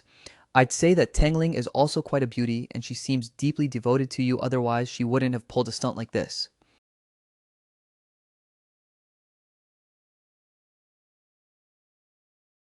Why don't you just accept this marriage and be done with it? Why obsess over it? Fu Yanzhu let out a helpless sigh. She's hardly devoted to me. She's just eyeing the position of the Fu family's young mistress. If I agree to this match, wouldn't that be completely unfair to that missing biological daughter of the Tang family? Si Sheng's mouth twitched. With that kind of backbone, he couldn't figure out how Fu Yanzhu ever managed to become a CEO in the first place. Who cares if it is fair or not, as long as the Tang family can bring you benefits and solidify your position?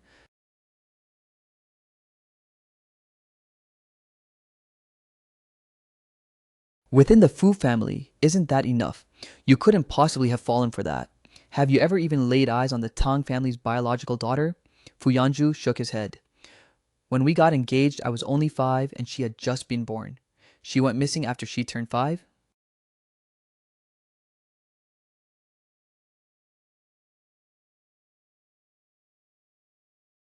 So let alone meeting her, I don't even know what her name is anymore. Hearing that, Xing fell silent for a moment. You mean to say you're going to hold on to that engagement for a missing person you've never even met and don't even know the name of? Are you out of your mind? Do your parents know you're this pure and romantic? Fu Yanzhu gave an awkward chuckle. It's not really for the sake of that so-called fiancé. It's mostly just that I really don't like Tang Ling. Xisheng took a deep breath, calming his emotions. It's just a family alliance marriage. Why do you have to like her? That Tang Ling has looks when it comes to appearance, a figure when it comes to body, and a background when it comes to family lineage. What on earth are you unsatisfied with? Could it be she couldn't satisfy your... Well, judging by your face right now, that probably wasn't the case. Fu Yanzhu wore a troubled expression. As he said, I just don't like her. Si Sheng shook his head, already feeling deeply disappointed in Fu Yanzhou as the heir to a massive conglomerate. He was far too driven by his emotions. A scion of a family of this caliber cared so much about romantic love that if anyone pulled minor strings against him, the Fu family would undoubtedly suffer.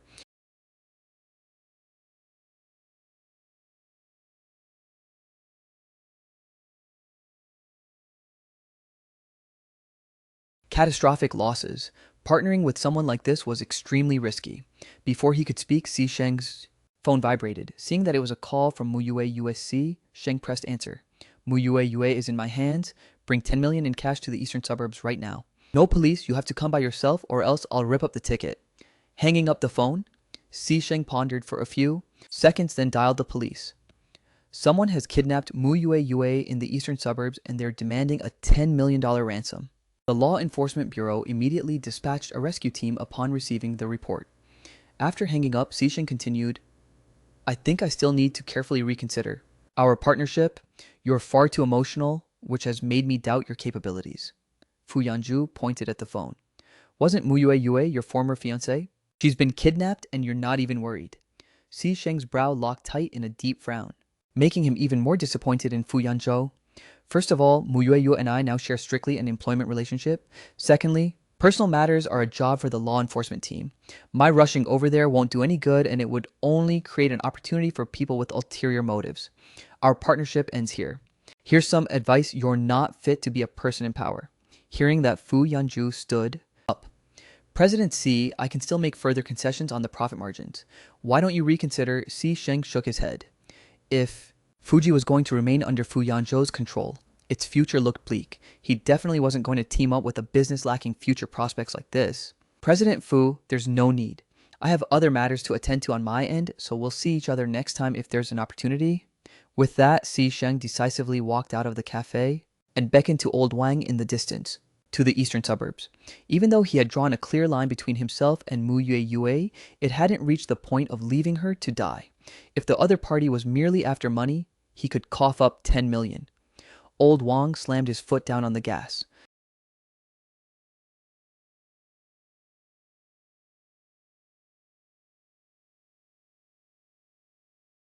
shooting forward. At the abandoned factory in the eastern suburbs, Mu Yue and Guning had finished setting up the kidnapping scene. After being hoisted up, Mu Yue asked with some nervousness, will this really make him change his mind? Guning nodded earnestly while checking the sturdiness of the ropes, saying, rest assured when I handle things. This time will definitely make Xisheng return to your embrace. Suspended in the air, Mu Yue felt an inexplicable wave of panic. If you dare harbor any malicious designs against me,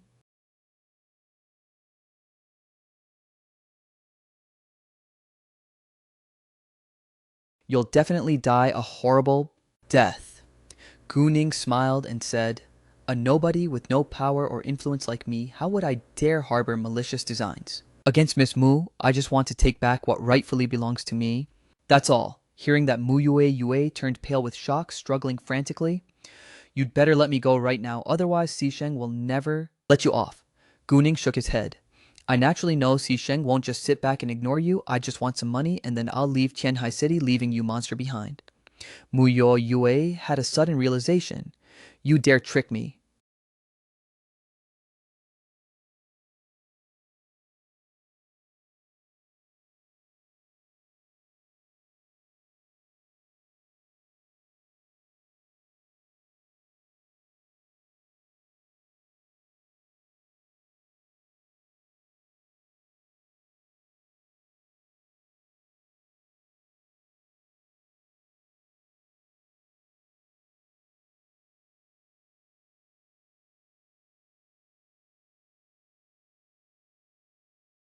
I'll make sure you die without a burial site. Wailing sirens echoed from outside the abandoned factory building. Both Mu Yue and Guning froze in place. Ha ha ha ha, Mu Yue, did you see that? Xi Sheng actually called the police. He couldn't even bear to part with 10 million for your sake. You want to... He was only after money, and 10 million was an amount he could actually part with. Old Wang slammed on the gas and bolted outward. At the abandoned factory in the eastern suburbs, Mu Yue and Guning set up the kidnapping scene. After being hoisted, Mu Yue asked somewhat nervously, will this really make him change his mind and come back to me? Guning nodded earnestly, checking the tightness of the rope knots. As he said, rest assured when I handle things, this time I'll definitely make Xisheng return to your embrace. Suspended in the air, Mu Yue felt a sudden inexplicable panic. If you dare harbor any ill intentions toward me, you will definitely die a horrible death. Guning chuckled and said, a nobody with no power or influence like me, how would I ever dare harbor ill intentions toward Miss Mu? I just want to take back the things that rightfully belong to me, that's all. Hearing this, Mu Yue turned pale with shock, struggling frantically. You'd better let me go right now, otherwise Xisheng will absolutely not let you off. Guning shook his head. Naturally, I know Xisheng won't leave you to your fate. I just want a bit of money, and then I'll leave Tianhai City getting away from a monster like you. Mu Yue dawned on the realization. You dare trick me, I'll make sure you die a miserable death. Wah wah. Outside the abandoned factory building came the loud wailing of police sirens. Both Mu Yue and Guning were stunned. Ha ha ha, Mu Yue, did you see that Xisheng actually called the police? He couldn't even bear to part with 10 million for you. You want... Just think about how well he treated you back then, letting you max out his credit cards, buying you whatever you wanted. The 30 billion betrothal gift was worth more than your entire Mu family put together. And now, he isn't even willing to give you 10 million. You monster, you've finally gotten what you deserved. The person who loved you most was personally destroyed by your own hands. If I told him right now about how you and I conspired to deceive him for 3 years, do you think he'd still care about that pathetic bit of friendly affection between you two? Mu Yue was scared out of her wits, then began struggling even more frantically. Guning, let me down. I promise you, as long as you let me down and guarantee you won't tell him the truth, I'll let you go. I'll even give you 10 million in compensation. No 30 million, 50 million. I'll send you far away to fly high and free. I'm begging. You please let me down. A sneer flashed across Guning's face. I've been a fool once already. Do you think I'd be foolish enough to do it a second time? Your money. There's no way I dare touch it. I'm afraid I'd take it with my life and not live to spend it. Besides, who is Si Sheng, someone who has dominated the business world since he was 10 years old? Are there few people whose families were ruined because of him? Just how ruthless he is, I know very well. I couldn't even escape from your hands, let alone escape from the palm of his hand. He doesn't want you anymore, and you're no use to me now either. Hearing that, Yue asked in alarm, "What are you going to do? The law enforcement officers are already here. If you dare harm me, you're finished." Ha ha ha ha ha ha. Why would I harm you? I can live a good life. Why would I seek death? Do you think I'm as stupid as you? After ruthlessly chewing out Yue, Guning hugged his head and dropped flat onto the ground. Originally, he had wanted to milk some cash and run, but now the situation had changed beyond his expectations, so he instantly changed his strategy. Confessing makes things lenient and won't get you a life sentence anyway, and he wasn't actually kidnapping. At worst, it would just count as a prank, and a minor lecture at most. As for Yue's mess, he was already prepared to expose everything completely, which at the very least would eliminate Xisheng's resentment toward him and also send Yue away for a while. He would use this gap to run as far away as possible and never touch a weirdo like this ever again. The law enforcement officers surrounded the scene and advanced slowly, seeing only one person lying flat on the ground and another hanging in the air. Judging purely by the current situation, the person lying on the ground was covered in injuries and seemed much more like the victim. Help, law enforcement uncles. Please save me, Guning bellowed from the ground. The group of law enforcement officers were completely baffled. Most of them looked toward Yue. Hanging in the air, Yue was also left speechless with no way to defend herself. What could she even say now? Guning had decided to betray her, and no matter how much she said, it would be futile. Inside the luxury car, Xisheng's phone vibrated. What? The kidnappers have been caught, and it was just a prank. Alright, I'll head over to the law enforcement bureau right now.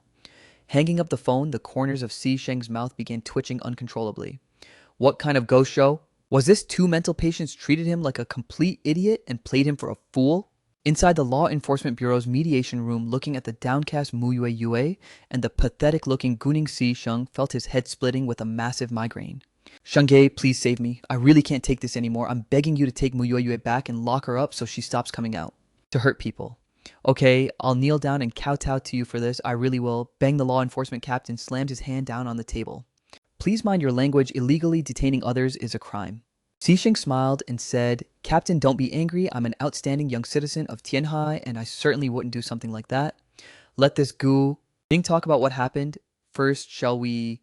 Gu Ning wiped away a tear, pulled out his phone, and opened his photo album. Shengye, take a look at these contracts. Even though they're all handwritten, you'll definitely be able to tell whose handwriting it is. Xisheng took the phone and flipped through the album, rapidly skimming past over 30 contract agreements, his expression growing increasingly bizarre. Yue, the handwriting on these is identical to yours. I was the one who taught you how to write. Tell me honestly, did you write these things or not? Unable to refute, Yue nodded. Guning hurriedly chimed in. Shengye, check out the videos below as well. You have no idea how much suffering I've endured for you all these years. Suffering for me? Xisheng was stunned for a moment, then tapped to play the videos. Every single video was quite short, obviously. Filmed secretly because the person was afraid of getting caught, but after nearly 100 videos, Xisheng finally understood everything. So that day, Yue really hadn't lied to him. After all, he and Guning were indeed innocent, but he simply couldn't fathom how such a nice, pretty girl could have her mind warped into something so twisted. Could it be that he was the one who raised her wrong? Yet ever since she was little, she had been held in the palm of his hand and raised with care, never subjected to any grievances or psychological trauma. Her rebellious and unruly behavior could be understood since she had been spoiled rotten by him, but how could her mind become so perverted? Is this how I taught you all these years? The more he thought about it, the angrier Xisheng became. If it were about a flower being picked by someone else, he would have felt heartbroken and sad, but he could understand beautiful things are always bound to catch people's eyes, and a rebellious adolescent girl naturally pursues what she perceives as beauty. But now, someone was telling him that this flower had been mutated from the start long ago, turning into a man-eating plant that even ran out to bite people. Wasn't this equivalent to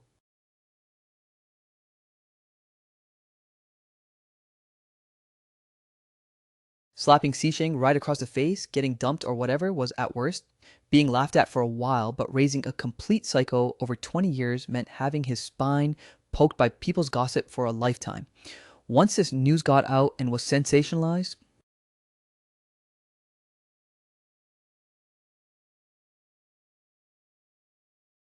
by people with malicious intent, Xisheng's personal character would be called into question and the C group would inevitably face immense social public pressure.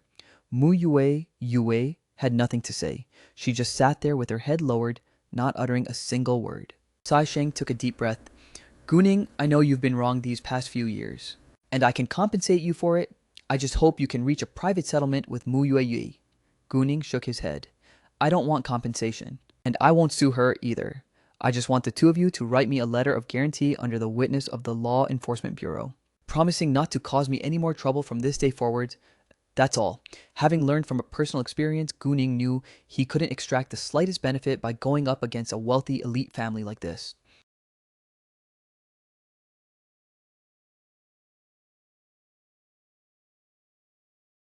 With their massive wealth and empire creating so much value for Tianhai City every year, even the law enforcement team would probably turn a blind eye.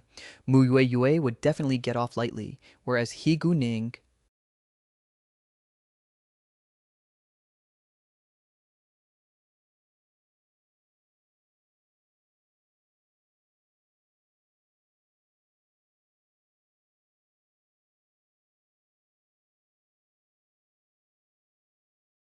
would definitely get liquidated in the end.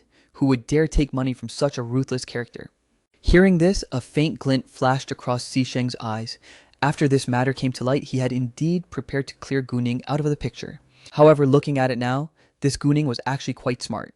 He had started keeping evidence from several years ago. If he cleaned house now, it would inevitably leave behind backup plans, which would turn into an even bigger headache. We can write the letter of guarantee, but I will still give you compensation all the same. I hope you can take the money and find a place with a nice environment to live your life and heal the trauma in your heart. Gu Ning knew that Xisheng was doing this because he was afraid he would go back on his word, as long as he accepted the money if he ever reneged afterward. The Sai family's influence could easily flip public opinion back against him. Fine, give me 10 millions, and I'll take the letter of guarantee and Mu Yue's secrets and leave Tianhai City forever. Realizing that the wise man submits to circumstances, Gu Ning had gained enlightenment through tribulation. Armed with the letter of guarantee and the cash, he boarded a flight out of Tianhai City that very night.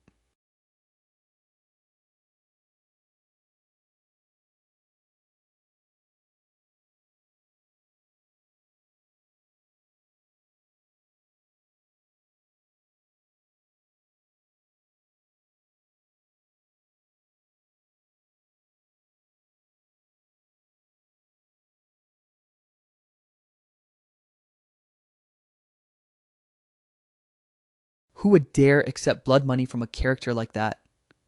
Hearing this, a faint glimmer flashed across Xisheng's eyes.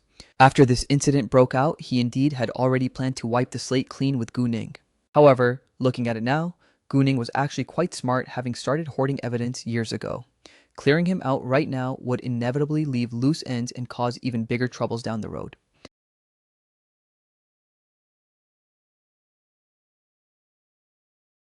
We can sign the guaranteed letter, but I will still give you the financial compensation as well. I hope you can take the money and find a place with a decent environment to live in, and heal the emotional trauma in your heart.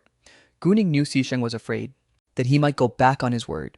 As long as he accepted the money, any subsequent retraction on his part would be easily countered by the Sai family's influence to completely flip public opinion. Fine, give me 10 million and I will take the guarantee letter and Mu Yue's secrets to leave Tianhai City forever. As the saying goes, a wise man submits to circumstances. Having been through the grinder, Guning finally saw the light. Grabbing the guarantee letter and the cash, he boarded a flight out of Tianhai City overnight.